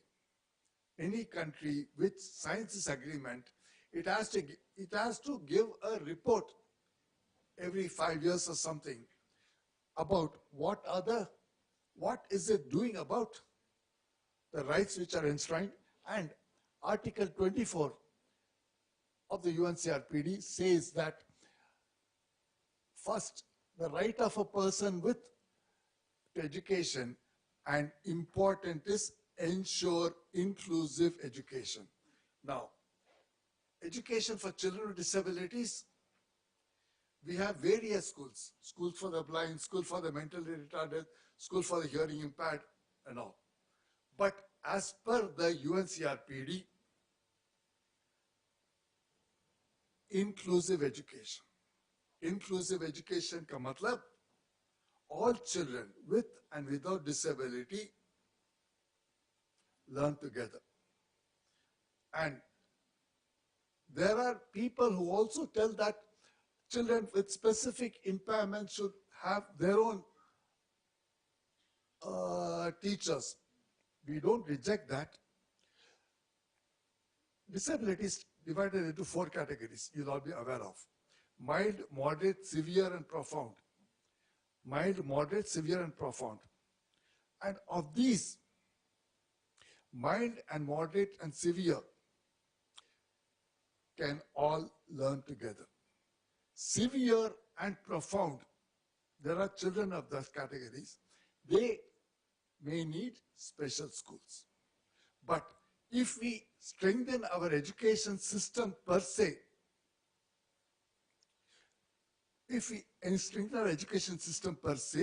empower our teacher with the training and all, then we will not be requiring special schools to a great number of children, which is also mentioned in the UNCRPD. Next, please. Next, yeah. So it also talks about employ teachers and train professionals who work at all levels of education. These will also include persons with disabilities and also persons without disabilities. So we have to ensure that persons with disabilities are able to access lifelong learning without discrimination. We're on an equal basis with all others. That is important for the UNCRPD. Article 24 stresses that. Next, please. Yeah. So based on the UNCRPD, we also passed in our country the right to education. The right to education, right to free and compulsory education. I have seen most of the people, when they talk about the right to education, at least in Karnataka, they look at हमारा बच्चों का English medium school में admit करने का. That is a priority of a lot of parents. But we also see that the right to education empowers a parent to see that their child forms a part of the education system, and it is the responsibility of the government to ensure that all children, in fact, right to education talks from the age of 5 to 14, but for children with disabilities, it is there till the age of 18. So, as per our right to education, that makes it mandatory on the part of the government to provide free and compulsory children for all, and specifically also for our children with disabilities. Next, please. This is continuing. Then following that, after this, because we have signed up in 2006, we signed the UNCRPD.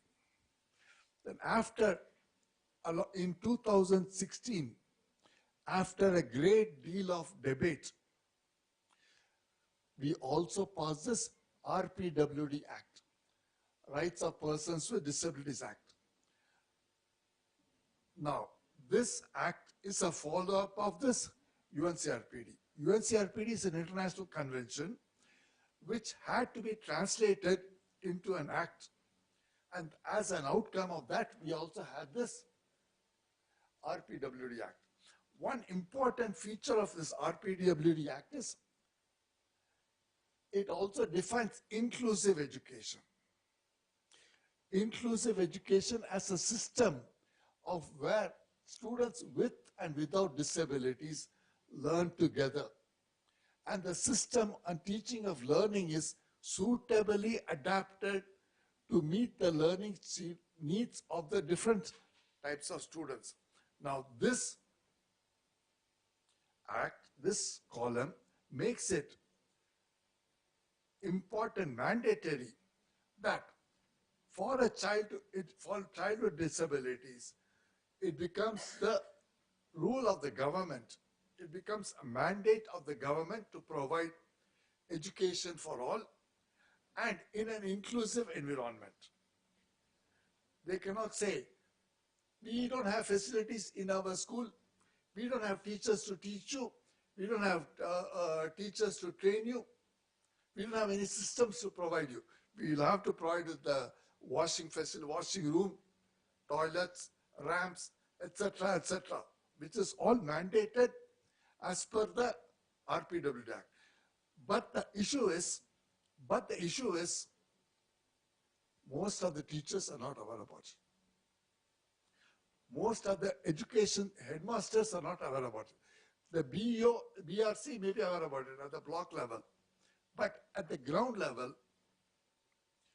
until and unless we the community, we believe that the community also has an important role to ensuring the education of children with disabilities, and as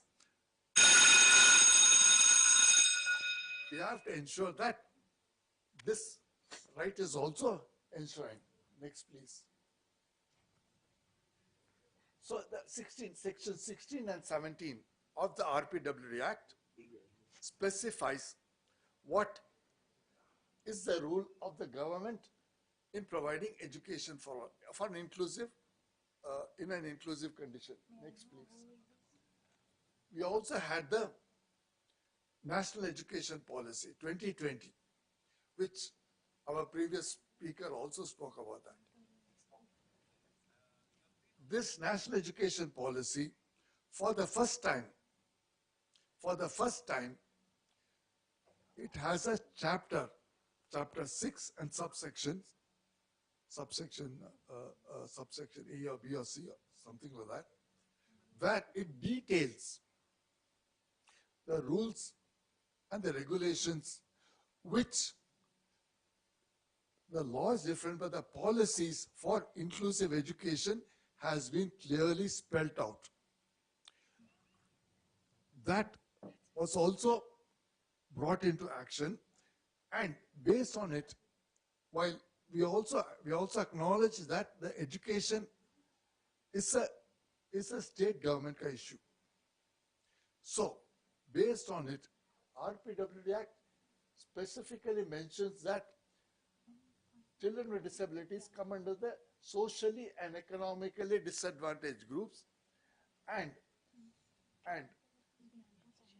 they also mention that, but to implement it in the grounds, we in Karnataka, we are also in the process of evolving a state education policy. And as a part of it, we are also worked with the state education policy, which has got an important component of inclusive education. In fact, our director, Diana Joseph, she was one of the committee members who made the recommendations for the implementation of the state education policy's inclusive education component. That makes it clear that when we talk of education, we mean education of children with disabilities cannot be differentiated. And next, please. Next. Actually, so our schools are all belong, Nangu Shale. This also is reflected in the Sustainable Development Goals. Because when we talk about inclusive education, this we also have to link it up with our programs. And these are some things which we have as per our objectives to ensure that all children with disabilities are a part of the educational system. We also work with the government, and I request everybody present here to influence at your level to ensure that all children with disabilities get education for all, which is their inalienable right. Thank you.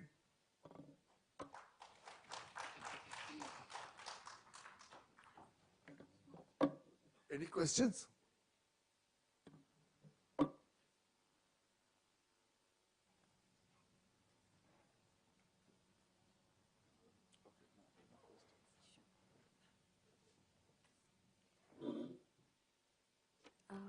Any questions? Anybody?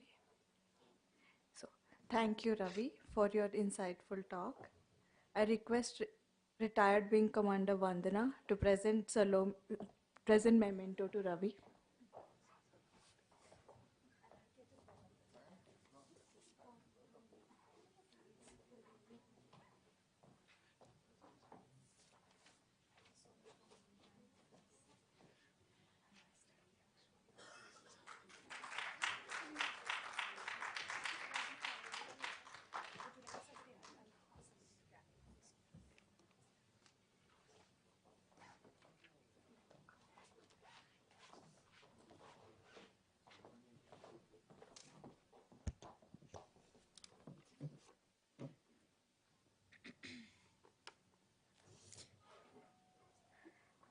Moving forward, we have panel 5, titled Research and Data-Driven Policy, Making an Integration with Mainstream Schools.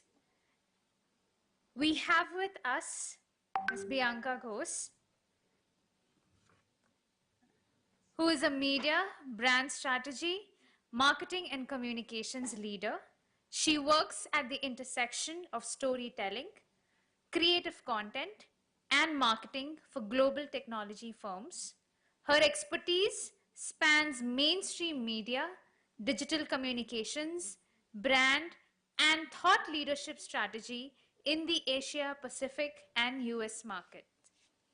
She's a former journalist and also former general manager and head of strategic communications for Wipro.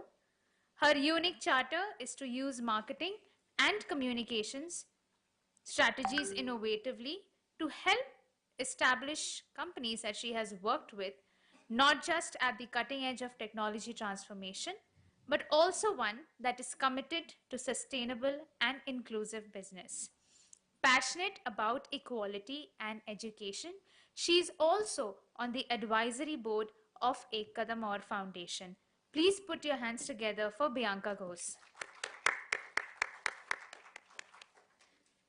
We have with her Dr. Sanjay Jain, with over 25 years of teaching experience at prominent institutions across India, and most recently at the ILS Law College, Pune, where he also served as their principal.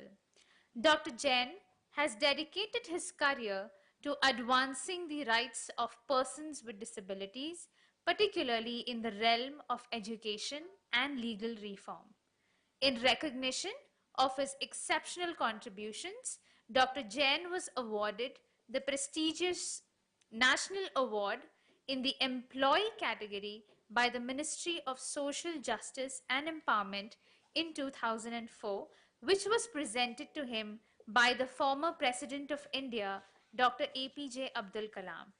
Let us all put our hands together to welcome Dr. Sanjay Jain.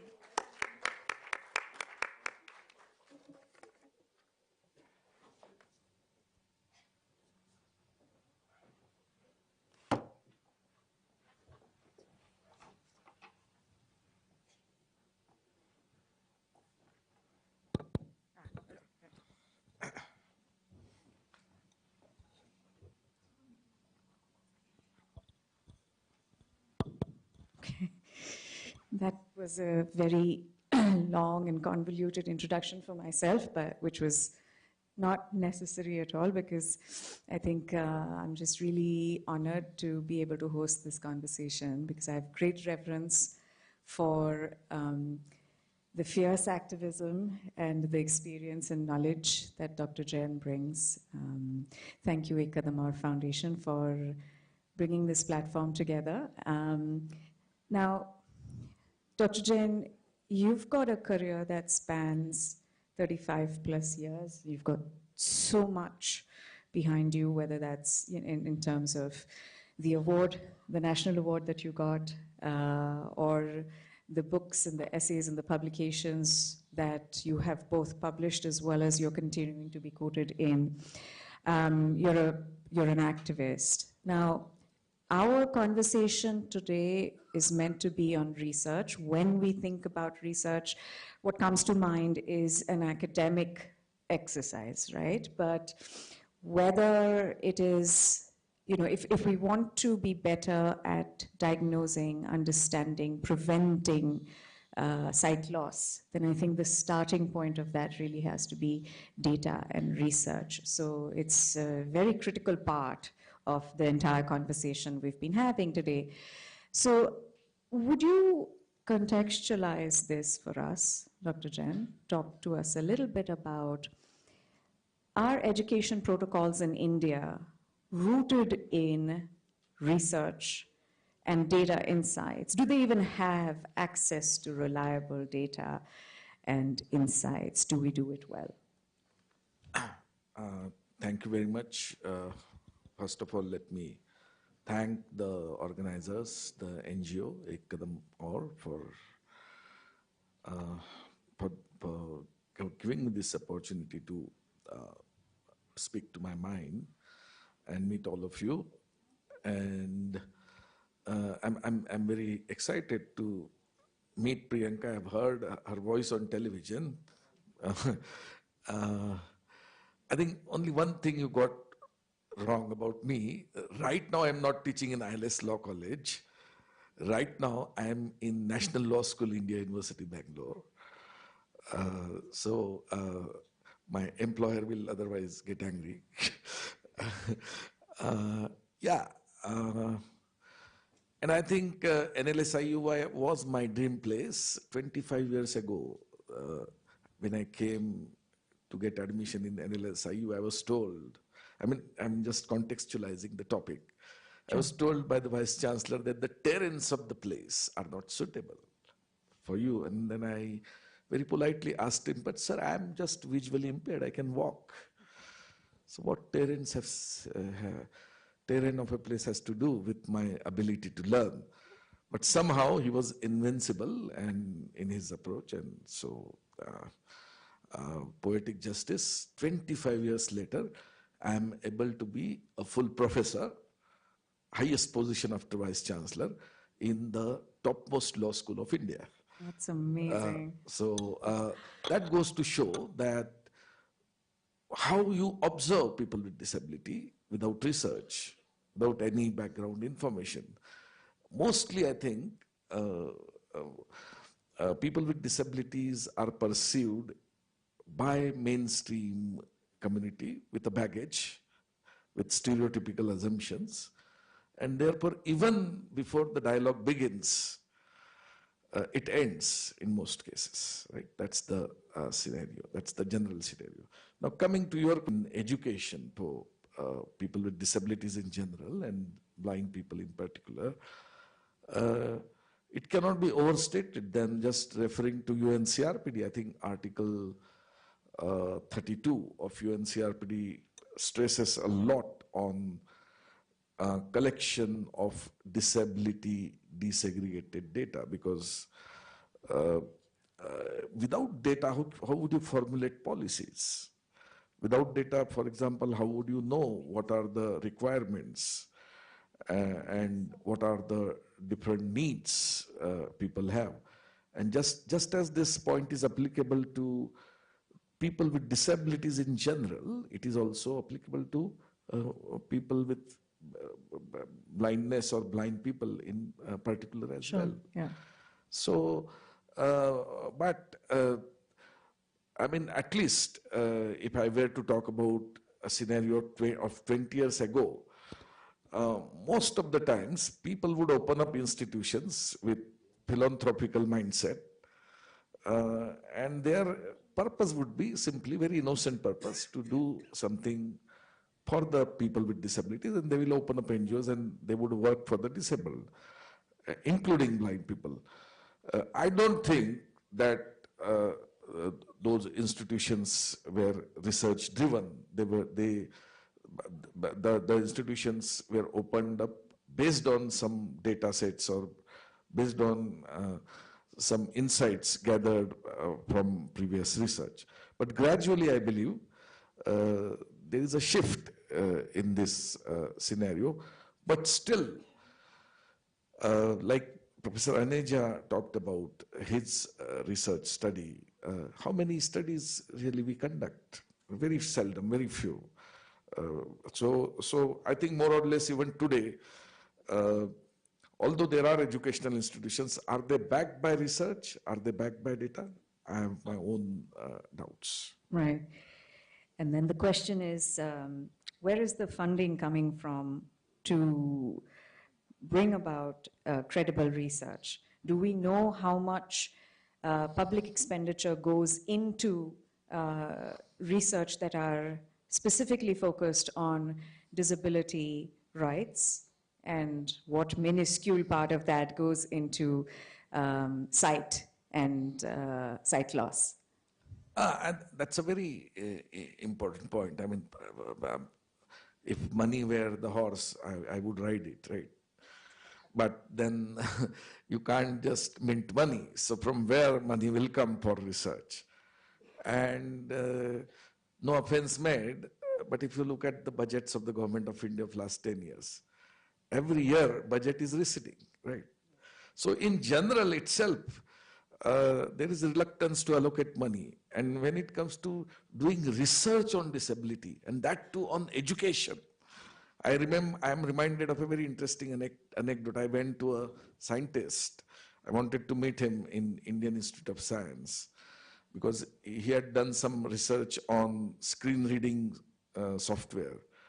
So I said, sir, what about your, how advanced you are in your research?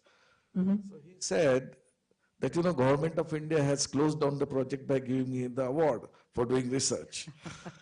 So well, best way to deter the research on disabilities to give awards to people and say bye-bye to them. And therefore, most of the gadgets are languishing at startup level in India. I was listening with rapt attention to information about some gadgets, but why then such important gadgets are not in market? So his language was very reasonable. Sir, I'm not making missiles. I'm not making warplanes. Come on, I am just doing disability research. So it's of what use it is to the market. So therefore, money is a scarce commodity, and there are so many demands on it. And in terms of priority, I think the disability research is the last priority. That's the sad part of it. Yeah, that's the irony of this. I was moved by the comment that Dr. Homiyar, you had made this morning, and I think Pranav mentioned that as well, to say that the research, the data collection, the protocols that are being brought out, they must be grounded in lived experience. Ask me what I need. The problem starts when you assume you know what I need. Why are not more people with lived experiences of loss of sight being included in the data collection process? And I know you say this well, that you're data objects but not data subjects. What's your thought on that? A very interesting question. Now, the DPDP Act of 2024 defines data principle. Now, very interesting, sophisticated language. No longer subject-object. Now, we are data principles. But as person with disability, what is my standing as a data principle is the real question. And yesterday I was giving a talk in the university, and I said, look, after ratifying UNCRPD in 2006, and after enacting the Rights of Persons with Disability Act in 2016, what Data Protection Act is saying? It is saying that persons with disability are equivalent to their guardians. Right? So our agency as person with disability is completely denied because everything has to be done by our guardians on our behalf vis-a-vis data. Full stop. So I want to ask Modi ji. That's a rough one to digest. The Divyangjan architect, please give us our agency back, sir. Yeah. That's a tough one to digest. But you brought on the point about data and consent and privacy. So what are these implications when it comes to ethics and privacy? Comments on that?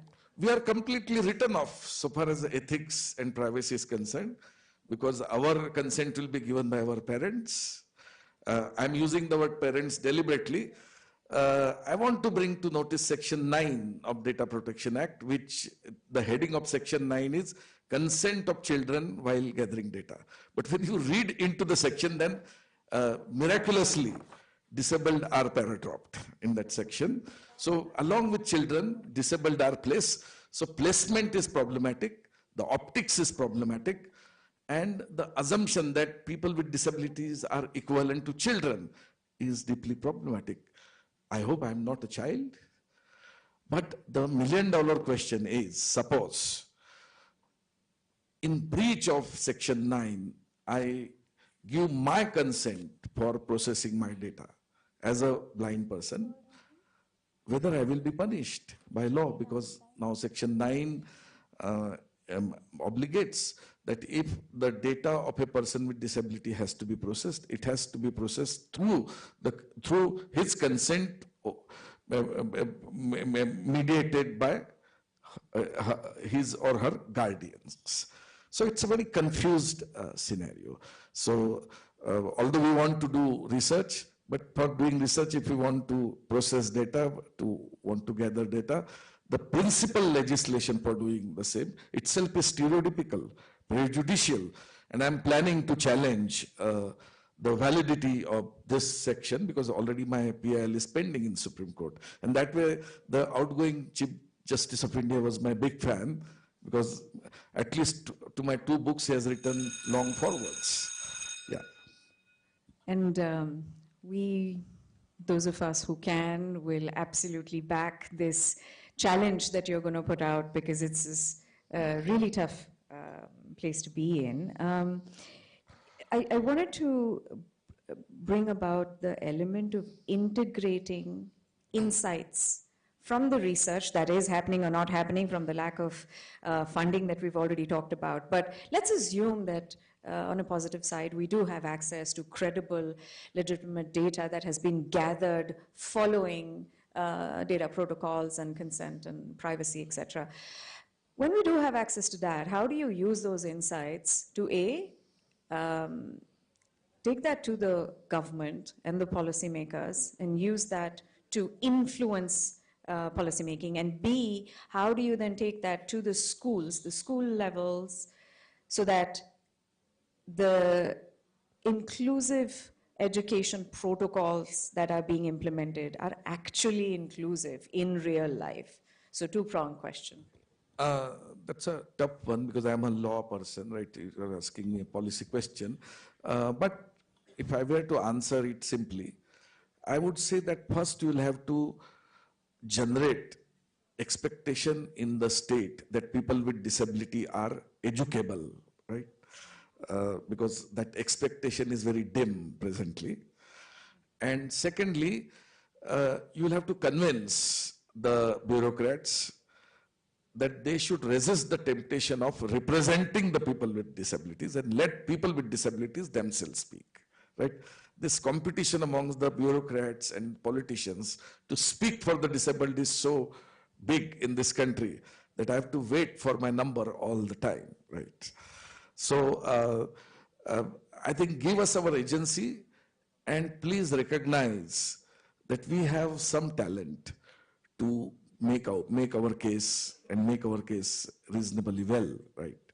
And so far as schools are concerned, what happens in most of the elite schools, even if they have so-called inclusive educational system, how people with students with disabilities are treated is a matter of research, and I don't want to say too much about it. But what is the perception of the parents of the normal children, quote unquote, when in such schools they are made to sit with disabled children is anybody's guess, and it needs documentation, it needs analysis. Yeah.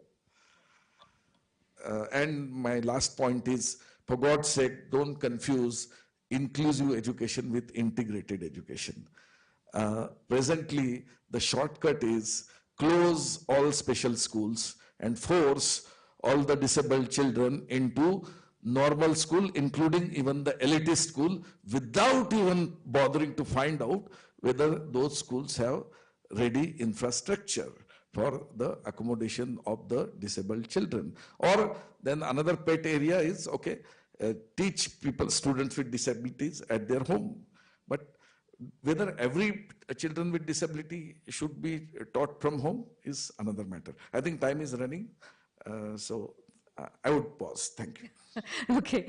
There's a lot to discuss and debate over there, and as you rightly pointed out, we probably have another 4 or 5 minutes. So if my last question to you, to sum this up, Dr. Jain, is to say that as a professor of law, as an activist, as an author, where would you start if you had the magic wand to be able to mainstream disability rights, both in policymaking as well as in society? Where would you start? If I were the magic wand, and if God gives me opportunity to ask for some favors, 2-3 things I will like. My first favor would be to allow blind people to represent the political process, right?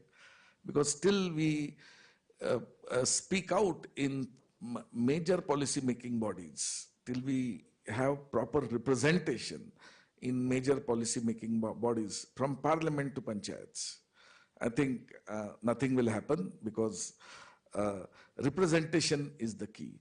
Then secondly, I would also emphasize on allocation of resources for running a regime to really empower the people with disabilities.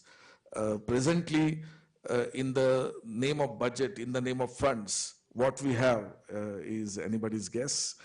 So therefore, allocation of resources, and I think in the budget every year, I would request, I would implore the finance minister to talk about the empowerment of disability specifically, not through jumlas, right? Yeah. I think both of us have come across as a bit of a skeptic, but I think that's only because we see the system for what it is, and we continue to have the agency and the desire to keep challenging it. So I really want to applaud all the work and the leadership that you bring into this space, Dr. Jain, thank you for your time. Thank you for Only coming. thing, I think, interrupting you, I would say, my last paper, I mean, educational institutions like where I teach must also encourage the blend of academic research and action research, because academic research can be done under ivory tower, but for doing action research, you need resources, because you need to go to field and really speak to the real stakeholders. So academic research and action research, yeah. That's a great point. I hadn't thought of that. Thank you, Dr. Jain. We're running out of time, so we'll wrap it up. And thanks so much for listening in.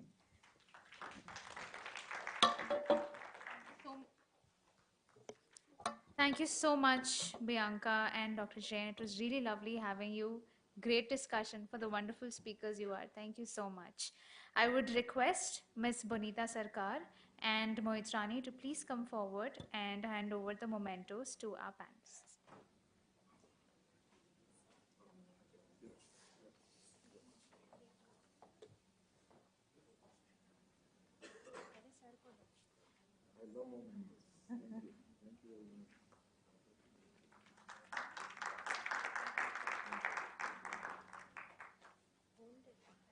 I mean, it would be a great idea if you would describe this momentum. Right? To anybody in the hall. Yeah. Thank you. Do you want to do that? Yeah, why not? I mean, Priyanka is the best person with her extraordinary communication skills. So it's a small wooden plaque. It's got a golden logo on it, which is embossed with the logo of Kadam Foundation. We've got a little bit of a gold embossed fern, a symbol of peace and hope, I'm assuming.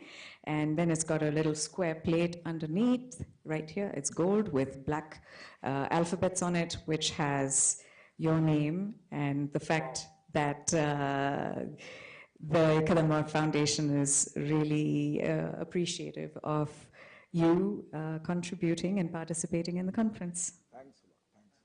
God bless all of you. Thank you.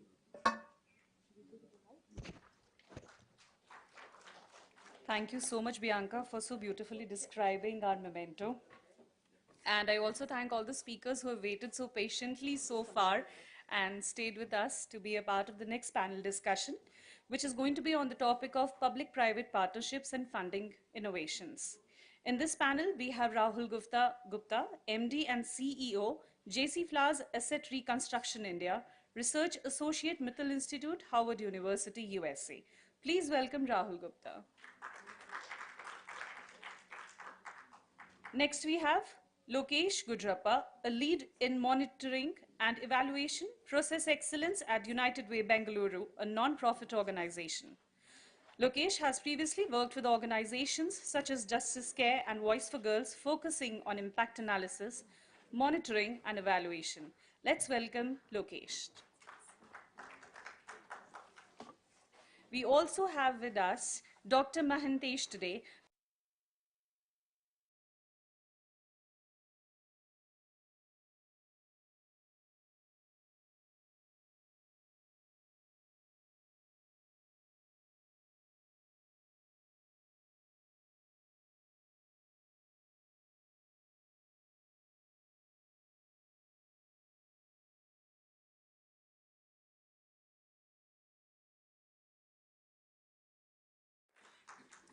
Next, we have Hani Bhagchandani.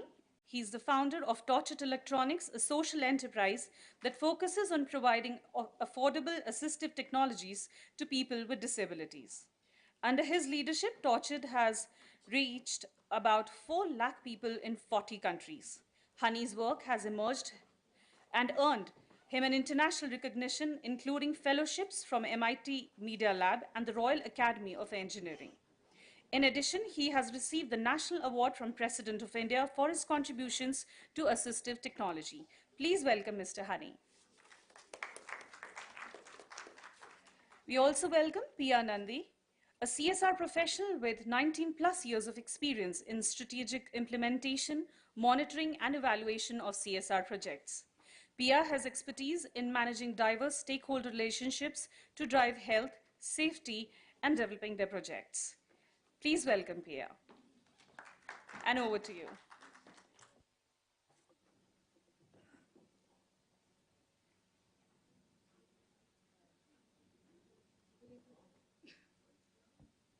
Hello.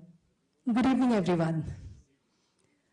I think probably I'll have the toughest time because I have the eminent speakers and very interesting panel, inclusive people from CSR, also from the social development background, from finance, and also from technology.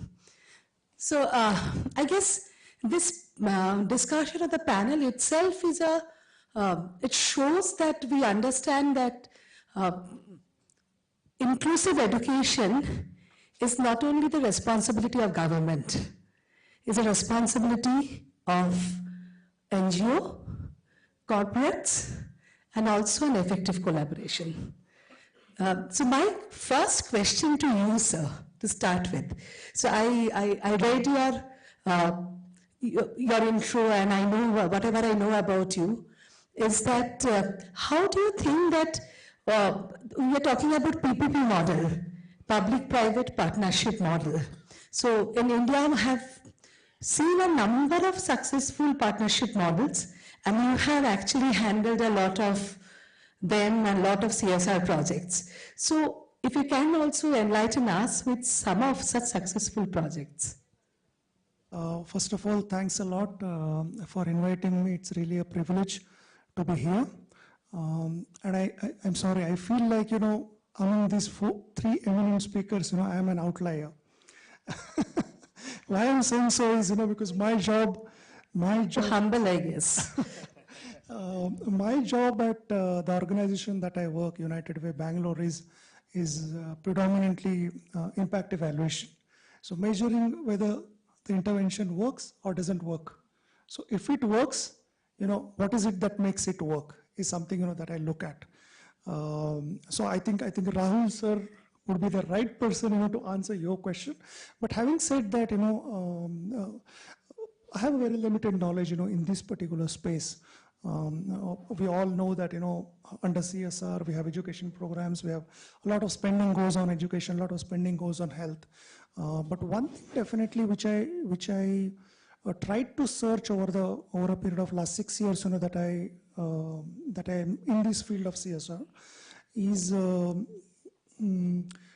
something related to inclusive education really works in India, and what are those best practices that are funded under CSR, right? So I see that there is a very limited kind of experience that comes in that space, because people, apart from, if you say inclusive, everything is inclusive education, but definition, people don't define it like that. We have many eminent speakers talk on this issue.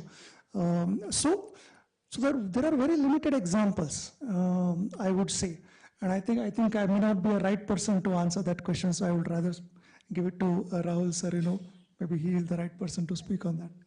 No, I also have another question, but I would agree with you because I come from a CSR background, and even the company that I work for belongs to a very well-known group. But honestly speaking, whenever we talk about education, the CSR as per se only think about education for abled people. So education for, or as per se, inclusive education is still a kind of a limited area where we need to pave a lot. Like we need to learn a lot to go to that field. True. So, yeah. Just to add to that, again, how do you define, because, the earlier session was on data, and a lot of discussion kind of, I could learn more from that discussion. Is again, how do you define, the best practice is a question. We have all the definitions, based on, as you said, abled people's education. So how do you define, best practice or a good example, in inclusive education. No, so in that case, I would rather reframe a question for you. What would say a best PPP model would be from a social impact background? Well, I think that's the right question. That's Thanks the a lot right for that. question, I guess. That's the right question. So if I look at it, again, my experience comes from education with the able population, and what I really see in the last, the CSR Act came in 2014, and there are multiple other sources of funding also available. So what is it? The three things I feel like very critical, to assess, and I have really found out that makes sense. One is, we always talk about infrastructure. All CSR predominantly, talks about capex. More monies goes into that because you see tangible outputs there. You can measure it, right? So yes, that is part of it. Second is, anything related to capacity building, which ultimately, falls down under the typical definition of sustainability, what we call. So unless you build the capacity of the core stakeholder, who is the core stakeholder? If I take an example of Anganwadi, where, from where the preschool education starts, right? In that case, a core stakeholder is a Anganwadi worker. So how do you kind of, empower that Anganwadi worker, teach her, what preschool education she knows it, but that training has happened maybe 20, 15 years back. So how do you refresh her abilities and her competencies, right? So that, she is the core. She will ensure that, generations of students that are going to come, or generations of the children that are going to come, learn about it, and kind of, the whole mechanism remains a kind of a sustained kind of a model in this case. And definitely community is there, and from afternoon I'm hearing a lot about the cultural aspects of it, the context of, inclusive education, where community is a central kind of, element there. So how do you kind of, make community more acceptable to inclusive education? So infrastructure, definitely, the primary stakeholder, definitely, for ensuring sustenance, and the community, definitely. All these three components help us, measure that best practice, or that kind of, a good PPP model, I would say. Wonderful. I think I'm also noting that down from you, so that in future, if I have to plan for a PPP model, I would definitely keep this in mind. So my question to Sir, Rahul Gupta, sir. Sir, whatever we are listening from the morning, and we all know, funding and money do definitely play the biggest role.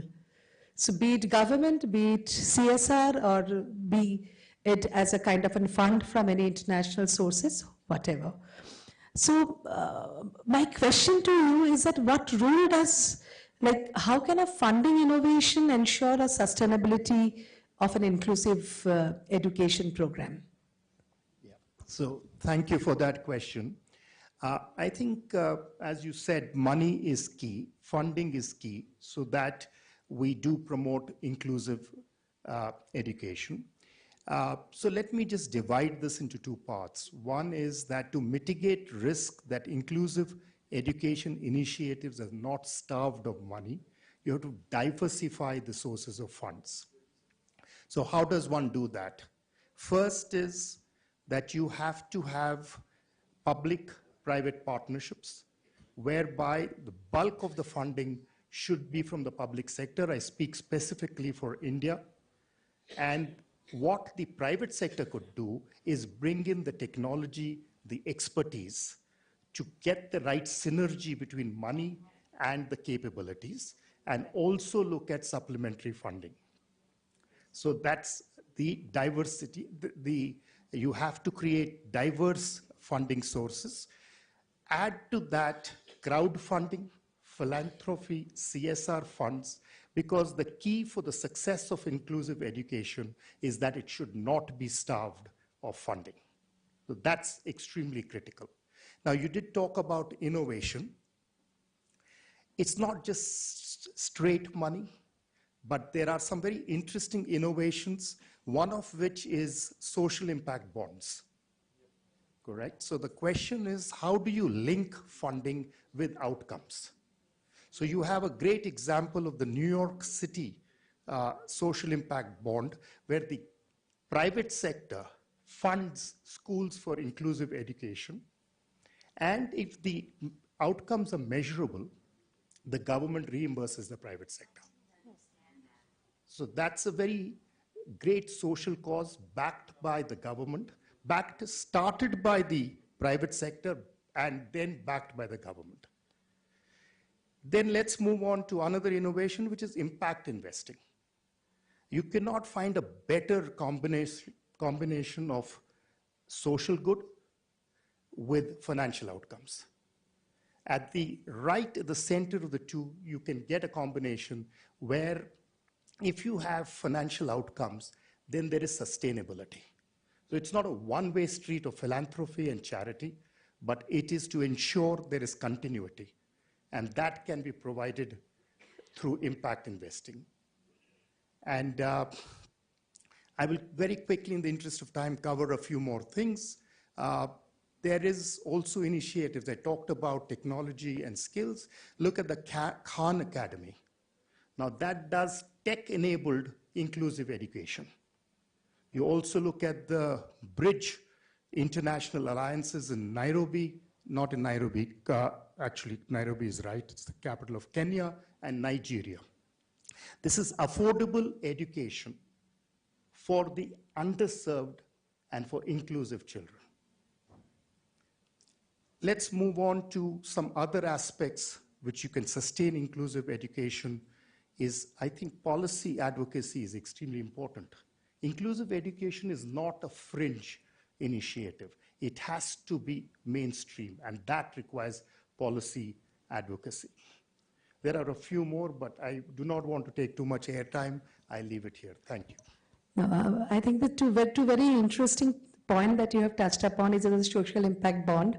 There is one of those kind of a thing I was started somewhere in Rajasthan on the girls' education project in India, which has seen a real good kind of a social development program using a social impact parameter linked That's the development Rajasthan program. Example, and there's Skills India. Yeah, Skills India. Skills India is doing a great job there. Educate Girl, exactly. So we already have a lot of examples in the country, and we can definitely work on creating more such things. And I guess once we link those impact and outcome-based projects, the corporates will be more interested in funding a project. Because these are the things because we look at the outcome, most of the cases. So that's the thing. So my next question is to Mahantesh. So how do you look at PPP, public-private partnership, from an NGO perspective, from a trust perspective, and what is your expectation from this kind of a partnership to result in a more effective program? Thank you. Good evening, everybody. My co-panelists and all those are there. Yeah, Samarthanam is a 28-year young organization. From the beginning, we have extensively worked on PPP model. For us, what PPP means is government,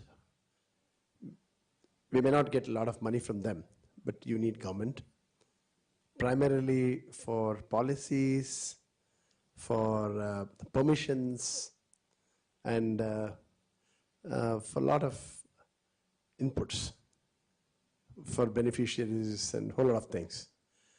The next partnership from the NGO perspective, I think, is the private.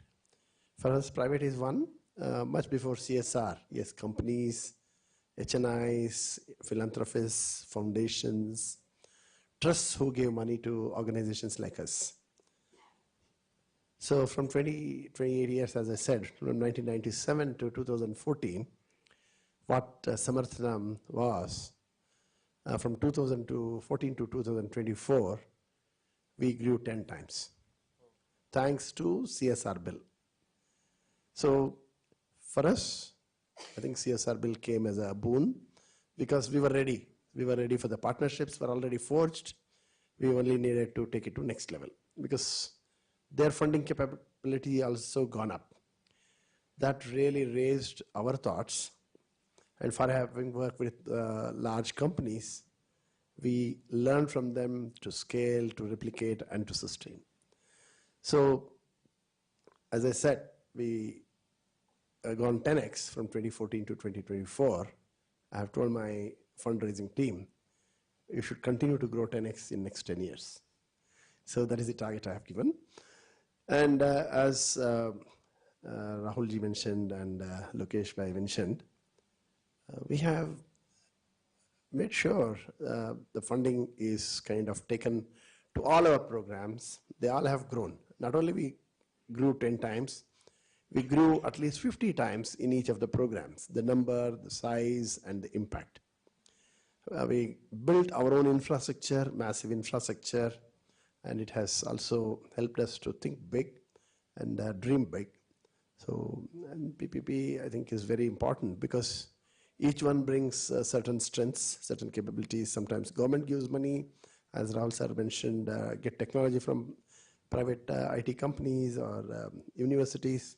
And when you get money from corporates, take permissions from government and identify like-minded partners and subject matter experts and build a partnership so that we leverage on each other's strength and expertise. Together, we make a big difference. So currently, Samarthanam has about 700 full-time team, and we are about 100 crore organization. So 10x means by 2034, I don't want to wait till 24 to become 34 to become 1,000 crore organization. Probably I will talk to people like Rahul sir, how we can go to next level, and probably to you also, madam, from your CSR company, if there are possibilities. And I would like to compliment Satish Tripathi sir, because overseas expertise also means a lot. So a lot of good practices can be mutually shared. We also have a lot to offer, but we can take a lot of things. And I'm sure some of you know, we are very innovative in our projects. Cricket for the Blind, Samarthanam runs Cricket Association for the Blind in India. We have about 30,000 blind men and women playing cricket. A lot of them have found economic empowerment. Cricket is just not a rehabilitation. Yeah, somebody in the earlier panel was talking about sports. So performing arts is another area where we massively give importance, because these two programs are like brand building for us, unlike other programs we just implement. And Honey is another best example how he has kind of worked on a lot of innovative products, affordable products. So Samarthanam works with such organizations. So networking, partnerships, collaboration, I think is order of the day. Thank you. Oh, wonderful. So taking a cue from you, I must say that I represent an organization called M Junction Services Limited. It's a joint venture of Tata Steel and SAIL. And one of our major CSR program is a unique example of public-private partnership, because we work in a digital inclusion of visually impaired students, especially for the school student in the education from class 5 to class 12, and we work directly with government. So right now we're working with 9 states, starting from Chhattisgarh, Jharkhand, West Bengal, Meghalaya, in some of the Maharashtrian schools and other places, and Himachal as well, Jammu and Kashmir, I must mention. So, I definitely agree with you. Like Samarthan Trust, we have a huge possibility for collaboration and creating number of models of PPP. And we have an immense scope for that. And also, Honey, I know him personally because we work together. And Honey, a question to you is that I know that you handle a lot of CSR projects, and Honey runs a very smart, inclusive technology organization who work on inclusive technology, and they are very young in as far as age concerned, but I can see that the experience and the product that come, they are like wonderful. So Honey, my question to you, how do you see that CSR is helping in funding inclusive technology, and how that is changing the landscape of inclusive education? because inclusive education is a lot of more dependent on accessible technologies. And because I have seen in last 2 years, it's changing so fast and in such a other direction with AI and ML and everything. So over to you. Hello everyone, thank you so much for inviting. TorchIt started as a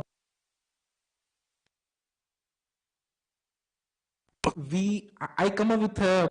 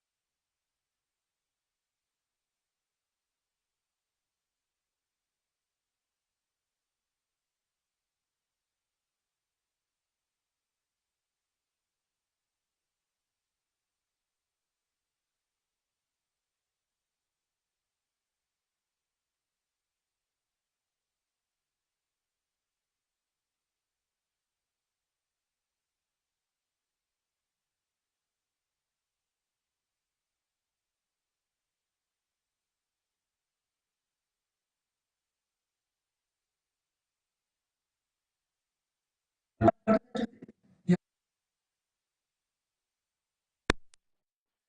Mart. So Enable Mart is a Amazon for persons with disability where we have more than 700 assisted solutions. So like wherever we go, we talk about couple of products, but people are asking about other products because they don't aware about those products. If they aware, those products are not available. If even the available products, those products are not accessible to them.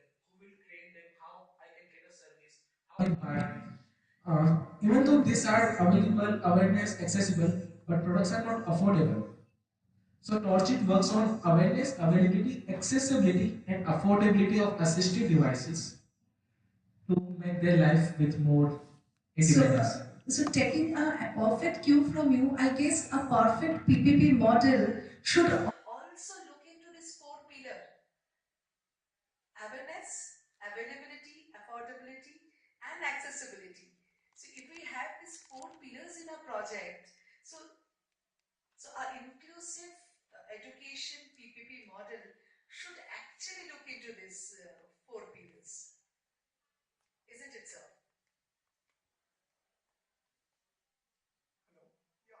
I mean that's perfectly rightly put up by you, Pia.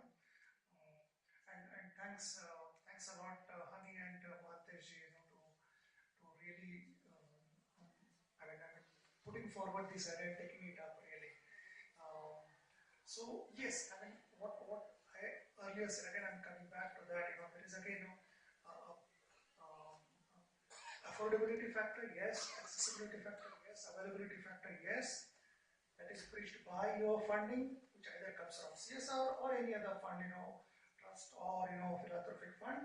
So all these different players, all these different elements are coming together, and I think again going back to the same thing that these are initial years, I would say, to really comment on whether this is really working, whether this is at scale working. We really have to see that in the days to come. But definitely, really very heartening to see some of the startups which are coming and addressing this issue nowadays.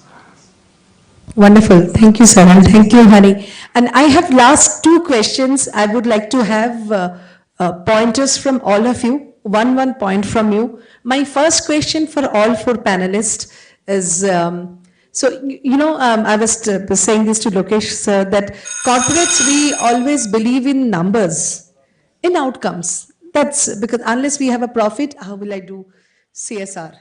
So we need to have profit. So, but there is another word called SROI, social return on investment. So to plan a perfect project, how would you plan a project where the corporate profitability and the social development or the SROI will be balanced? So what is that one thing that you would like to say? So I'll take one point from all of you. From Mahanteshi. So, yeah, so shall I repeat my question? No, I understood, hopefully. Yes, so what we do is, for the last 28 years, we are in the field. We have about 250 companies associated with us, partnering with us. So we exchange our views, we exchange our thoughts mutually. And sometimes in corporate, people keeps changing. Today, Rahul sir is there, in his place, Lokesh will come tomorrow. So his priorities will change. So depending on the priorities of the donor and the priorities of organizations like us, we try to align and plan the activity. Some organizations give one time, some organizations commit for 3 years, because every organization want to exit and also want the projects to sustain. So normally what we do is we share the needs, because we are in the field, we are the implementers. So we share the needs. What are the pressing needs, pressing demands? And as you said, the numbers. Corporates love numbers. Samarthanam likes numbers. I'm a maths lover. So by 2030, we want to touch 1 million lives. That is our goal. So depending on the budget companies have, we together arrive at a plan. So I understand. So I take two things from you. One is this flexibility in alignment of ideas. So that's one point that you have mentioned, and number is a common thing, I guess, for all of us. So Rahul sir, from you. Very, very well summarized. Yeah. So as I said earlier, I love the intersect of social good and financial returns. So if you were to take charity and philanthropy, it has one turn of investment. But in order to create a going concern in perpetuity, if you were to have financial returns, you can reinvest that and have multiple turns of the same investment. So I think the two key words for any successful venture would be sustainability and scalability. So I think this intersect is extremely important. Wonderful. So any project which has a sustainability component in it and the scalability and can show that scalability of the project will be an... It will be good. And just to repeat what I said, if you take the case study of Bridge International Academies in Nigeria and Kenya, I think there is this intersect between social good and financial returns. Wonderful, sir. So, will you say or? I'll just take it. Maybe just one more minute. Recently, we did a social return on investment study. And for that, for almost 15, 20 days, I was researching in India how much SROI value range. I mean, social return on investment is simply put, if I put 1 rupee in an intervention, how much social value measured in terms of rupees, I can get back. In a very crude way, I'm telling you. I looked at many interventions. I looked at interventions where infrastructure only is done as a part of the project. And most of it ranges from, okay, if you put over 1 rupee, the social benefit that the infrastructure gives is 1 to 1.6 maximum. You take any intervention. Where it is more beneficial is again coming back to wherever there is an intervention which is done with the beneficiaries, with the community. Okay, who are your primary beneficiaries? You get a return to the level of 1:7, highest, or 1:10, highest. Again, coming back exactly to the same point, public-private partnership, who are your stakeholders? There is a technology partner, for example, Torchit, which is coming out with solution. There is a implementer in terms of Samarthanam Trust, who are international. They are implementing, reaching out to the community. Community is really understanding the benefit and taking it up. Okay, so all these components, will make that SROI higher. So yes, from a corporate point of view, numbers are important.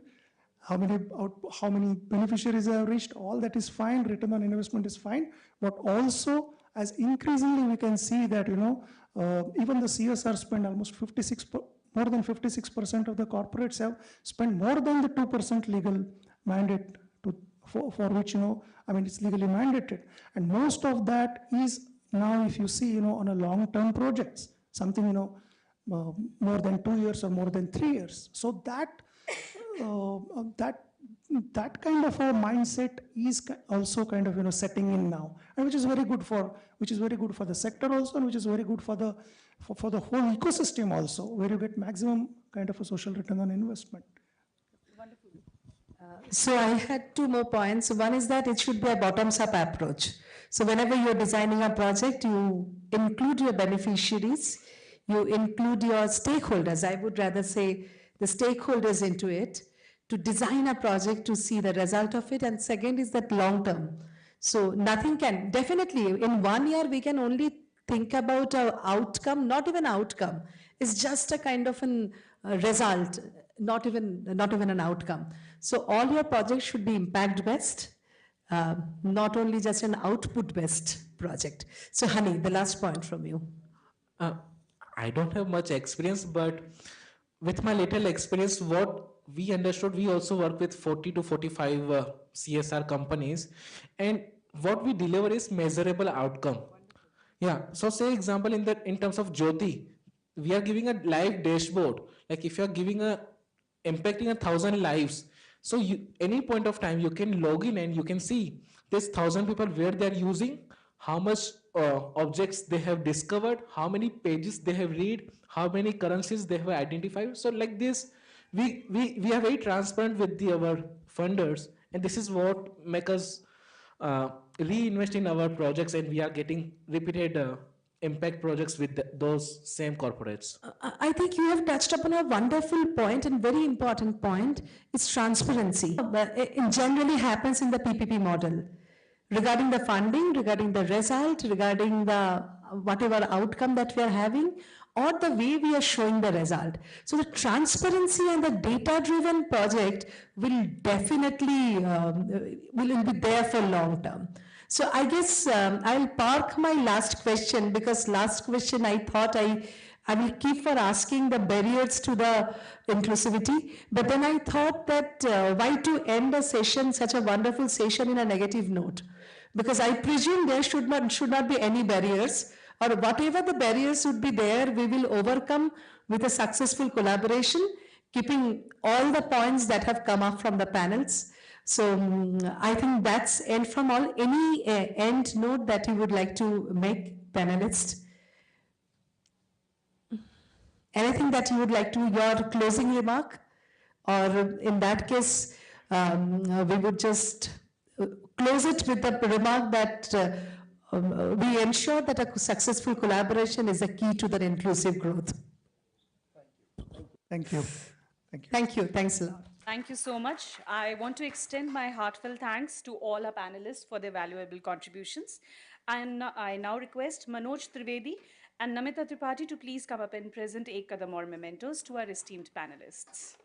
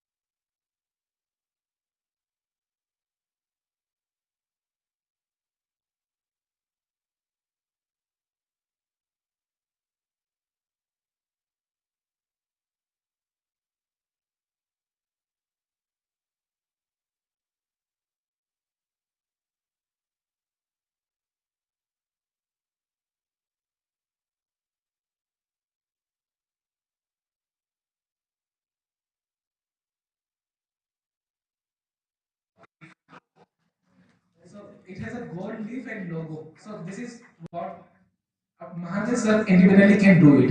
Yeah.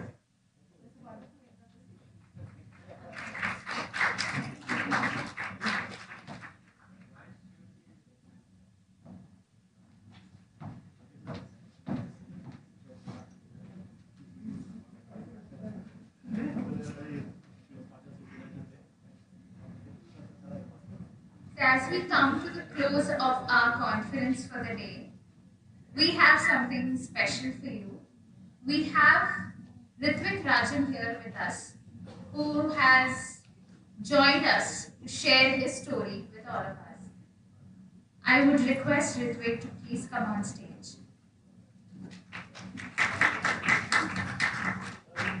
I'm leaving the introductions because it's Ritvik who's going to share his life story with all of us. A very inspiring one.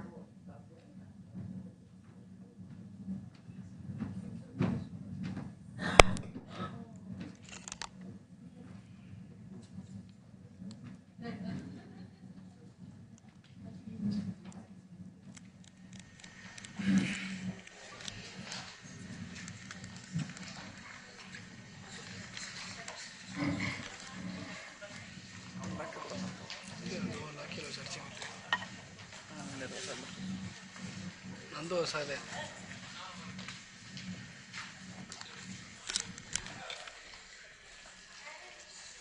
Ramesh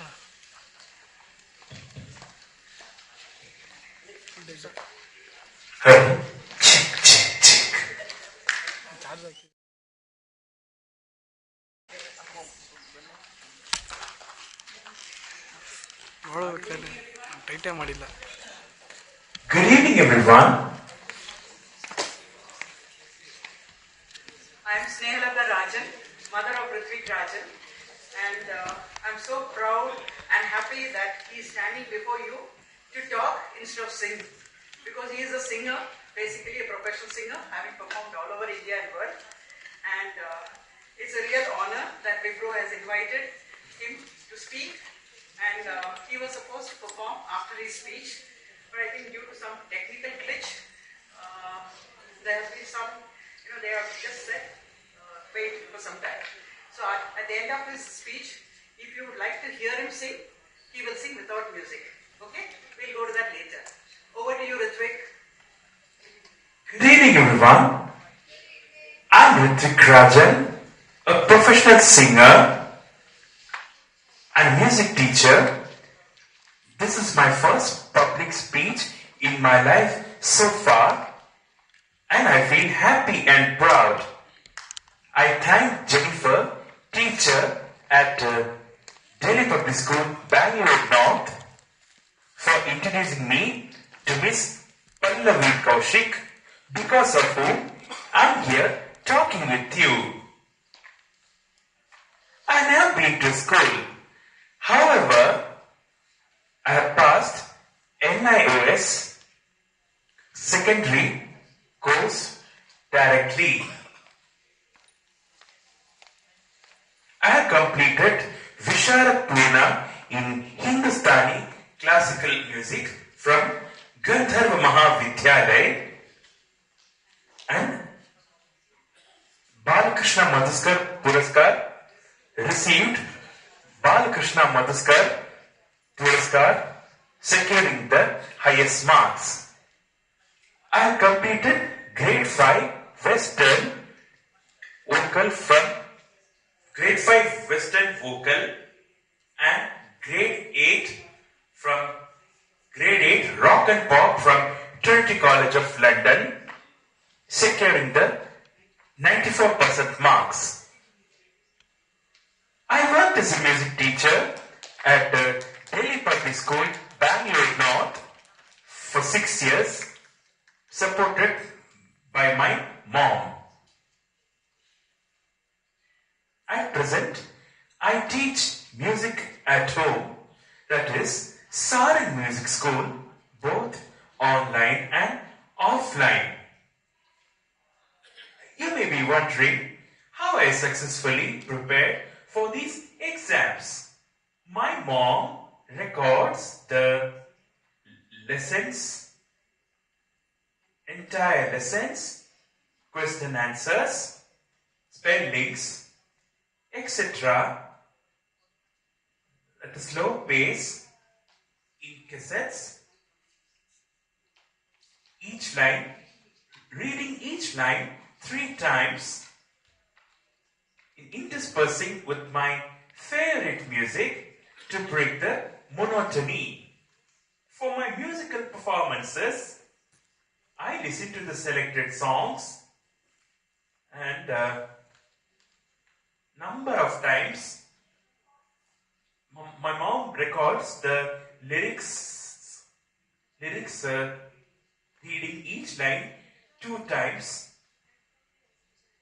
She makes me practice with the songs, so that practice songs regularly and repeatedly. I keep listening to these songs innumerable times till I'm confident. Then I practice with the karaoke track and fine-tune the lyrics and expressions. I have been performing on stage from the age of 9. I have done more than 3,000 shows in India and abroad. I sing in about 10 different languages, genres, and different voices. Then I play the piano, keyboard, harmonium, tabla, and pianica. I have participated in musical reality shows to reach the final stage. I was born with a perfect pitch. Music has been everything to me since childhood. I was told that behind all my achievements is my perseverance and the will to listen intensively and timely support from my mom, which is priceless. Of course, there was unwavering support from my dad, Mr. M.P. Rajan, for all endeavors throughout. I would like to add that I received many prestigious awards like Kempe Gowda Award from BBMP, then Swarasurabhi Award from KN Foundation, Tipu Sultan Award, Role Model Award from Tory Harris and NFP, and host of other awards. We also had the privilege of having Dr. APJ Abdul Kalam sir visiting our house in 2011. Let me mention here one thing about a hurdle in my growth and as a person and of a professional singer, and has been inadequate due to social communication. Even though a few good people and friends had tried to strengthen my communication skills, so it is one area. It's one area I'm aware that I need to develop further. I'm just hoping that and seeking the help of volunteers who can understand me and patiently and handhold me regularly so that I can fluently communicate whatever you do, like all of you do. Find my place in the society. Let me ask you here, is there anyone ready to come forward and help me in my social communication till I cross the bridge?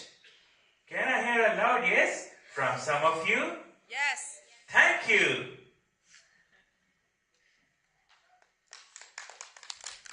Thank you.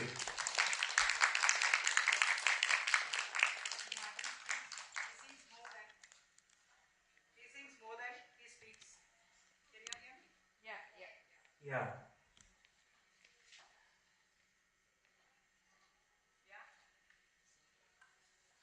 Sample you want to hear? Sure. Okay.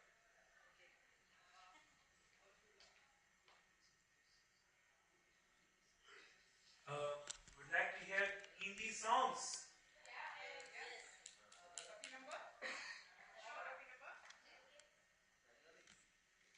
मैं जिंदगी का साथ निभाता चला गया, मैं जिंदगी का साथ निभाता चला गया, हर फिक्र को धुएं में उड़ा, बर्बादियों का शौक मनाना फिजूल था, बर्बादियों का शौक मनाना फिजूल था, मनाना फिजूल था, मनाना फिजूल था, बर्बादियों का जश्न मनाता चला गया, बर्बादियों का जश्न मनाता चला गया, हर फिक्र को धुएं में उड़ा, जो मिल गया उसी को मुकद्दर समझ लिया, जो मिल गया उसी को मुकद्दर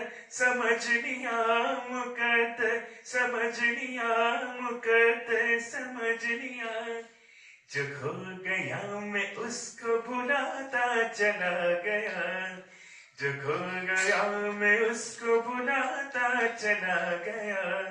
हर फिक्र को धुएं में उड़ा, गम और खुशी का फर्क न महसूस हो जा,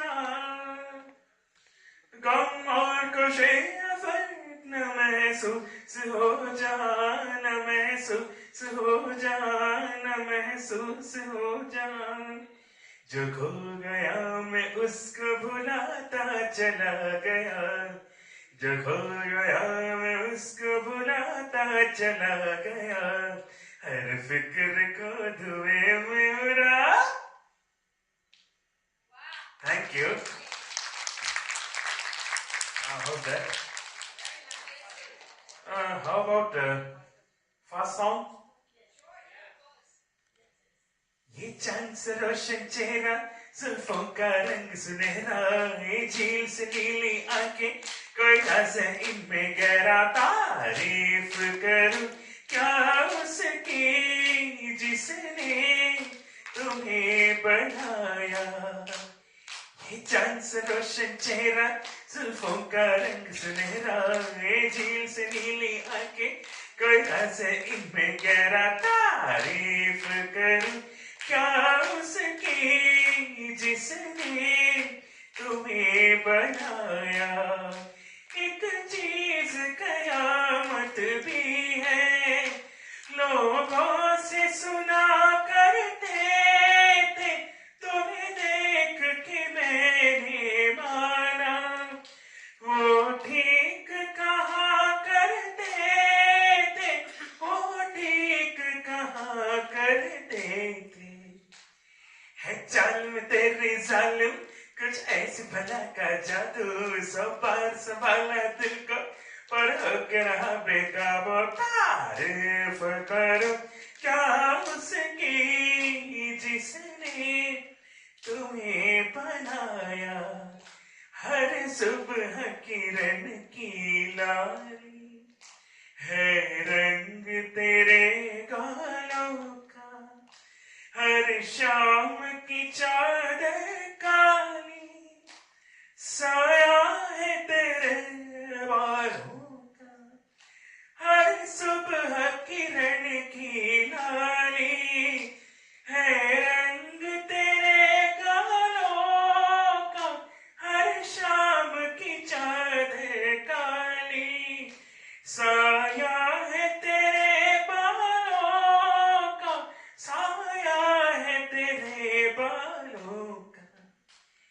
तू बरखाती एक नदियां हर मौज तेरी अंगड़ाई, जो इन मौजों में डूबा उसने ही दुनिया पाई। तारीफ कर क्या उसकी जिसने तुम्हें बनाया।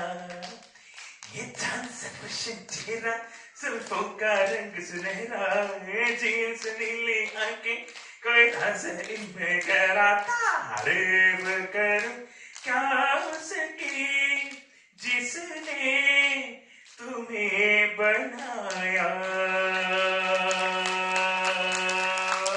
Thank you. How about English song? Wake me up. Jitterbug, jitterbug, jitterbug, jitterbug. You put the boom boom into my heart, ooh ooh, you set my soul sky high when the loving starts. Jitterbug into my brain, yeah yeah, goes a bang bang bang till my feet is the same. But something's bugging you, but something's ain't right. My best friend told me what you did last night, left me sleeping in my bed. I was dreaming I should do you instead. Wake me up before you go, don't leave me hanging on like a yo-yo. Wake me up before you go, I don't want missing when I hit that high. Wake me up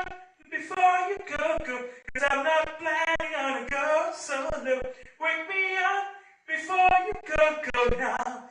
Take me dancing tonight. I wanna hit that high, yeah, yeah. You take the gray skies out of my way. Ooh, you make the sunshine brighter than Doris Day. Turn the birds spark into my flame, yeah, yeah. My big experiment has never been the same. 'Cause you're my lady on your food. It makes me crazy when you act so full. Come on, pray, but let's not fight. We'll go dancing for everything being alright. Wake me up before you go. Don't leave me hanging on. Yo, wake me up before you go. I don't want music when it hit that high. Wake me up before you go. 'Cause I'm not planning.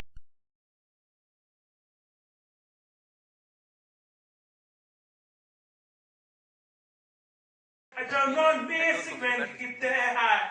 Wake me up before you go. Hit that high.